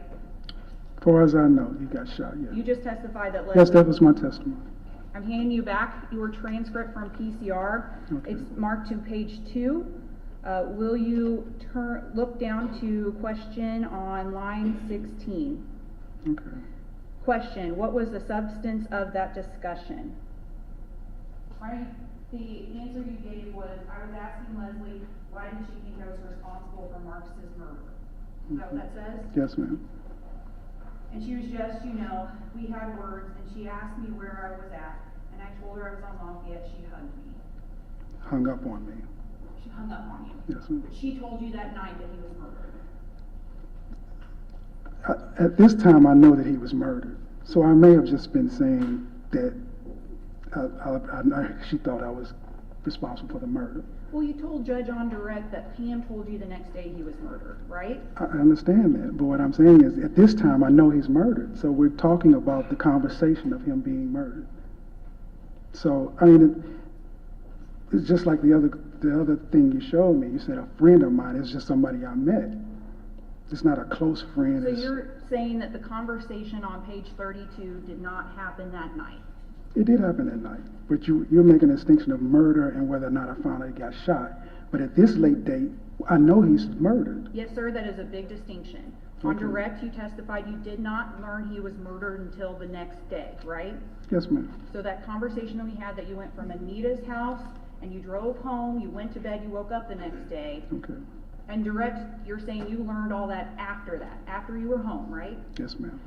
But this time, when you talked to Judge Booker Shaw, Yes, ma'am. you told him that you knew he was murdered that night. This is what this said. That was the language that I used. But what I remember is that I learned that he got killed the following day. That he actually died the following day. So is that a lie to Judge Shaw? I wouldn't say it's a lie. I'm just saying that this is just the manner that I spoke. At this time, I know he's dead. And we're talking about the conversation that I had with Leslie. I used that we was talking about his murder. You were talking about the murder that night. Yes.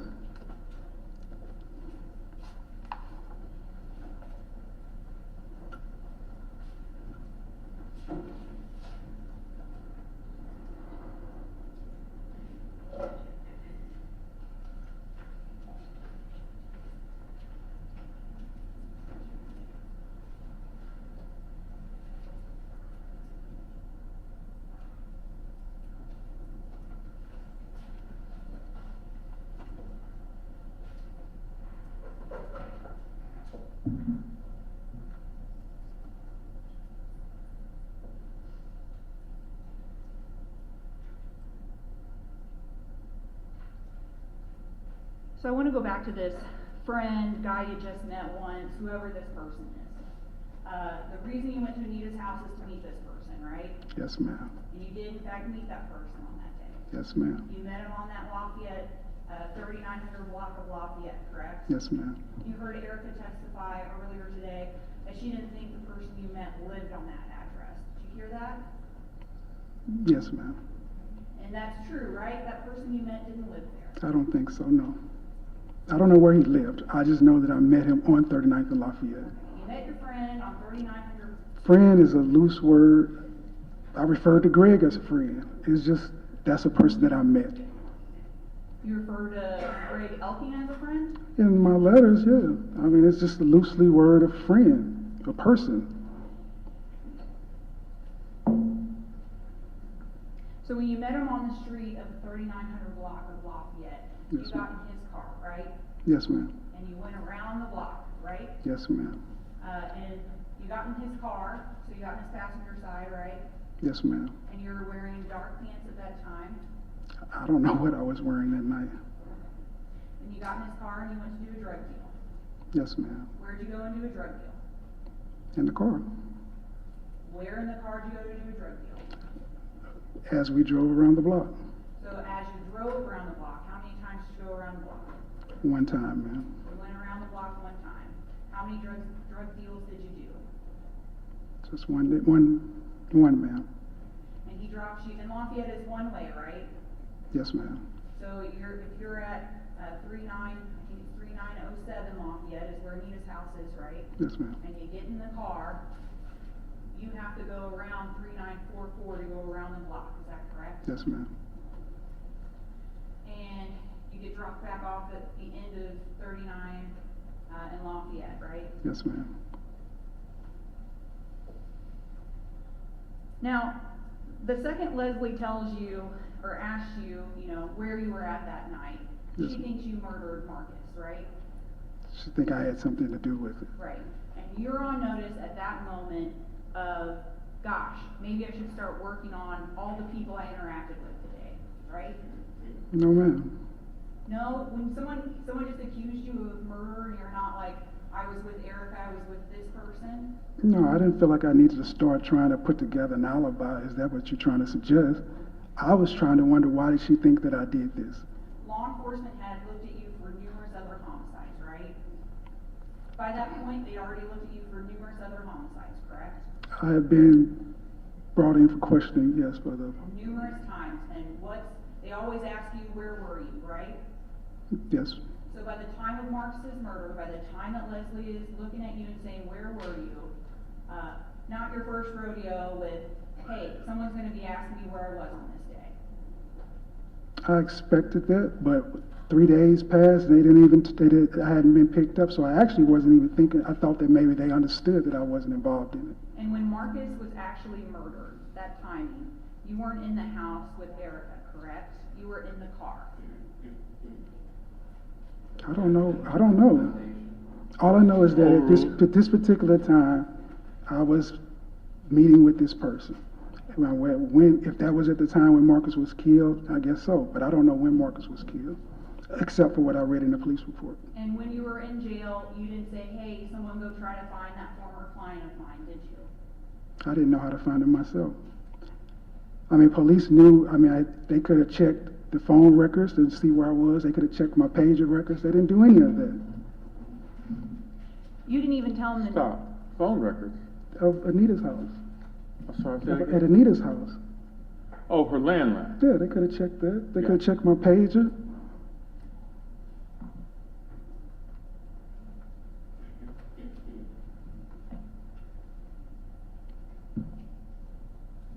But you never told law enforcement the name of this friend, correct? I didn't. I don't know. I don't even remember if I remembered the name. But I mean, he would have been an important person for your defense attorney to know at trial, right? Yes, ma'am. And he would have been an important person for the jury to know, correct? Yes, ma'am. And you knew a lot of the drug dealers in that neighborhood, right? Yes, ma'am. And if this was a person who was buying from you, probably a person who was buying from other people, right? I suppose so. And you didn't use all of your connections and networks to find this one person, did you? I don't think he was from that area. I have no way of knowing who he was or how to find him except through the pager number that he called. And that was taken from me. Except through the what you already called? The pager I had. So he paged you that night? Yes, ma'am. Didn't you just testify during cross that he called you at your house? No. Well, I mean, I called him back from my house, but I didn't give people my number like that. He paged me. Everybody contacted me through my pager, and I responded by calling from my phone. Okay, so now he paged you. You then called him from your house, correct? Yes, ma'am. And you mentioned phone records already, correct? Yes, ma'am. And you didn't mention those phone records to law enforcement, did you? I didn't know about investigations. I just told him where I was. When Detective Nickerson is talking to you at the police station, you're already arrested for the murder of Marcus Boyd, correct? Yes, ma'am. And at that time, he read you Miranda, correct? Who, Detective Nickerson? Detective Nickerson read you Miranda. They don't read your rights, ma'am. I'm sorry. They don't read you your rights, ma'am. Okay, so Detective Nickerson didn't read you your rights. No, ma'am. And Detective Bailey before that, when he stopped you in your car, he didn't read your rights either. No, ma'am. So but you talked to Detective Nickerson that night, correct? Yes, ma'am. And when you talked to Detective Nickerson, he already testified that what he wrote in his report was accurate. Yes, ma'am. Right. About that statement, yes, ma'am. About that statement. Yes, ma'am. And that statement is, I was with my girlfriend on Lafayette, right? Yes, sir. You didn't mention Erica Barrow's name, correct? I don't recall if I said her name. I know that's what I said. That was my statement to him. Your statement to him was accurately reflected in Detective Nickerson's report, correct? Yes, ma'am. And Detective Nickerson's report says you were with your girlfriend on Lafayette, right? Yes, ma'am. It doesn't give a specific address of the house, right? No, ma'am. But you knew that address, that was 3907 Lafayette, correct? Yes, ma'am. You didn't tell law enforcement that, did you? I don't know. I don't think so. You knew the name of your girlfriend at that time, didn't you? Yes, ma'am. It was Erica Barrow, correct? Yes, ma'am. And you didn't tell Detective Nickerson the name of Erica Barrow, did you? He didn't really inquire about that. He asked you where you were the night. I told him. I said, man, that boy was my friend. I didn't shoot him. I was with my girlfriend on Lafayette. He asked me, well, I'm put you in a lineup. I said, okay. I voluntarily participate in the lineup. That was basically the extent of our interview. Don't you think knowing who your girlfriend was would have helped Detective Nickerson? Yeah, but I don't think he was interested in knowing who she was or where I was. He didn't take the time out to go do it. Yet he took the time out to drive from 390 from that apartment to where Marcus was killed in relationship to this case. But he couldn't take the time to stop and talk to Anita now. But you were the one who didn't provide that information to Detective Nickerson. I would have. He didn't ask. Detective Nickerson was not the one who was sitting there arrested for homicide, was he? No, ma'am. You had everything to lose at that point, didn't you? I didn't think so. You didn't think so? You were arrested for a homicide. I didn't commit the homicide. So why would I be concerned that I had everything to lose? But you didn't think the law enforcement knowing the name of Erica Barrow would have helped them out in investigating that? If they wanted it, I would have given it to them. If you wanted to give it to them, you would have, wouldn't you? Your Honor, can we stop that? I disagree, overruled. Yeah, I would have given it to them if they'd asked me for it. They asked you where you were. I told them where I was and who I was with. You told them you were with your girlfriend, but you didn't tell them who Erica Barrow was. Well, you just showed me a report where he said I was with my girlfriend. So they knew, if you want to go there, they knew. Why would I need to tell them something that they already know? Did you just have one girlfriend at that time? No, I didn't. All right. So you didn't give them the name of Erica Barrow at that time, did you? I just made the statement that I was with my girlfriend in Lafayette. Right. And from there, he asked me to put me in the lineup, and that was it. He could have asked me what was her name, just as I could have given him the name. You could have given, but you didn't give him the name. Yeah, no, You didn't give him the name. he didn't ask for You didn't it. give him the information about this friend, right? Well, yeah, they didn't ask for it either. They asked you where you were. And I told him where I was at. I told him where I was at. Yes, Judge, I Getting a little argumentative. apologize, Judge. You keep putting it on me to Done. Overruled. Move on. Thank you. Yes, ma'am. At that time, you knew the pager information, correct? Yes, ma'am. And you didn't provide that to law enforcement. You didn't say, I was in a car with a friend, a guy I met one time, and here's my pager, did you? I didn't discuss that I had left out. I didn't even think that was important. I didn't know that the time when Marcus was killed at that time, I didn't know if me stepping out for 5 minutes was going to be a factor in this case. He asked me where I was. I told him where I was and who I was with. And that was the extent of that conversation, except that he wanted to put me in a lineup. Now, Leslie Williams called you that night, correct? We've already talked about it. Yes, ma'am. And she told you Marcus was murdered, correct? Murdered, shot, yes, ma'am. She told you he was murdered. Shot. You knew he was hurt? I knew he got shot. Something happened to him, yes. Hurt pretty bad? I knew something happened to him. Leslie was probably pretty worked up, correct? Yeah, it seemed that way on the phone. And this older brother who was murdered, shot, hurt pretty bad, you didn't go to his home that night, did you? No, ma'am.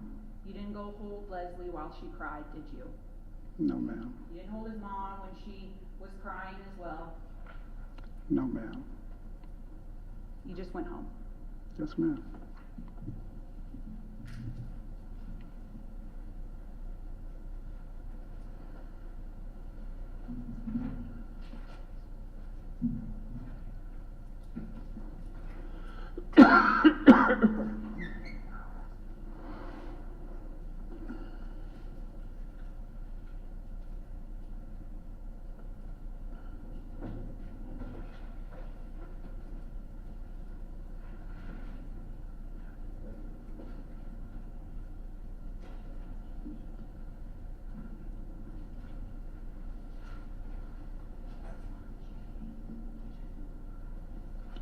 permission to approach. You may.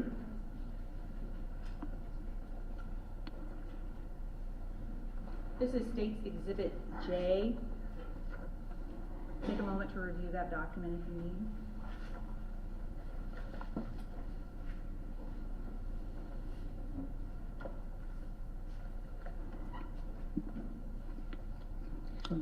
That's a document trying to find the identity of a secret witness, correct?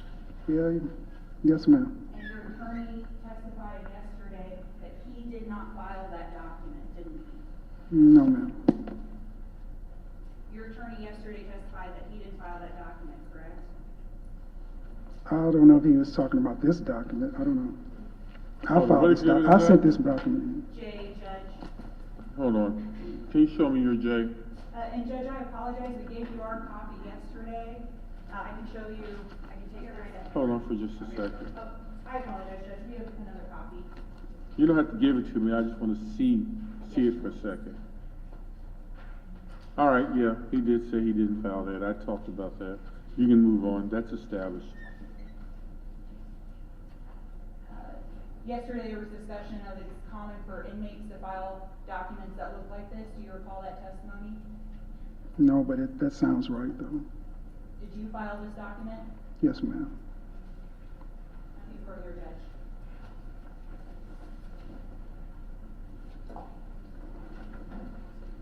Judge.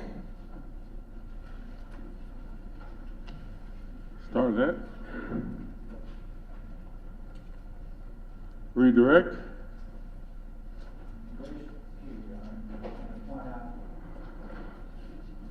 A lot of testimony about whether, when Leslie called you that night, she said he was murdered or shot, right? And that was short, when she called you, apparently it was shortly after 9 o'clock. Yes, ma'am. And I think the record says he was shot around 9 o'clock. I think 9:07, Yeah. that's when law enforcement was notified or something like that. Did you learn that he was pronounced dead at the scene? Is that in any of the records that you have seen? The report says he wasn't pronounced. Oh, look. I'm Look. I would This go. is kind of key stuff. I don't want to just simply cut off redirect, all right? Keep it non-leading. If the next question is leading, it will not be answered. Okay. When did you learn he died?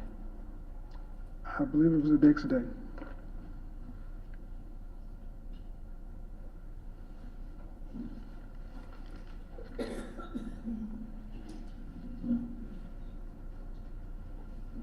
I have no further questions, Your Honor.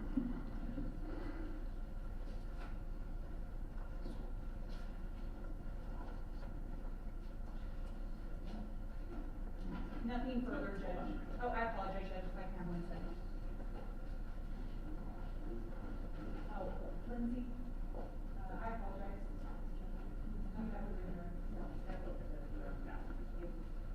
Mr. Rice. Nothing further, Judge. You may step down.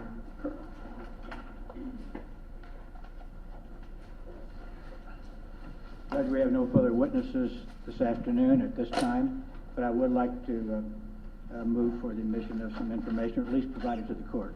You go right ahead. One is Exhibit 95.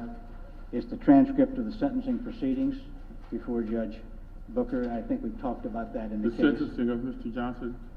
It's the sentencing committee of Mr. Johnson, All Lamar right. Johnson, yes, Your Honor.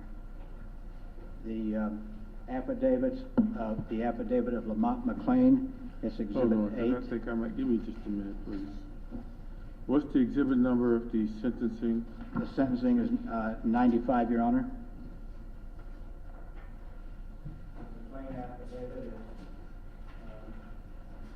And Judge, if I may, regarding Lamont McLean's affidavit, we would be objecting at this time.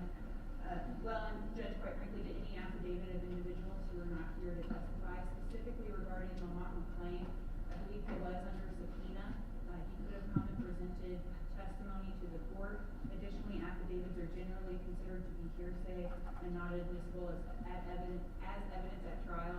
unless agreed to. You really don't have to spend a lot of time with me on evidence law. And I. What I want to know is, do you have any basis to suggest that Lamont McLean is unavailable? Pardon, Your Is Honor? Lamont McLean unavailable? I don't think he's gonna, I mean, I guess we find him, have him down here at some point. But these affidavits have been a part of. I don't care if they're in somebody's file.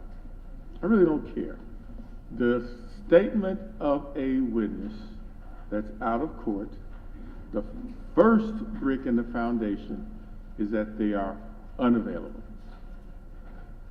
And normally what I do with lawyers is I ask them, what have their efforts been to try to find that witness, bring them into court, that they come to me doing discovery, get a big subpoena, whatever they have to do to bring them. But if they were just simply, nobody's bothering to bring them in, figuring we'll just give the court an affidavit and that'll knock it out, I might take an affidavit on some collateral, unimportant issue. But I think this Lamont McLean stuff has reached a certain level of importance. Why don't you make a verbal offer of proof, and then I will decide at that point in time if I can go around the objection of the Attorney General's office. I'll do two things, Your Honor. One, the innocent statute says that at this hearing, the court is considered both information and evidence. Two, this affidavit has been part of other legal proceedings. We have a stipulation with the... What of the legal proceedings, Counselor? Do you remember?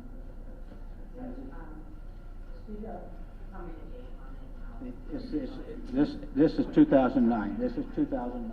It's been filed, Judge, in the Rule 91 habeas petition pending in Cole County. And rattle off the case number for you, so I can get it for you, Judge. Judge, if I may, that is correct, but that does not make it evidence just because it is attached to it. Was it accepted evidence in Cole County, or just filed? There's been no hearing in that case, so there's no. So we don't know yet. Correct, Judge, that was put on hold in this case, proceeded. But exhibits attached to motions filed with the trial court are not evidence and are not self-proving and, I know. Yes, Judge. That's why I'm asking him these questions. I was asking you for an offer of proof on the claim. The offer of proof, Your Honor, is Anthony McLean, Lamont McLean, filed a deposition, which is in your book as Exhibit 8, sworn to on 21st day of August 2009. He states, I grew up with Lamar Johnson on the south side of St. Louis. I've also shown... Judge, I would object. I mean, just reading it to the court does not overcome our objection. That wasn't quite. I asked him for an offer of proof. Thank you, Judge. Thank you, Your Honor. It says, I grew up with Lamar Johnson on the north side of St. Louis. I have also known Philip Campbell and James Howard for most of my life. On October 30, 1994, the night Marcus Boyd was shot and killed outside his house at 3910 Louisiana, I was locked up in St. Louis City Jail. About a week later, I saw Philip Campbell in City Jail. Campbell had been arrested on suspicion of his role in the death of Marcus Boyd. Campbell told me that he and James Howard had gone to rob Marcus Boyd, but Boyd didn't cooperate. Boyd put up a fight, and Howard shot Marcus. In other words, you're trying to give me hearsay within hearsay. I'm trying to give you a corroborative statement of James Howard's testimony that he murdered Boyd, and that Campbell told him that both Campbell and Boyd were involved in the murder. Campbell and Howard were involved in the murder of Boyd. Is this in that stack of affidavits that a person got the same day? Yes. So the other one was Anthony Cooper. I think Anthony Cooper is now deceased, but yes. I'm having a difficult time figuring out why I should entertain this at all. But that's up to you as to whether you want to entertain it or not, but I think this is relevant information under the innocent statute. Well, it may relevant under the innocent statute really isn't a very good argument, because there's a true lack of specificity from the legislature on this matter. It's very, very vague. Nothing about it suggests that I need to take evidence law and throw it out, nor does it say that I have no discretion on the matter. So, you know, so that's not really your best argument. Relevance is an issue. The only problem is relevance then only attaches to the extent that, you know, there's sufficient reliability. He signs an affidavit allegedly while he's at the institution. Nobody's able, I've never seen anything to show that the affidavit testimony was in any way tested, but you're trying to proffer it on the key issue. I don't really think it's going to make it for me. If you want to throw it in the pot, okay, I'll let you throw it in the pot. Don't get excited about it being very persuasive or having very much weight. I do, Your Honor, ask the court to take it either as information, as evidence in this proceeding, in this Exhibit 8, which I will... I'll take it for the marginal probative value that it has. Thank you, Your Honor, that's all we ask. All right. And the same as Exhibit 9, which is Anthony Cooper's affidavit. Now, he's deceased. My understanding, he's deceased. All right, so now you have an unavailable witness. Response? Judge, just same objection for the record. You're not going to deal with the fact that the witness is now unavailable and the hearsay law changes a little bit? Judge, it does contain hearsay within hearsay, and so we would just watch the same objection. Just for the record, Judge. But it is my understanding that Anthony Cooper is deceased. When did Mr. Cooper die? I don't have the date of his death, Your Honor. Anybody?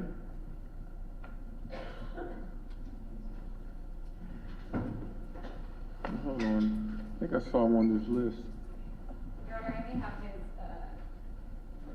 mule's record, which might have that, and give me a moment. Oh, I don't have him on this list. So what would Anthony Cooper know about this? What would he know? Same thing, Your Honor. He was in jail, and Phil Campbell told him, just as he did Lamar. So these are basically people who heard Phil Campbell say something. Yes, Your Honor. Because Phil Campbell's not around either. He's dead also, Your Honor. You know, the only reason I'm going to take it, the amount of time that's gone by makes proof very difficult for everyone. And in these types of cases, at least at this stage of the game, I'm going to reach the conclusion that if we allow the passage of time to carry too much influence, you can create a situation where it becomes very difficult for people to prove either actual innocence, well, mainly we're talking about actual innocence because it will go to a fact determination much more than a law determination. I don't know that the legislature intends that degree of leniency on the admissibility of evidence. I don't know if this evidence is going to be any good for me to make a decision setting aside a jury verdict, all right, which has gone up on appeal. You know, this is not light stuff. You're not motioning me to set aside a traffic ticket here. So I'll let you put it in the pot. And you can argue it as hard as you want to argue it. Don't fall apart if you see an opinion from me that doesn't really pay much attention to it. But I'll let you put it in the pot. It'll be admitted. I understand, Your Honor. And next I would like to move for it's Exhibit 4. We've seen one affidavit from Campbell already that you heard Mr. Johnson testify to. This is a subsequent affidavit of declaration of Philip Campbell dated April 5. Now, when it comes to Philip Campbell, any challenge as to, I guess you don't really have any challenges as to the qualifications of the notary or any of those types of circumstances, do you? No, Judge, and we would just, ask the court note that he's never been cross-examined, Well, he's never been much of anything. Man, I'll take it. Maybe we keep piling it on, weight might get somewhere, but I'll take it into evidence. And I also have, Your Honor, excerpts from various hearings and depositions, all of which are in various records of this case, and we've heard some. This is I'm going to give you the page numbers. I haven't marked them, but I'm going to tell you what. What do you have to say about all of this? I apologize, Judge, give me one moment. Assuming Are they the ones you provided yesterday? Okay, which one are you? Well, the first is the deposition testimony of William Mock, pages 30 to 40 of the 7/5/95 deposition. And just so the court doesn't have to read all the transcript. This is probably one of the things that I need both sides. I'm gonna give you a list of things to brief post-trial. But one of the real challenges for you is going to be to try to find, if you can, any types of causes of action where this degree of looseness in evidentiary standards that you're asking me to apply can be brought to bear, because I'm not sure that the legislative intent here is for me to just take stuff, and then make a ruling on things. This person heard that, and, I might as well go out to the street and do a man on the street interview. Really, law has to mean something. And I know it's tough, because I've been in this business long enough to know that sometimes law leaves us feeling that there's a lack of justice. But unfortunately, justice and due process aren't really the same thing. Due process of law is essentially what the law allows the decision maker to actually consider. Whatever comes out of that process, be it a jury verdict or judicial determination, that's the closest thing that we as humans can get to justice. All right? So, you're going to have to analyze this one a bit for me. We will provide that information to you, Your Honor. So what I'm going to do then is a lot of this stuff I'm going to take with everybody understanding I may not necessarily consider it once I start doing my own analysis of this particular issue. All right? So it's sort of like provisional admissibility. You get that? I understand, Your Honor. All right. Judge, I think you and I might be on the same wavelength. You just said provisional admissibility. Perhaps we could, if the two sides disagree on whether something should be admitted, we could address that in the post-trial. I think that's probably the best approach. So this will be the exhibits you just proffered will be admitted provisionally. I guess that's kind of what I was trying to say anyway. But thank you, Judge. And Judge, regarding the excerpts that they provided to the court, we would have no objection. Those are all excerpts from documents and items that the state was represented or have to be. All right, so those can just come in. Yes. You got that? How those are distinguished? Want to give me the exhibit numbers on all those matters that the Attorney General's office agreed are just directly admissible right now. Give me the exhibit numbers, please.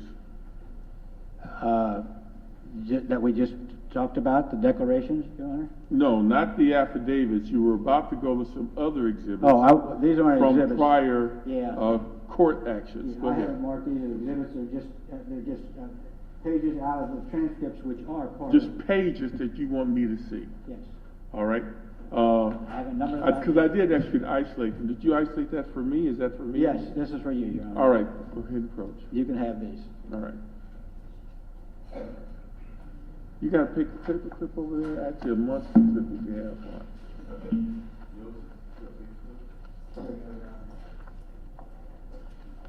All right. What I'm going to do is to make my life and my record easier. We're going to accept this Relatives Exhibit 1,000, that way we know he had hit that number. I think I can remember that, Your Honor, All right. hopefully. Your Honor, is that the entire packet will be? It may be duplicated in some other exhibit, but it just makes for a clean record, given how I've taken these differently than the others. We got a clean record on the matter, all right? Sure. Everybody understand that? All right. Go ahead. We have no further witnesses today, Your Honor. All right then. We don't have to do any end of evidence motions, things like that, because I'm not quite sure if the statute of all contemplates that. It does, however, contemplate a response from the Attorney General's office. So, you may proceed with your evidence, if any. How much money you got? I gotta get a raise some kind of way. Let's go down for 10 minutes, all right? All right, we read the 17th is now recessed.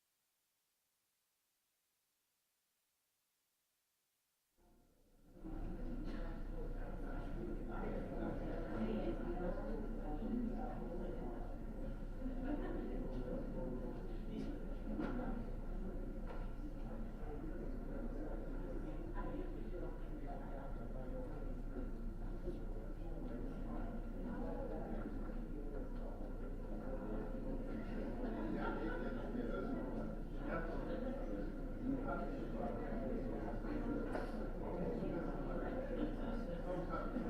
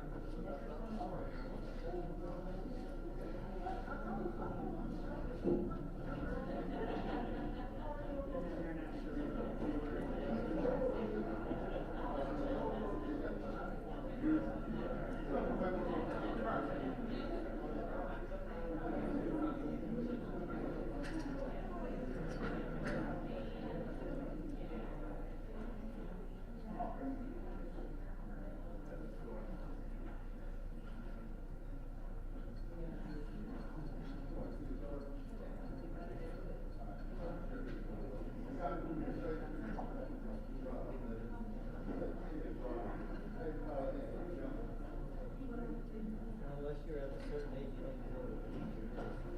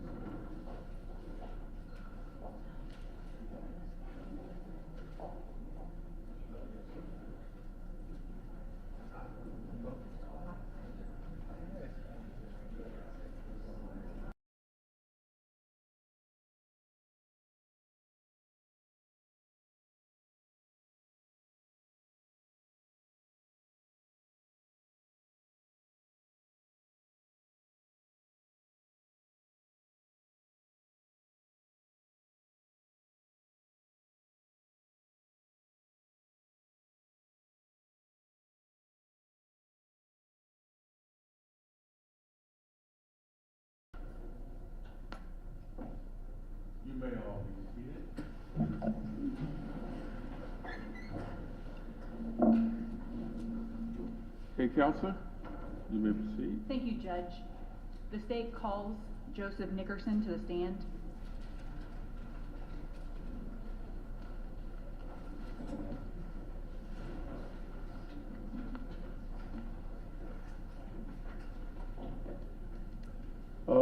Why don't you just, why don't you just swear him in?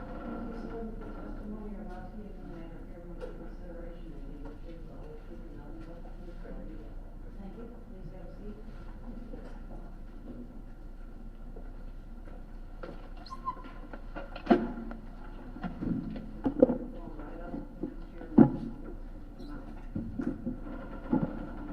You may inquire, Counselor. Thank you, Judge. Would you please state your name for the court? Joseph Nickerson. Mr. Nickerson, in 1994, October, what was your occupation? I was a police officer in the city of St. Louis, What unit were you assigned to at that time? a homicide division. How long at that point had you been in the homicide unit of the St. Louis Metropolitan Police Department? Probably 5-6 years. How long have you been employed as a police officer, as a whole? At that point, At that point, yes, sir. 17 years.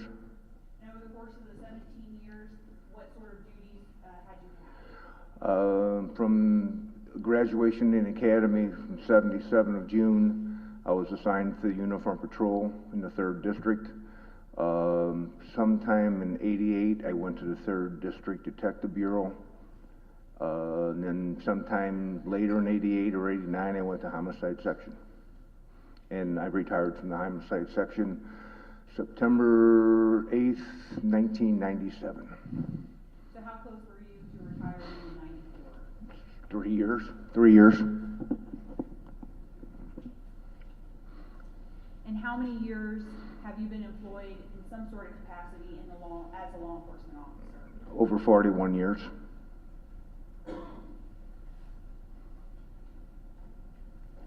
Going back to October of 1994, and 1994 specifically, and I know it's been 28 years, but at that time, do you know how many homicide detectives? How many roughly?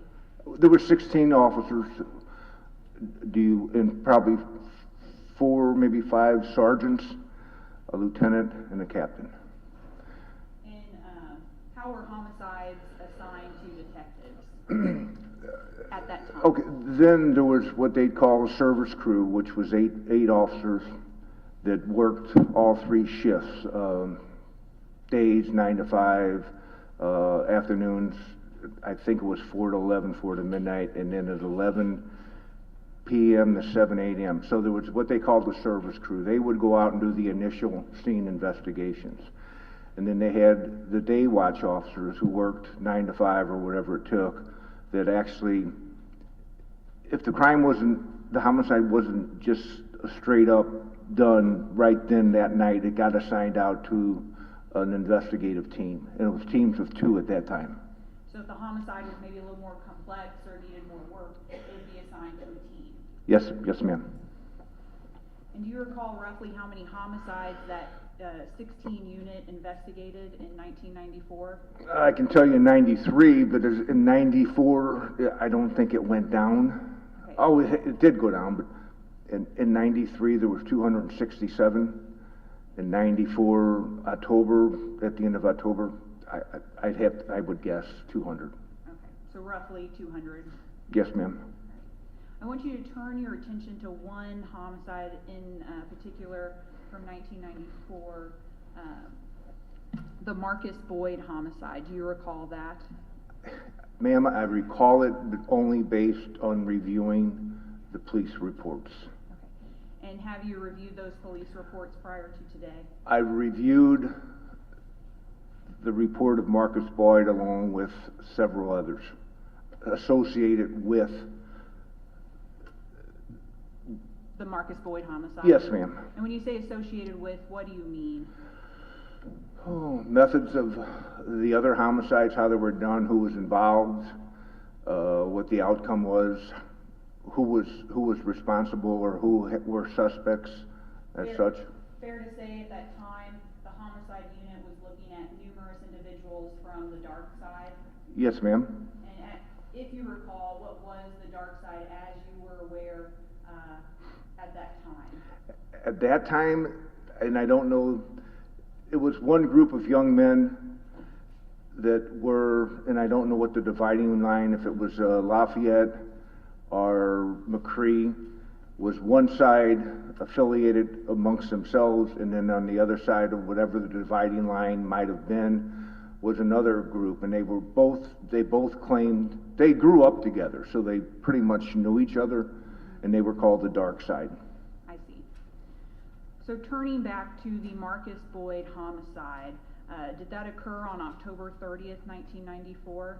Yes, ma'am. And how did you first become aware of that homicide? It would have been October 31st, Monday morning, when I got to work at the homicide office. Okay. And he was murdered the day before, right? Actually, I believe the call for the shooting came out at 9:05 p.m. on the 30th, which was a Sunday night. Okay. So kind of what you mentioned before, there would be an initial unit that would go out to the scene, right? Yes, ma'am. And that was not, you were not a part of that? That's correct. Okay. So you had no involvement at the scene or talking to any witnesses at the scene that night? That's correct. Okay. And you became aware of it the next day when you got into the office? Yes, ma'am. And was it just assigned to you? To tell you the truth, I couldn't tell you how I ended up with it. I don't know. I just did. Do you recall kind of what was the first thing you did in connection to the Marcus Boyd homicide? Well, the first thing I would have done was been assigned by either the sergeant or the lieutenant, and I don't know who. I would have reviewed whatever notes had been provided by the officers that responded, the detectives, the homicide detectives that responded that night, or if in fact they would have still been in the office that morning. I see. I don't know which happened, but I reviewed notes, or I may have even talked to the actual responding detectives. I don't know. I don't recall. Right. Been 28 years. Yes, ma'am. Your initial stage is kind of collecting information from other detectives. That's already been done, and most of the times you didn't go home until you put whatever you had from the initial investigation on paper. You didn't leave the office until you had it on paper. I see. So those other officers may have still been there typing up their reports at that time? Yes, ma'am. Okay. And they may not. They may have already been done. I see. Okay. So after you kind of collected that information, what sort of knowledge did you gain from that? Well, I read what had been transcribed thus far, or I talked to them. So my initial, I knew what had been said. I knew who had been interviewed. I knew pretty much the evidence that had been seized from the scene. I knew who the victim was. I knew who his girlfriend was. I knew who his mother was, and such. Okay. After gaining all that information, what do you do? I initially began monitoring the victim's pager. And I started calling numbers that were in his pager. Why did you monitor his pager? That was the best source of information. We didn't have cell phones then. Right. I don't think we did. I didn't. Now, while you're monitoring the pager that next day, are other officers doing other things? Well, I'm sure they were. Right. Relative to the case? Yes, sir. Doing other things relative to the case. I'm sure everybody was doing something. I don't know what. Right. Been 28 years. Yes, ma'am. Okay. So while you're monitoring the pagers, what happens next? Next, or what's... While you're monitoring the pagers, what happens? I made contact with from a number taken from the victim's pager. I made contact with an individual. Okay, so numbers are coming in and you're calling those numbers. I don't know if they're coming in, but I guess you go backwards. I don't remember how pagers worked. Okay. But you could go backward and see what numbers had come in over the course of whatever period of time might have been. Okay. But however you obtain those numbers, what do you do when you have them? I call them. Okay. Why do you call them? Wanting to know if they had any knowledge, or how they had knowledge, or why their pager number was in the victim's pager, what association they might have had with the victim, and when the last time they spoke to the victim. You're just looking for any leads or information at that time? Yes, ma'am. Okay. And do you recall calling some individuals? I do. Okay. And when you call them, do you talk to them? I did. And after talking to them, do you eventually document what they said into a report? Yes, ma'am. And when you document information into a report, Is it as accurate and correct as it can be? I try to make it as best I can from my notes or from what my memory served with the person that I spoke to. So after you reviewed the pager, after you call some individuals, what do you do next? Well, I spoke to people over the phone. Yeah. And they gave me further information, and then I acted on that information. And what did you do upon that information? You're kind of like, you're letting me out there. I don't know where, I mean, I called one of the numbers and I spoke to an individual named Edward Niger. Okay, and what did Edgar Niger tell you? He knew the victim. He was aware of the fact that the victim had been shot last evening. He too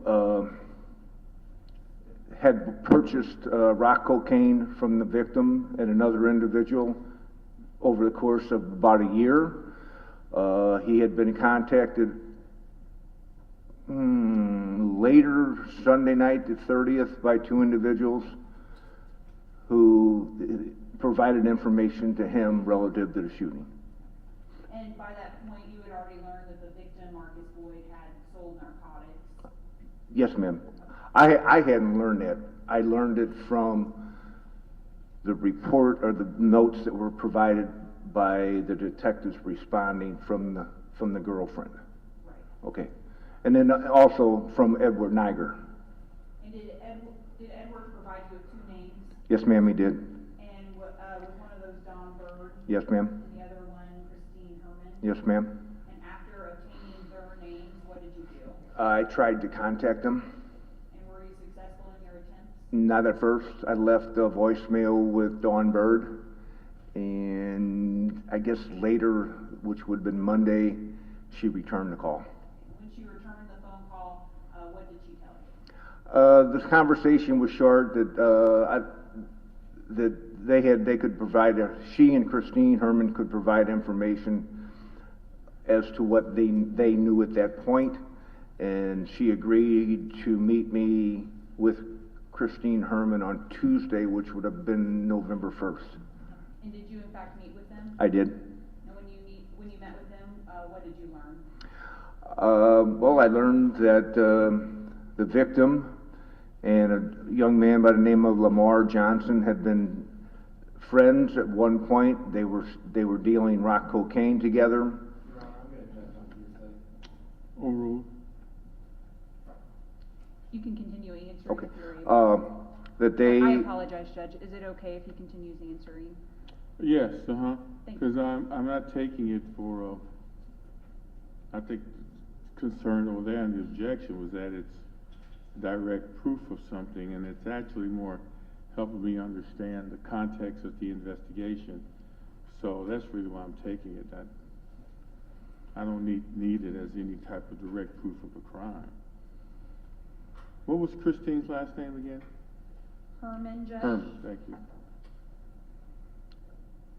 And I'll kind of ask it again. Okay. What did you learn when you met with them? I learned, well, they also told me that they had been purchasing cocaine from both Marcus and Lamar Johnson over the course of almost a year. They had become friends with Marcus and his wife, and they were kind of friends with Lamar, and that when they would want to purchase their cocaine, they would page Marcus or Lamar, and whoever returned the call quickest got their business. And in addition to that,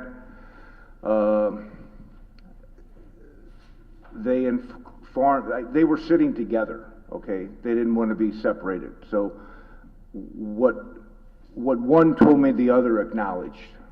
It wasn't two separate interviews from my recollection in my report. That they, on Saturday night, which would have been the 29th of October, very late or early Sunday morning, Dawn Bird had turned on or advised a friend of hers that she could buy rock cocaine from Lamar Johnson. And this was several days prior to this conversation. So I don't know when she turned this friend on, but Lamar Johnson burned her, sold her bad dope. So this friend. And Christine Herman and Don Bird are the ones who told you that? Yes. Okay, what else did you learn at this meeting? That on the 29th, late or early the 30th, Sunday morning, Saturday night, Sunday morning, Dawn was pretty upset with the fact that Lamar had burned one of her friends after she had recommended buying from Lamar. So she paged Lamar. Lamar returned the page. Lamar and the young lady that Dawn and Christine only knew as Anita, or maybe Anita, came to their apartment together, and Dawn pretty much let Lamar have a piece of her mind for selling somebody she recommended bad dope, back and forth. So Dawn really gave her a piece of her mind. So Lamar and Anita, whatever, I'm not sure, they weren't sure, left, and then leaving, Lamar Johnson told both Christine and Dawn that he was going by Marcus's house then late night, either early Sunday morning, and talked to Marcus about what was going on, why he was getting accused of selling bad dope. And that's all information that they told you? Well, they also told me that, I don't know if it was Dawn or Christine, actually called Marcus's residence to give him a heads up that Lamar was on his way to the house. So they called it, Marcus's girlfriend, Leslie Williams, answered the phone, told them that Marcus was asleep, but they told him, well, you're going to be expecting a visitor because Lamar is on his way to the house to talk to Marcus. I see. And that's all information that they told you at that time? Yes. And you put that in a report? Yes. And that was the truth? That's what they told you? You didn't make it up? No, ma'am, I didn't. I couldn't make it up.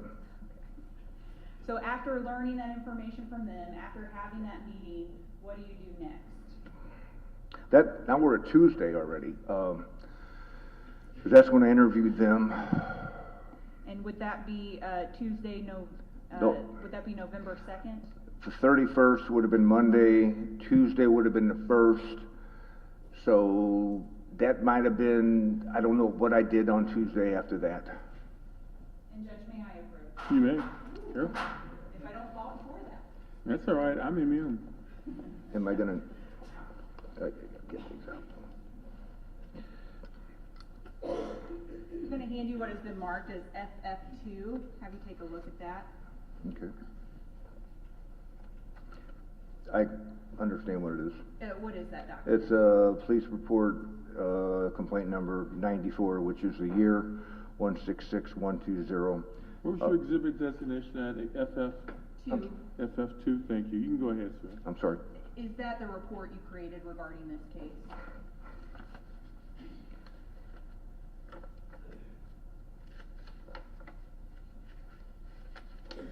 Yes, ma'am, it is. Okay. And would looking at that document refresh your recollection as I'm asking you questions? It certainly would. Okay, what I would ask is that you keep that up here, and if you need your memory refreshed, please let me know, and I'll direct you to look at it.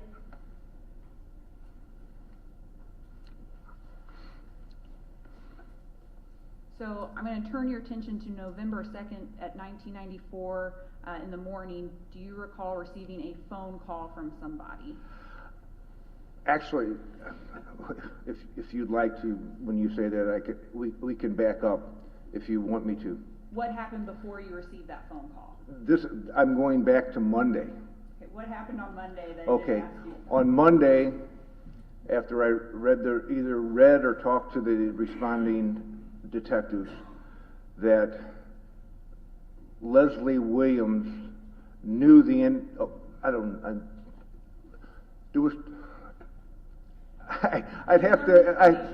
crime scene is the victim is standing or sitting on his front porch with another individual by the name of Greg. Two assailants come up, kill Marcus Boyd, and they run off. Okay, So prior to Marcus being killed, Marcus, his wife, a girlfriend, arrived home, and Marcus, the victim, was sitting on the front porch with an individual by the name of Greg, a white male by the name of Greg. Marcus said hello, took his baby upstairs with the groceries and his girlfriend, and then Marcus came back downstairs. So. What do you know that happened after Marcus came back downstairs? What happened? Yes. Well, he and Marcus talked for 30 minutes, according to my report, and that's when another white male came walking down the street, and Marcus got up, met the white male. Mr. Elking, I think he stated that some exchange took place between Marcus and this white male, and then Marcus came back and sat back on the porch with him. And you've mentioned Greg, you've mentioned Mr. Elking. Who was that individual? Mr. Elking? Yes, sir. Gregory Elking. Okay. He was the individual that was seated on the porch with Marcus Boyd. And he was the white guy who was sitting on the porch with Marcus Boyd? Yes, ma'am. Okay. And he witnessed the homicide? Yes, correct? ma'am. And after he witnessed the homicide, was there a time where you didn't know where he was? I didn't even know who he was, much less where he was, but that's what brings us to where we're at now. Fair enough to say that's an individual, as an officer, you would want to talk to? Yes, ma'am. And because he may have information? Yes, ma'am. What steps were taken in order to find James? Well, the name Greg had been provided by Leslie Williams on the night of, or early morning of the 30th or 31st, whatever time they interviewed her. The responding detectives interviewed Leslie Williams, and she provided them with the name of Greg, and that Greg was seated on the porch when the incident occurred, and that Greg and Marcus Boyd had worked together, and she knew the name of the corporation or company, so she was aware she didn't know who Greg was, she just knew where he worked, that he was a friend of the Marcus's. So Leslie knew who this Greg was and had some information about where he might be? Yes, ma'am. Okay. And that's all kind of information you learned when you read the reports or talked to detectives, and kind of information you gained through the course of your investigation? That's correct. And what was significant about that information? Well, if we can go back to Monday, prior, I guess it was either prior, it was one or the other, prior to or after I had talked to Edward Niger, I was aware of the fact that Marcus Boyd had worked with this individual, Greg, at this whatever plan it was. So I don't know if I probably didn't Google it, but I found out the phone number for the corporation. I called them. I don't know who I spoke to. I said, hey, I have a young man by the name of Marcus Boyd, And I don't know if I told them he'd been shot or if he'd been murdered, whatever, but they were helpful. I said, hey, I'm trying to identify another young man that was employed at your company 6 to 8 months ago, first name Greg. So I don't know if whoever was helping me said, I'll get back with you, or was able to just pull it up right away. She provided me with the name of Gregory Elking. Well, at about the same time I got a call from Leslie Williams. She was able to also find out. I didn't tell her what name I had. She told me what name she had, Gregory Elking. I had Gregory Elking, so assumingly the witness was Gregory Elking. So I went to the department computer, Regis system, and I ran the name Gregory Elking in the department computer. What did you learn at that time? That, now we're in 1994, but back in 1991, Gregory Elking had been arrested, and I don't know what for, but there was an arrest sheet in the computer, and what information did you learn from that? His emergency contact number. And who was that? It was his sister. After learning the sister's contact information, what did you do? I called her, it went to an answering machine, left a message that I was trying to get hold of her brother. And what happened after that? Well, eventually, and I don't even know the sister's name, She called me back, and she was aware of the fact that her brother had witnessed a homicide. He was currently in hiding. He was fearful that he was going to be killed. And that's all information she provided to you? Yes, And you eventually will put that information in a report? correct. What do you do with that information? Or let me ask a better question. After she tells you that, what do you do? I think it was either that, and again, I'm getting confused on Monday and Tuesdays, but I talked to Leslie Williams either when she told me the name, but she also told me that at one time she had actually gone to Gregory Elking's house with Marcus. And I said, do you think you could find it again? She goes, yeah, I can take you there. So I think at 7 o'clock, that was Monday, the 1st. So Tuesday at 7 a.m. I made arrangements to meet with, I picked Leslie Williams up at the house, and we drove to the location where she believed Gregory Elking lived.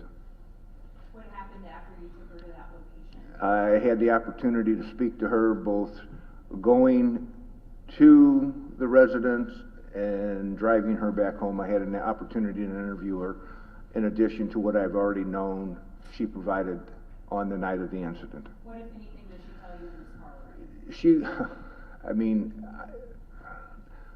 it's quite extensive. I mean, she told me pretty much.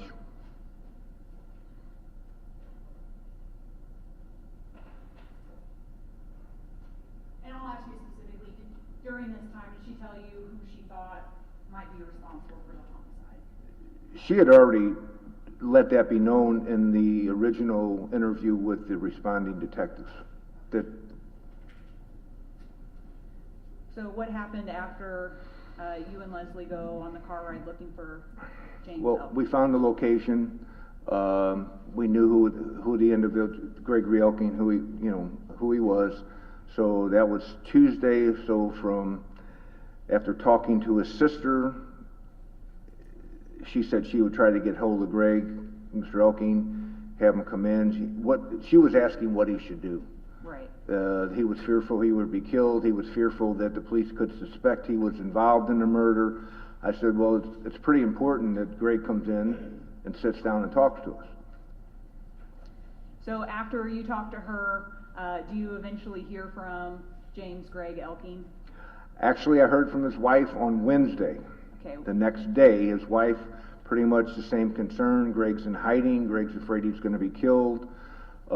He doesn't know what to do, and such. And I know that's a short version, but that's...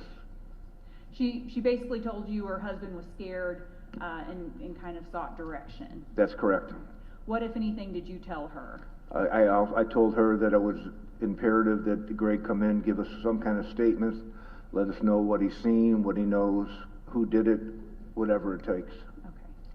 After you had that conversation with his wife, what happened next? Now, with regards to the phone conversation, or what happens next in the whole... Let's just keep the phone conversations. Do you eventually receive a phone call? Okay, from on somebody? Thursday, which would have been, let's say it's the 4th of November, I finally do get a call from Gregory Elking. Tell us about that conversation. Well, it was pretty quick and short right then. You know, he was scared. He didn't know what to do. He wanted some advice. He had to worry about his family. He thought that he would be killed. He thought that if he came forward, his identity would be known, and that he would eventually be killed. He didn't know what to do, and he went on and told me briefly what had happened. And what did he tell you happened? That he had gone to Marcus Boyd's residence on Sunday night the 30th, roughly about 8:45 p.m. Marcus's car was not there, so he decided to sit and wait on the front steps. He waited, I'm not sure, 15, 20 minutes, and Marcus, Leslie Williams, and her child came home. Did he tell you what happened after they came Well, home? he told me why he was there, and he told me what happened. Now, you mentioned him being scared. Were you able to hear that fear? On the phone? Yes. Absolutely. Okay. And what do you mean by absolutely? He was fragile. he didn't know what to do. He was so scared that he was gonna be killed, he didn't know what to do. He knew that the people responsible knew who he was. Now, he had mentioned, that they were wearing masks, right? Yes, ma'am? Okay, but, James Elking didn't have a mask on at that time? Correct. Okay. Now, during this conversation, did you ever threaten him? No, Ever accuse him of anything? no. The information he told you, did you write down in a report? Yes, eventually, yes. During this phone call, do you ever arrange to meet with James? Yeah, and I'm guessing that Gregory Elking called me at 10, 11 o'clock on the morning, Thursday morning, in arrangements. He still wanted to discuss with his wife what they were going to do. He said, okay, let me talk to her, and I don't know if he got back to me or if I got back to him, but arrangements were made to meet later that afternoon at a prearranged location. Do you remember where you met James Elking? I do. And where was that? I don't know what it's called now, but 28, 30 years ago it was called the Buttery on South Grand, and I'd say the old Sears, an old, what do you call, merchandising station. I see. Sears, maybe Sears Roebuck, I'm not sure. Was it 30, 40 years ago? Is that in the city or kind of outside? It's on Grand Avenue, probably about the 3500 block of Grand, South Grand. Do you recall whose idea it was to meet at that location? It was his, because he didn't want to come to the homicide office because he was fearful that somebody would see him and that they'd further know who he was. He didn't want me to come to his house because he thought whoever was responsible was watching his house, so he chose the Buttery. Do you recall at that time if he was living at his house or with his sister? I tell you the truth, I don't. I know he wasn't at home. Okay. Now, do you meet him at the Buttery later that afternoon? He and his wife. Okay. Before going there, do you prepare and collect photographs for this meeting? I did. And why did you do that? Well, they're referred to as the photo lineups. They were referred to back, I don't know what they're referred to back now, but they're referred to as LID photos. So when somebody arrested for a felony, their picture was taken and they were given a number. It was normally a 6-digit number. And so I arranged a series of 5 photographs of individuals in an attempt to have Mr. Elking look at the photograph in an attempt to identify, because in telling me in the phone conversation, he said even though they were wearing masks, there was enough of their faces for him to be able to identify someone. Okay. And after collecting those photographs, do you make your way to the prearranged location? I did. What happens when you first arrive? I sat and talked to Mr. Elking, and his wife was present. He briefly tried to describe what had occurred that evening on the night of the incident. Do you recall if you go inside and sit at a booth? We sat at a booth. Okay. And when you're in the booth, is his wife present? Yes. Okay. And what happens while you're talking?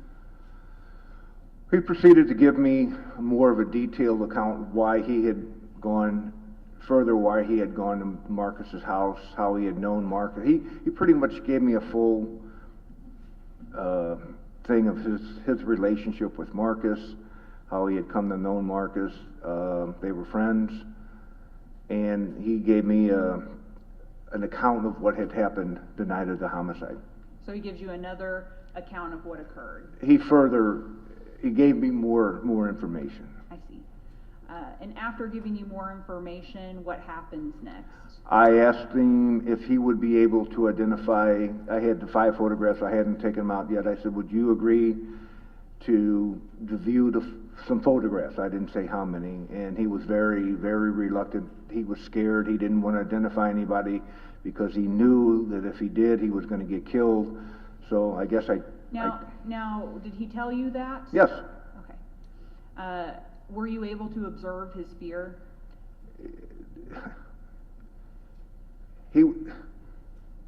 I don't know how to describe it. He was very scared. He was shaking. I mean, and his wife was also, I mean, they knew that there was bad things gonna happen. Did you show him the photographs? I did. And how did you show him the photographs? I couldn't tell you if I put them down on the table, all 1, 2, 3, 4, 5. If I said, okay, look at these, and gave them all 5 at once, I don't recall.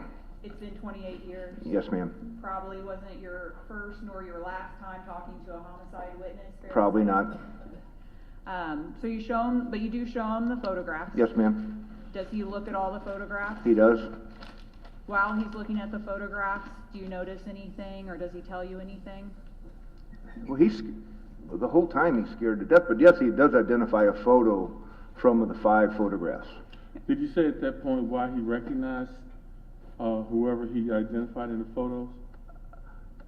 Why he recognized him? He Did you just say could put anything? him at the scene of the murder by his Did you face say because he had that seen person? it. He had seen enough of the individual's face. What do you mean by that? Even though they had the mask on, the eyes were cut out, as was the mouth. So, Did you say as was the mouth?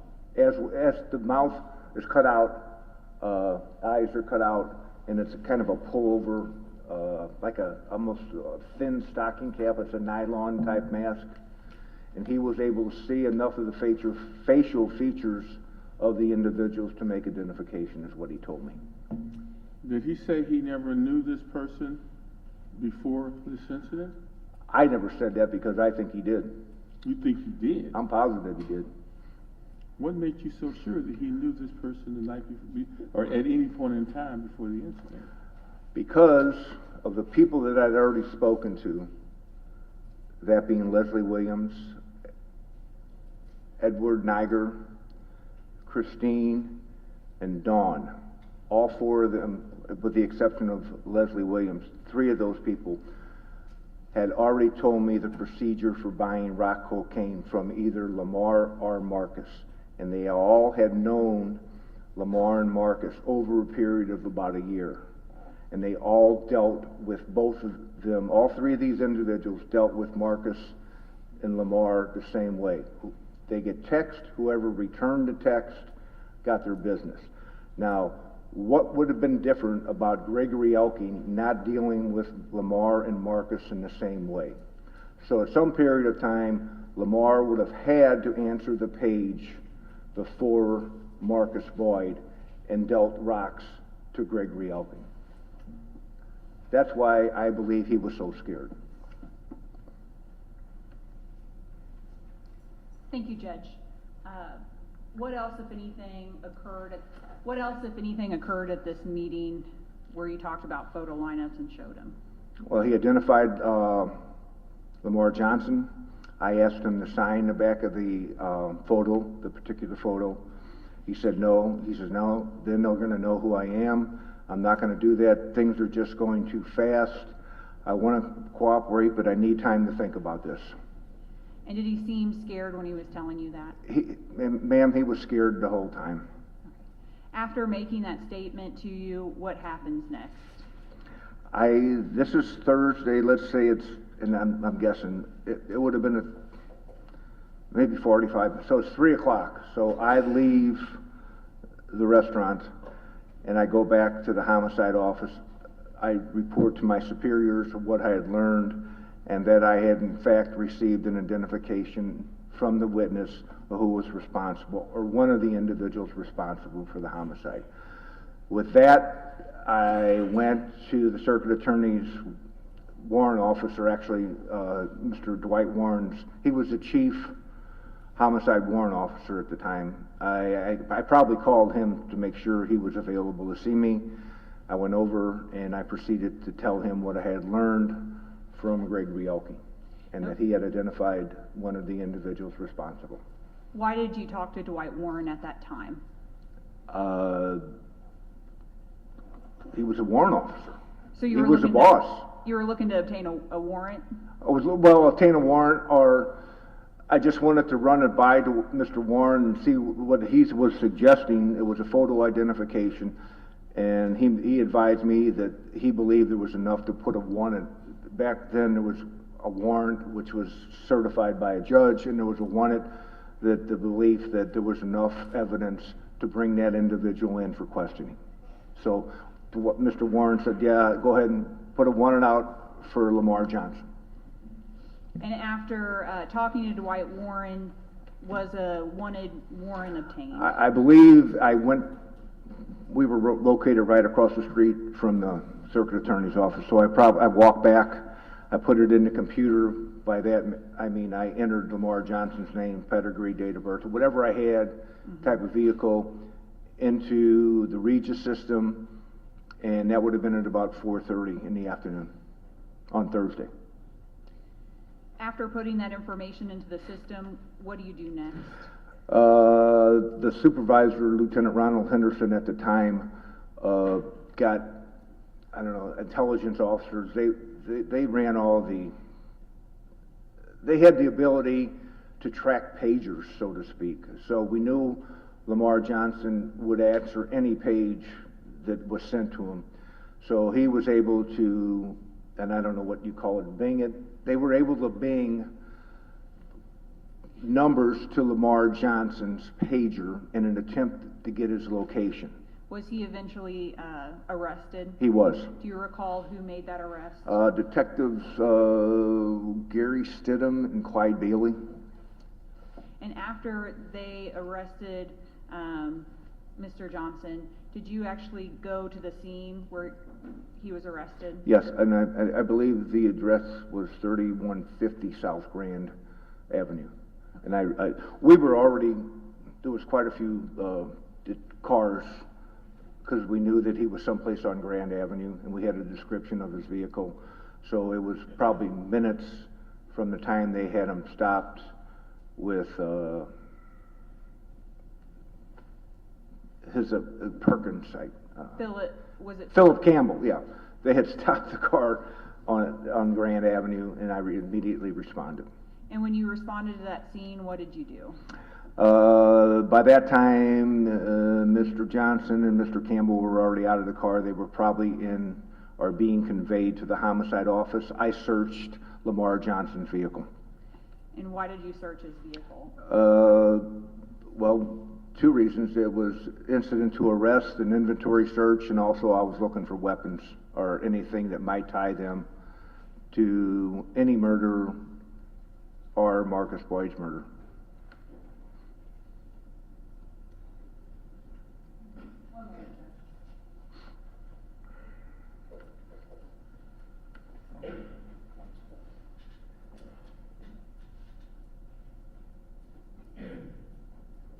Judge, the next line of questions I have are regarding what he discovered upon his search.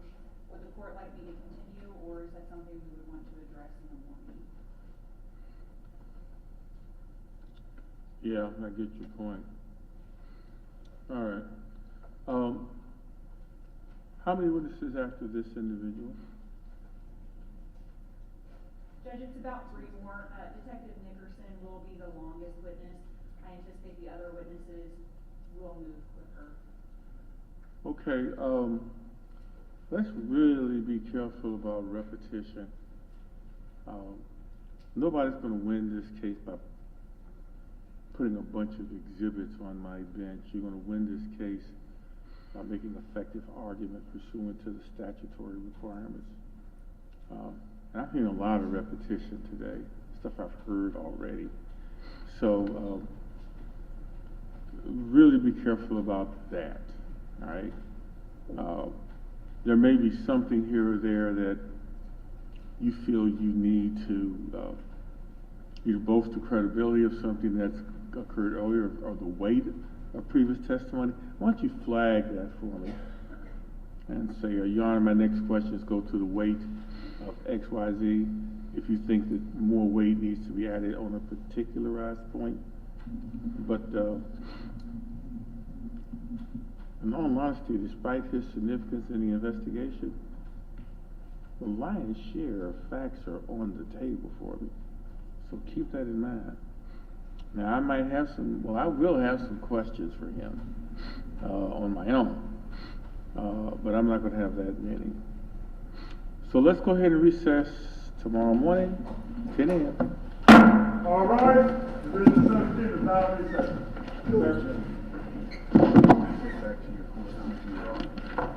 When you on? Yes, she's. Okay, I'll just get rid of this. This can stay. Most everything else can stay. Most everything else can stay. Okay.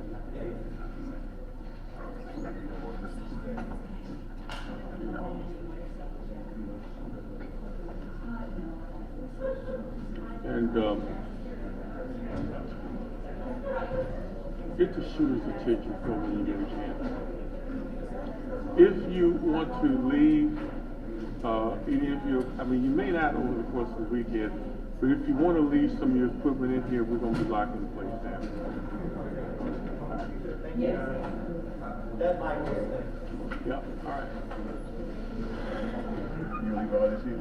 You leave all this here? Huh? That's just evidence, I'm not going to tell anybody. Okay. Oh, you're still here. Oh, okay.